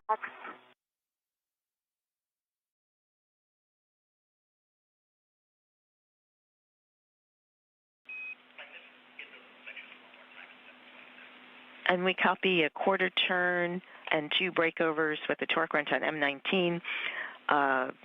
With that additional driving of the PGT and the breakovers with the torque wrench, we'd like you to reperform the ASAB bolt checks. Verify black line parallel. Okay, yes, go ahead. I see black line is parallel. I can see the strut boss, the bearing boss, and the spherical bearing with no gap in between them, and I'm giving it a good wiggle test. It does not wiggle.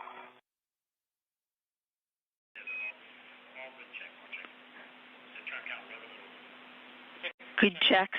We are checking the bolt. Also verify lower strut MLI covering the strut pad.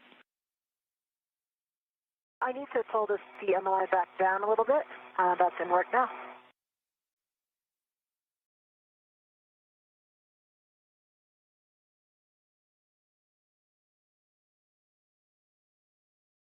Stephanie, the MLI is in place.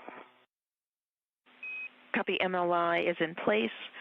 We can verify a good, we can confirm a good 19 volt, M19 bolt. You can release the RET from the lower strut. For EV2, PGT settings are the same on your PGT Bravo 1 clockwise 2 to drive M20 to torque, an additional 5 to 7 turns. M20 to torque, Bravo 1 clockwise 2 is still set. Good settings, go to drive. The RET's been released. Copy, RET released.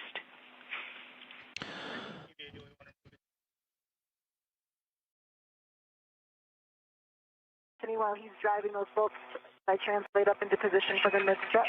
Yes, translate to side pad location on the right side of the mass canister. In work.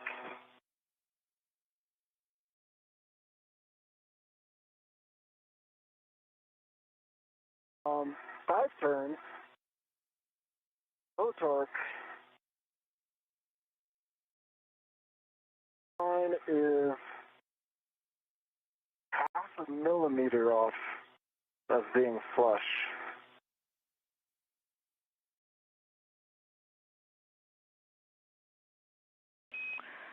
Copy, 5 turns. I believe you said low torque. We'd like you to drive M20 again. M20 again.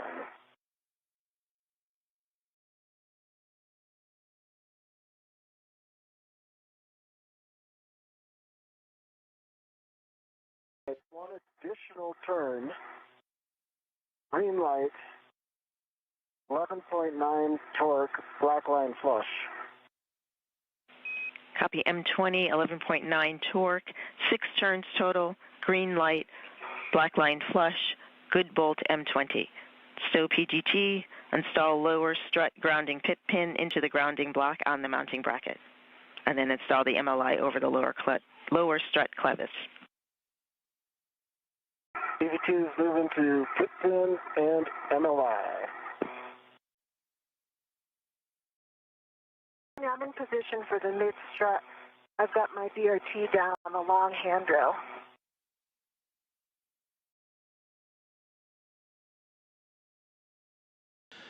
We copy.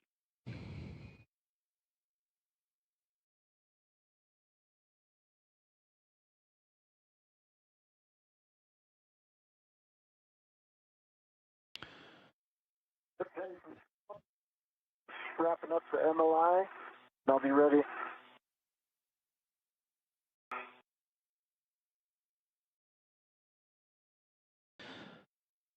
Some good communications there between Jessica Meir and Anil Menon, the two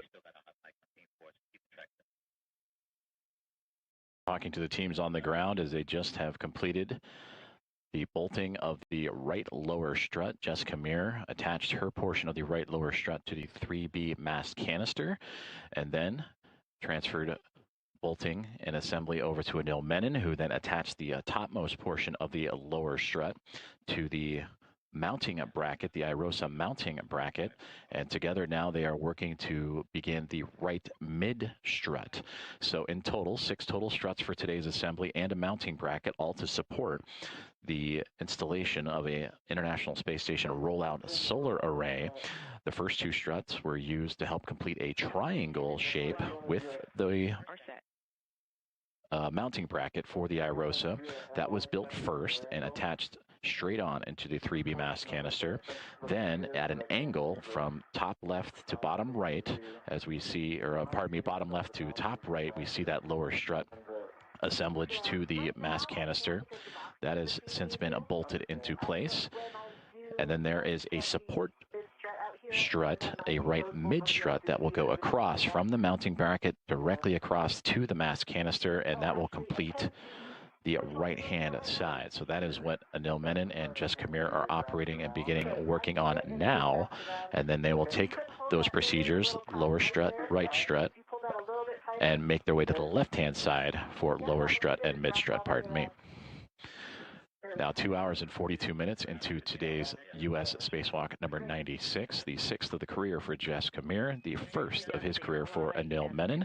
So far, everything on timeline, the crew working diligently through their tasks after building out the mounting bracket with 2 struts to form a triangle, and which affectionately named the upper triangle. Lower strut has, on the right side, has been bolted on, and now working on the right mid strut of the structure today.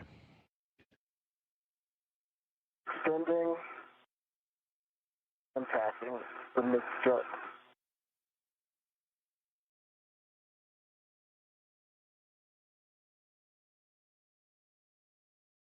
Got a hand on it. Okay, I'm going to keep control too.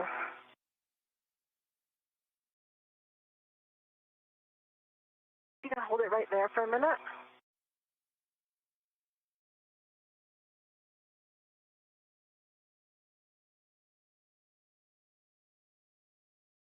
Can you pitch?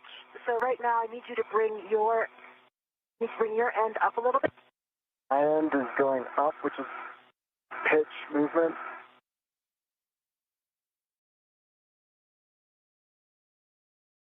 Yeah, we are in soft duck. Okay. Just FYI, the writing seems about 2 inches out, so we might experience an MLI challenge. Understand. Good call. Copy soft dock. 1 caution, verify proper alignment for Fairchild fastener installation due to side load cross-threading sensitivity.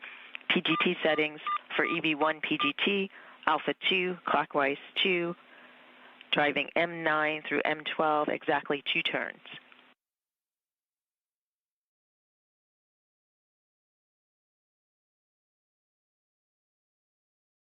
These 2 turns, that was Bravo 1, clockwise 2, is that correct? It is Alpha 2, clockwise 2. Okay, sorry about that. Alpha 2, clockwise 2. PGT is off, so I'll get it on.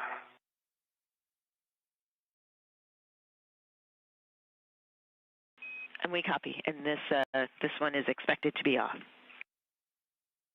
Okay, the first use, I have CalPath, good LED test, and 41 volts. Those are good numbers. Go to drive M9 to M12, exactly 2 turns, 1 minute to a handover. 2, clockwise 2. Good settings. And 2 turns. Concur. Turns on M9. Copy M9.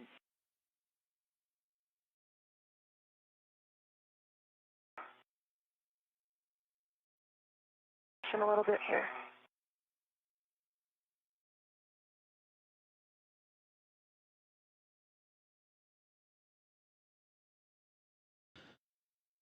NASA astronauts Jessica Meir and Anil Menon continuing progress on today's build-out of the 3B mass canister and 3B mod kit attachment modification kit.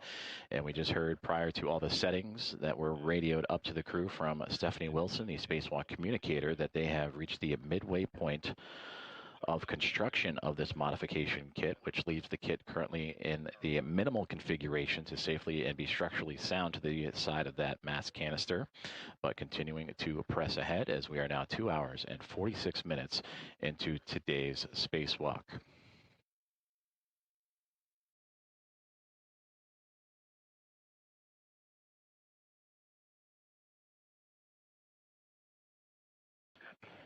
We are currently in a communications handover, and we welcome you back inside the International Space Station Flight Control Room at NASA's Johnson Space Center in Houston, Texas, where the team's on the ground continuing to follow along and work step by step in procedure with NASA astronauts Jessica Meir and Anil Menon. Got 2 turns on M9 and 2 turns on M12. I'm about to start M10. Copy 2 on M9, 2 on M12, M10 in work. Thank you.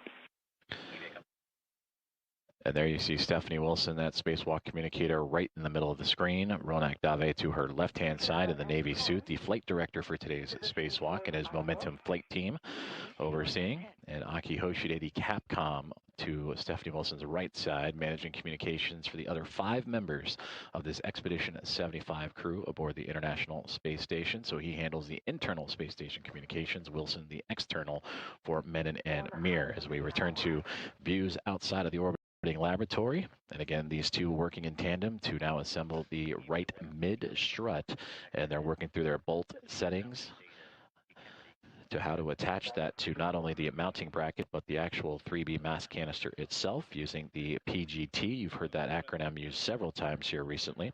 The pistol grip tool or space drill they are using to attach all of these struts to the mass canister.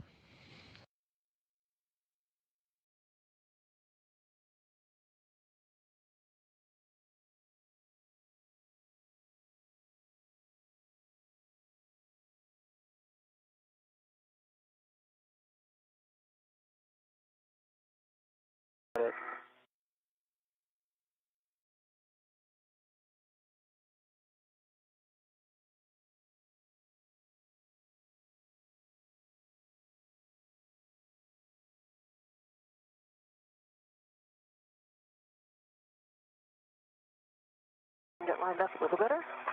Yeah, I can see a little bit of a side load. That's probably the tricky part. Set. It's a 6-inch.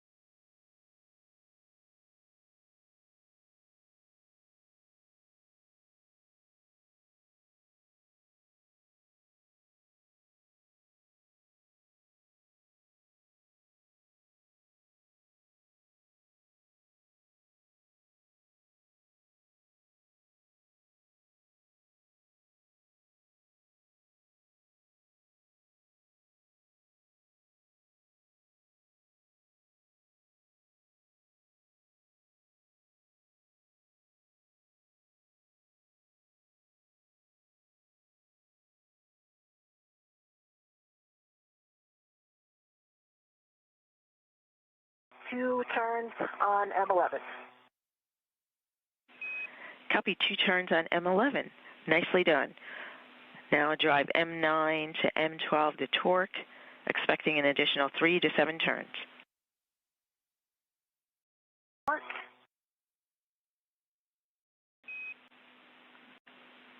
For EV2, align the mid-strut L7 with the upper strut L7. If needed, you can egress 1 foot from the APFR.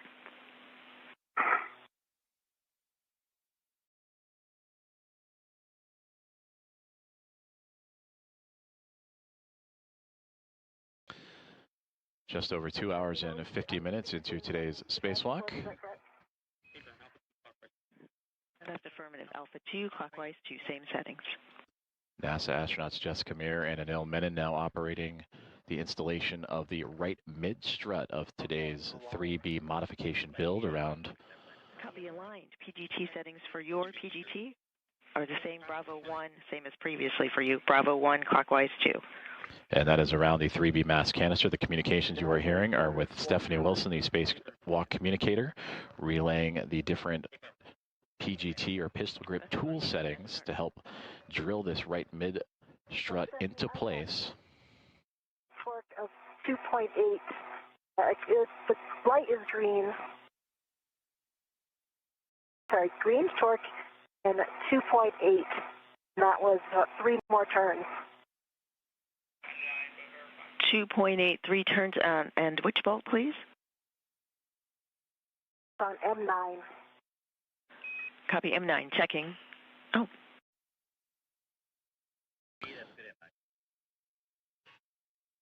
And that's a good M9. We're ready for the remainder of M10 through M12.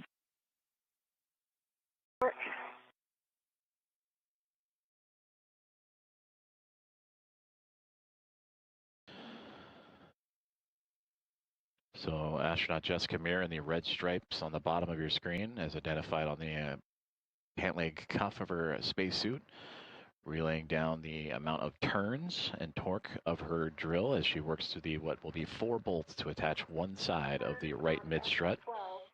The green light 3.6 torque. As she and Anil Menon continue to work through this right mid-strut assembly, I will turn over commentary for today's live coverage of U.S. Spacewalk 96 to my colleague with NASA Communications, Kenneth Hell. 24, 8 total turns, green light, black line flush, 11.8 torque. Copy EV2, hold here. What I understood for you for M24, torque 11.8, 8 turns, green light, black line flush. Affirmative, and that included, the 8 included the hand start. Understand, 8 total with the hand start. You can stow your PGT and work to install the mid-strut grounding tip pin into the mounting bracket. Grounding block, words for Jessica, understand for M10, 3.6, green light, your turn count, somehow the short words are getting clipped, so just FYI, we did not copy the turn count. Negative, that was not M10, that was M12. It was 6 turns. Correct. Copy M12, 6 turns, 3.6 on the torque, green light. Thank you for the correction.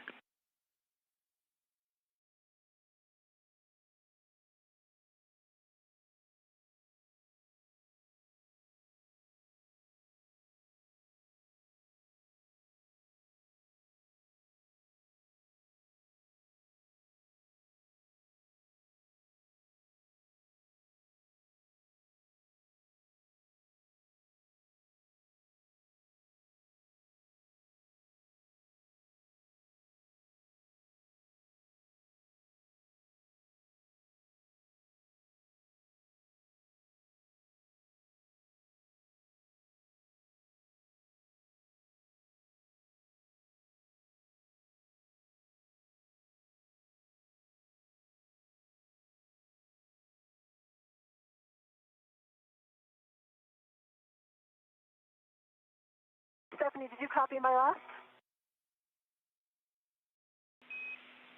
I last copied your report for M12. Sounds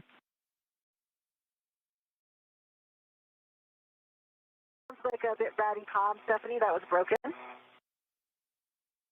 This is Mission Control Houston, and if you're just joining us, we're covering the U.S. Spacewalk 96 that began at 7:33 a.m. Central, 8:33 a.m. Eastern this morning.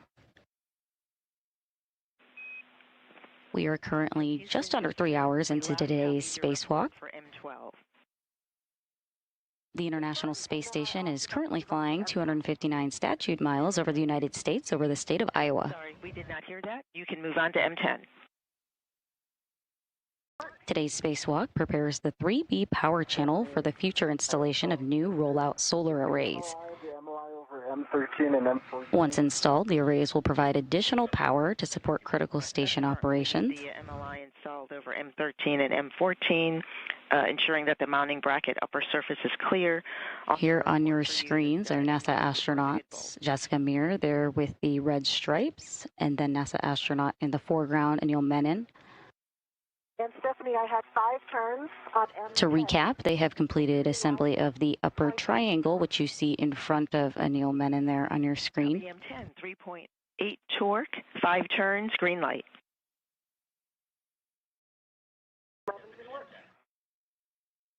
They've also completed install of the right lower strut, and they are currently installing the right mid strut. Understand M11 in work, your go. Just a bit ago, spacewalk communicator and NASA astronaut Stephanie Wilson communicated to the spacewalkers that they reached the midpoint of the construction of this mod kit.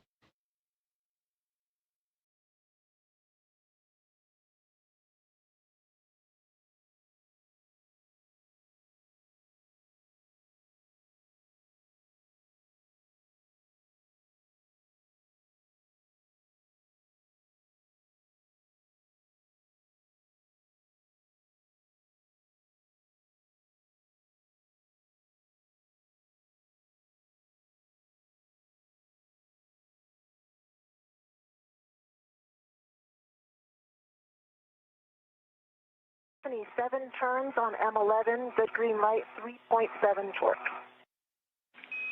Copy M11, 3.7 torque, 7 turns, green light. We would like you to drive M9 again.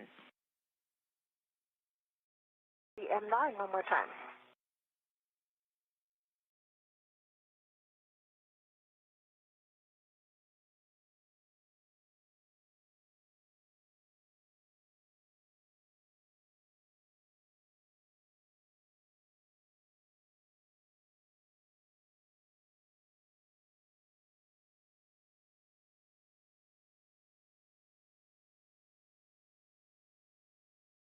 Stephanie, that torqued out right away. I got 3.6 torque and like barely any turn. Big green light. Copy it, torqued M9. out right away, 3.6, green light for M9 checking.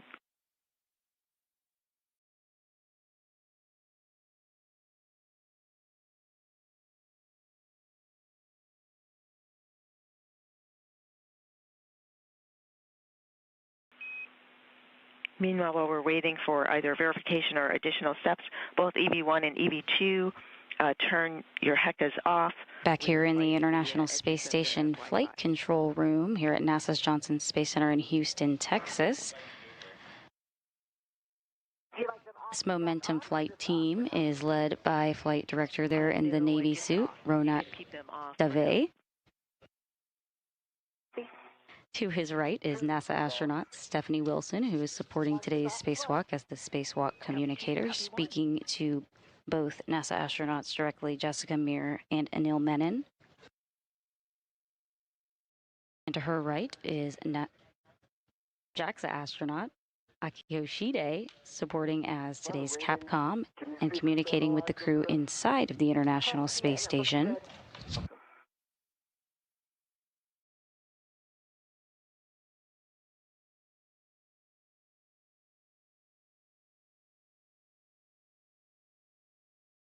Currently aboard the International Space Station is NASA astronaut Jack Hathaway and ESA astronaut Sophie Adeno, who supported this morning getting Jessica and Anil out the door. On that bolt, including the 2 turns. Also aboard is Roscosmos cosmonauts Andrei Fedyayev, Pyotr Dubrov, and Anna Kikina. I cannot remember how many I called. It would be whatever I called down. Final torque was 3.6, and it barely turned. So I'm not sure. Whatever I said back then, that was the first one I did. Yeah, I copied 2 initially and then 2 the first time.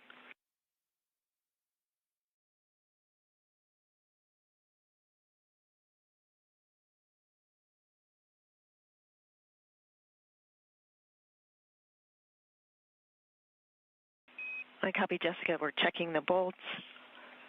For EV2 at a good time, I can take a glove, hap, and gauntlet check from you.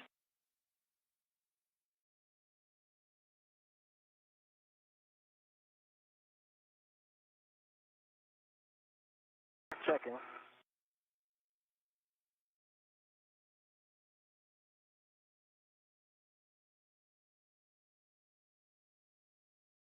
EV2 above the nominal, just the little black scuffing. Outlets are down and hap's dry.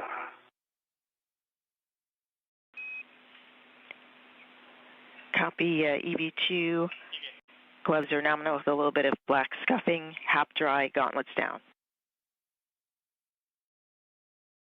Firm.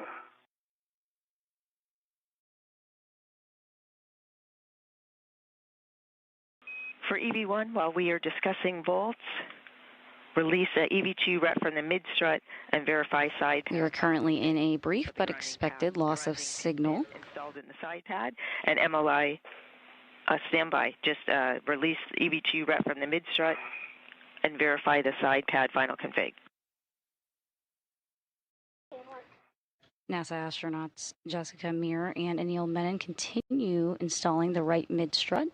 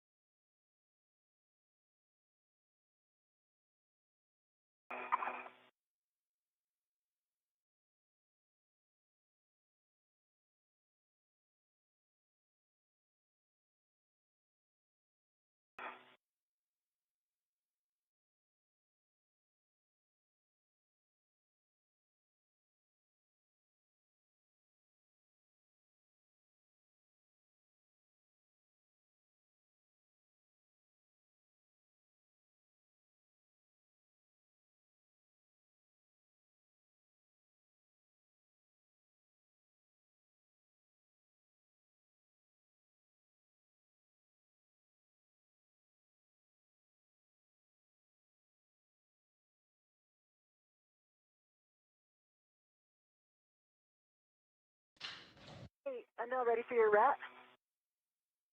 I am ready for my rat. Here it comes.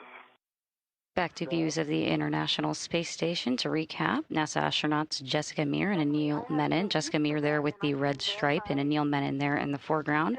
They've completed assembly of the upper triangle, installed that upper triangle. And I got words. We are now ready also for you to verify MLI covering side pad clevis. That's in work.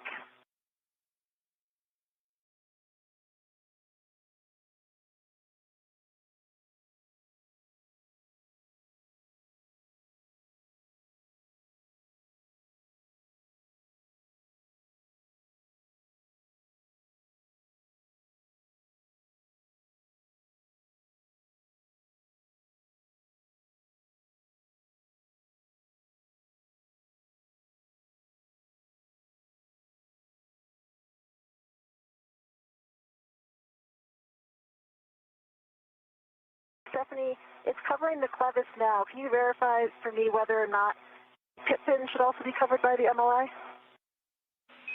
Checking. Pit pin should not be covered by the MLI. Okay, copy. And I think we're in a good config here. Clevis is covered. I'm giving it a good squish. Copy. It's a good side pad final config checks. I'll take a go of hap and gauntlet check from you. V1 hap is dry. Gloves are still nominal. I have a few black smudges, one on each pinky finger and one on my right thumb. My gauntlets are down. Copy EV1, nominal gloves, few black smudges, pinky and right thumb, half dry, gauntlets down. Today's spacewalk prepares the 3B power channel for future installation of new IROSAs, or International Space Station Rollout Solar Arrays. We are still Once those are installed, the arrays will provide additional power to support station operations. To recap, NASA astronauts Jessica, Meir, and Anil Menon have completed assembly of the upper triangle, which you see there in front of Anil Menon on the foreground of your screen. We've also completed installation of the right lower strut and are currently finishing install of the right mid strut.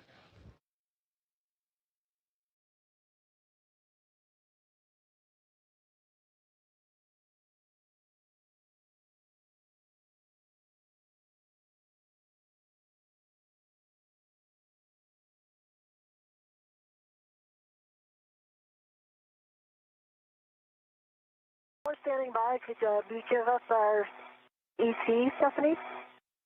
Where we are in the timeline? PET 3 hours, 6 minutes, checking timeline.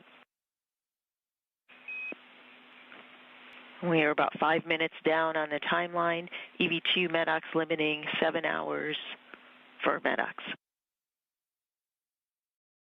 Good improvement. Definitely. Hope that you're in an APFR not moving. Yes, concur with all. And after discussion with the bolts, we are calling M9 through M12 good, at least at this time. So we are ready for you to continue to install the left lower strut. Jessica, translate to the strut bag. And Anil, prepare to receive the left mid strut. 2 copies. EV1.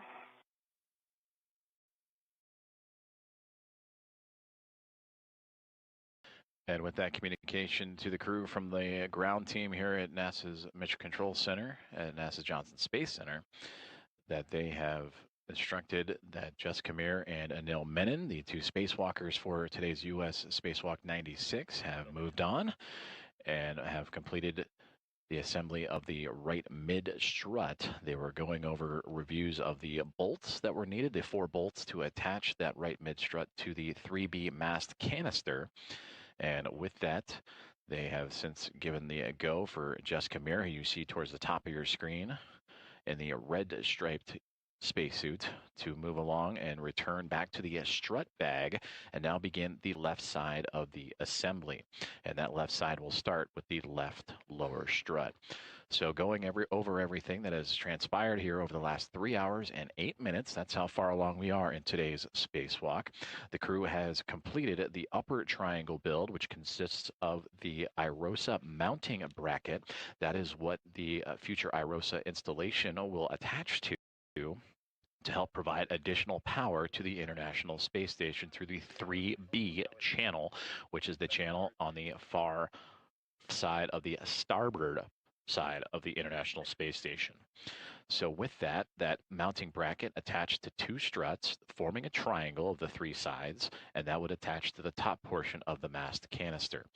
Then they would assemble the right side portion, which consists of the right lower strut and right mid strut. That lower strut completed a little while ago, and you just saw and heard the communication with Jessica Meir and Anil Menon to begin procedures to now move over to the left-hand side and begin pretty much what they just completed on the right, mirror to the left left lower strut and then the left mid strut. Also, still to look ahead for today's spacewalk is to also assemble the collars, cables, and MLI. You've heard the term MLI a few different times today, and that is multi-layer insulation that provides protection to areas around the International Space Station that are exposed to space. In reviewing our system config, we realized during the last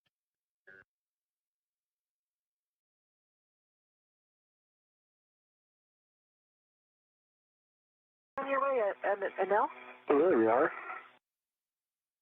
And there's a great view of that strut bag as Jessica Meir when that red stripes. I have control. Okay, I'm gonna let go. This will be the moon to the left. I am reading to the side here. It's the side pad, right? Sure, side, pad, side. Okay, side pad side is readed. That's affirmative. I'm going to take off the bag rat. Yes. I can't see it. Can't see it, but it's. I mean, just let it go. There it is. You got it. I got it.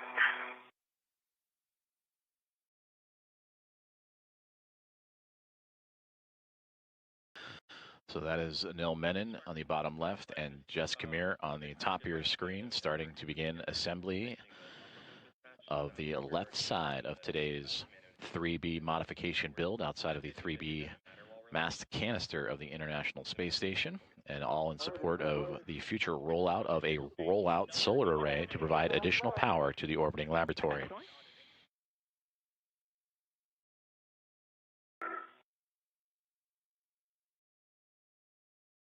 The strut bag that you saw images of, 8 feet in length, weighing over 300 pounds on Earth. Though they do not feel that weight in space, they do carry the mass of that bag as they manipulate it around their work site. So now they'll begin the assembly of what will be the left lower strut. After completing the right-hand side, verifying that all the bolts to attach the struts to the mounting bracket are safe and secure against the mast canister. And they will just mirror that assembly, but now on the left-hand side, the left lower strut and left mid-strut upcoming. Hey now, here it comes. All right. Hands are out. He's coming up. Almost there. That coming. I almost have it. There we go. I have control. Okay, you have control. I'm letting go. I have control. I'm right to the handrail stanchion nearest the clevis. I think we're going to get on this side of this. Can you repeat? Yes, just a friendly reminder, right to the handrail stanchion nearest the clevis. Okay.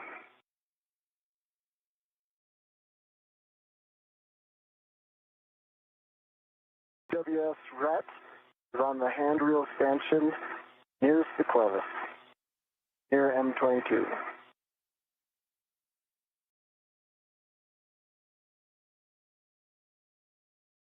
One's not just staying ready to the bag.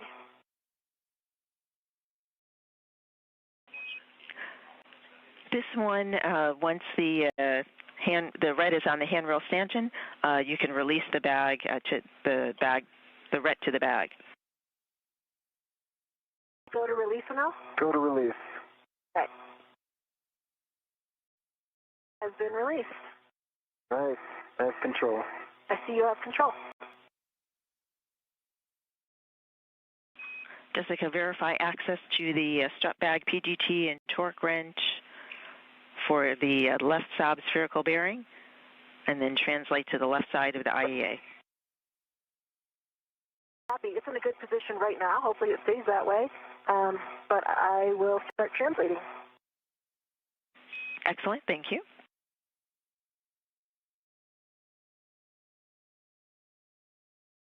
Zeroing in on 3 hours and 15 minutes into today's U.S. Spacewalk 96, featuring NASA astronauts Jessica Meir and Anil Menon, the 6th of Jessica's career. And for Anil Menon, who just arrived to the station after launching 22 days ago, it is his first of his NASA career.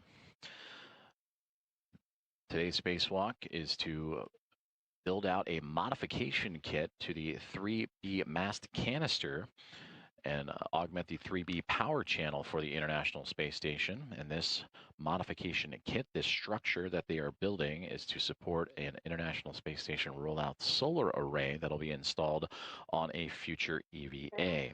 Those solar arrays will arrive to station both to support the 3B channel that we've been talking about today and also the 2A channel that EVA would complete a similar structure over the last couple of EVAs for these astronauts and for the International Space Station.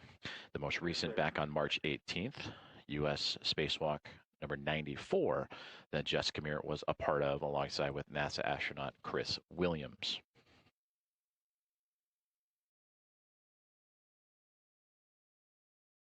So far, they have completed the upper triangle and the right side of the strut assembly to attach to that 3B mass canister, which is located all the way to the far end of the starboard side of the International Space Station. So they had covered some ground after exiting the Quest airlock. If you're on your left, I'm at the A-frame, so I'm going to get into a position to adjust your APFR.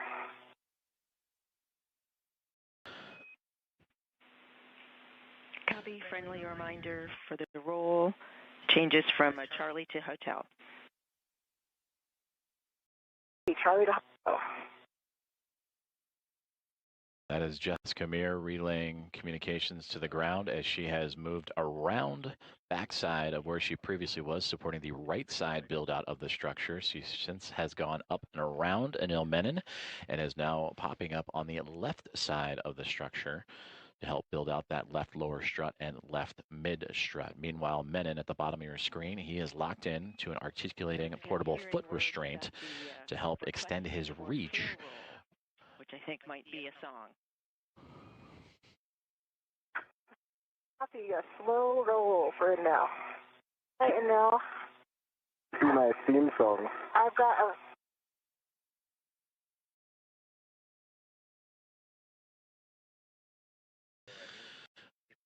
Currently experiencing a communications handover for the next handful of seconds as we take a live look inside of where we are located inside the International Space Station Flight Control Room inside of Mission Control Center in Houston, Texas at NASA's Johnson Space Center. The team here on the ground working in lockstep with the two astronauts outside of the International Space Station, led by Ronak Dave, the flight director for today, and his call sign Momentum Flight, as him and his team overseeing everything on the outskirts of the orbiting laboratory. Might be in position golf. Golf, we're going one over. Copy golf. Are you ready to verify the access steps? See you in. 1 sec. See you in hotel now. Hotel. Nice job. And that is Stephanie Wilson in the middle of your screen that is relaying these communications up to Anil Menon and Jessica Meir.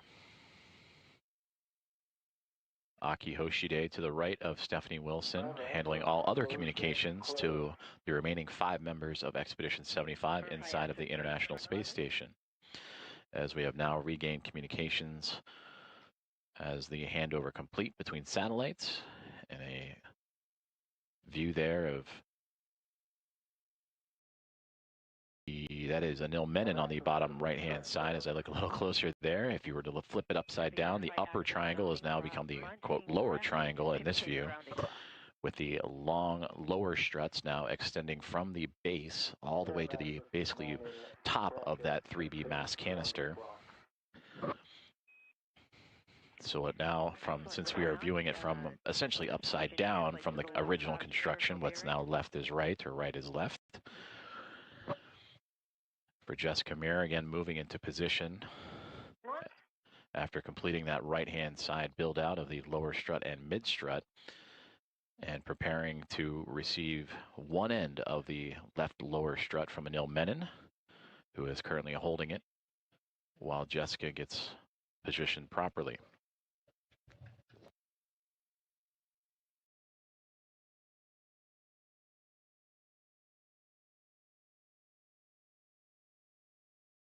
Stephanie, I'm at that location. I am going to get a BRT down on this side. It'll make it a lot easier. They're on the appropriate side now.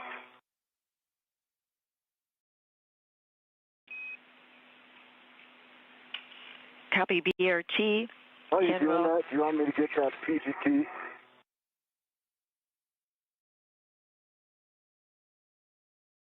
I can reach it. I can reach it, I think.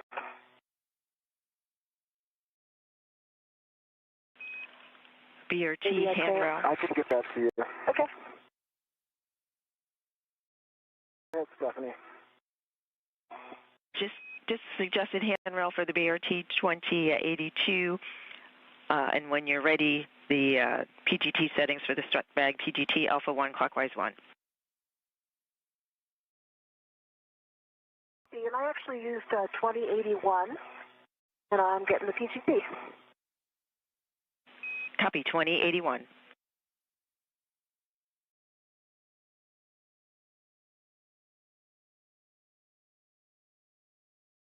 So I'll give it a Cal.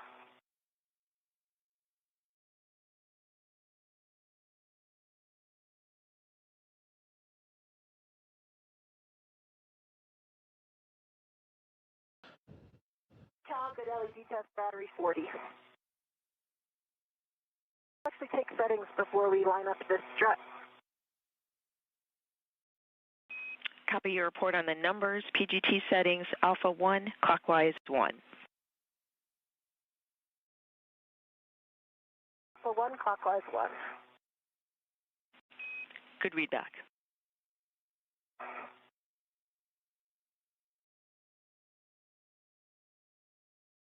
That is set. All right.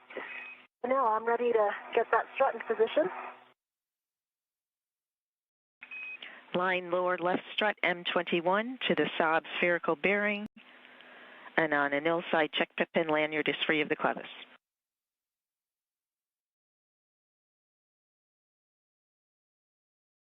And now? I'm just checking the lanyard. See, I can help you out with... Okay, the bolt is aligned right there. Can you hold steady there? Holding steady. Ready for 4 turns, Stephanie? Drive M21, 4 turns. You have a go. And with that, Jessica Meir now on the left-hand side of your screen with the PGT, the pistol grip tool, the space drill, turning the bottom portion of the left lower strut to attach to the 3B mast canister as Anil Menon, more towards the now middle of your screen and right side. He is essentially holding in place the top portion of that left lower strut and holding it in place. You hear the word clevis, that groove in which the two pieces fit into the left lower strut, moving into the mounting bracket, the IROSA mounting bracket. Lower strut L5 to mounting bracket L5.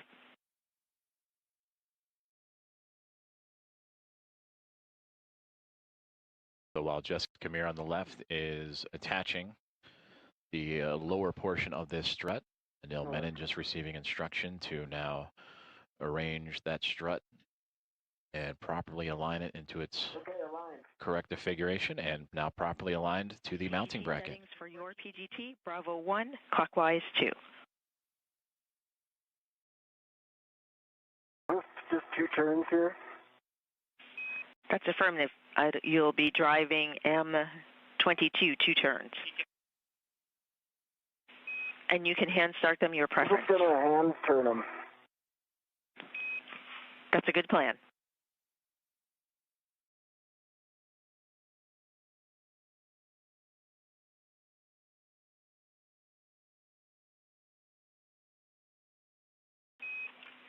For EV1, while EV2 is hand driving M22, get ahead PGT settings for you, Bravo 7, clockwise 2 on the strut bag PGT. Bravo 7, clockwise 2. Right. Good readback. 2 turns, Stephanie. Copy 2 turns M22. That means we are ready for EV1 to drive M21, 9 turns, driving to torque. Inward. So the initial secured bolt turning for Jessica Meir and Anil Menon taking place. Now they're providing additional torque and security to, again, the bottom left and top left portions of the lower strut in today's build out of the 3B mast canister. Okay, Stephanie, that was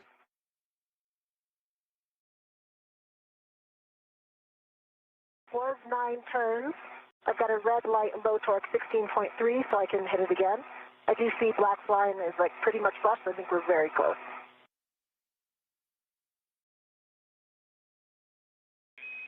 We copy. Thanks for the report. We'd like you to drive M21 again.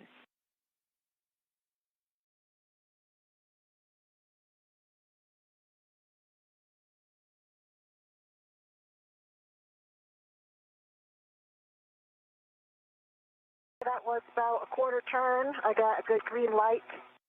21.8, it does say it's a good green light. So I'm assuming it needs one more hit. Okay. Negative will go to the torque wrench, but M21, 21.8 torque, quarter turn, additional to the 9 that you got previously, green light. Go for the torque wrench. Looking for 2 breakovers with a turn count.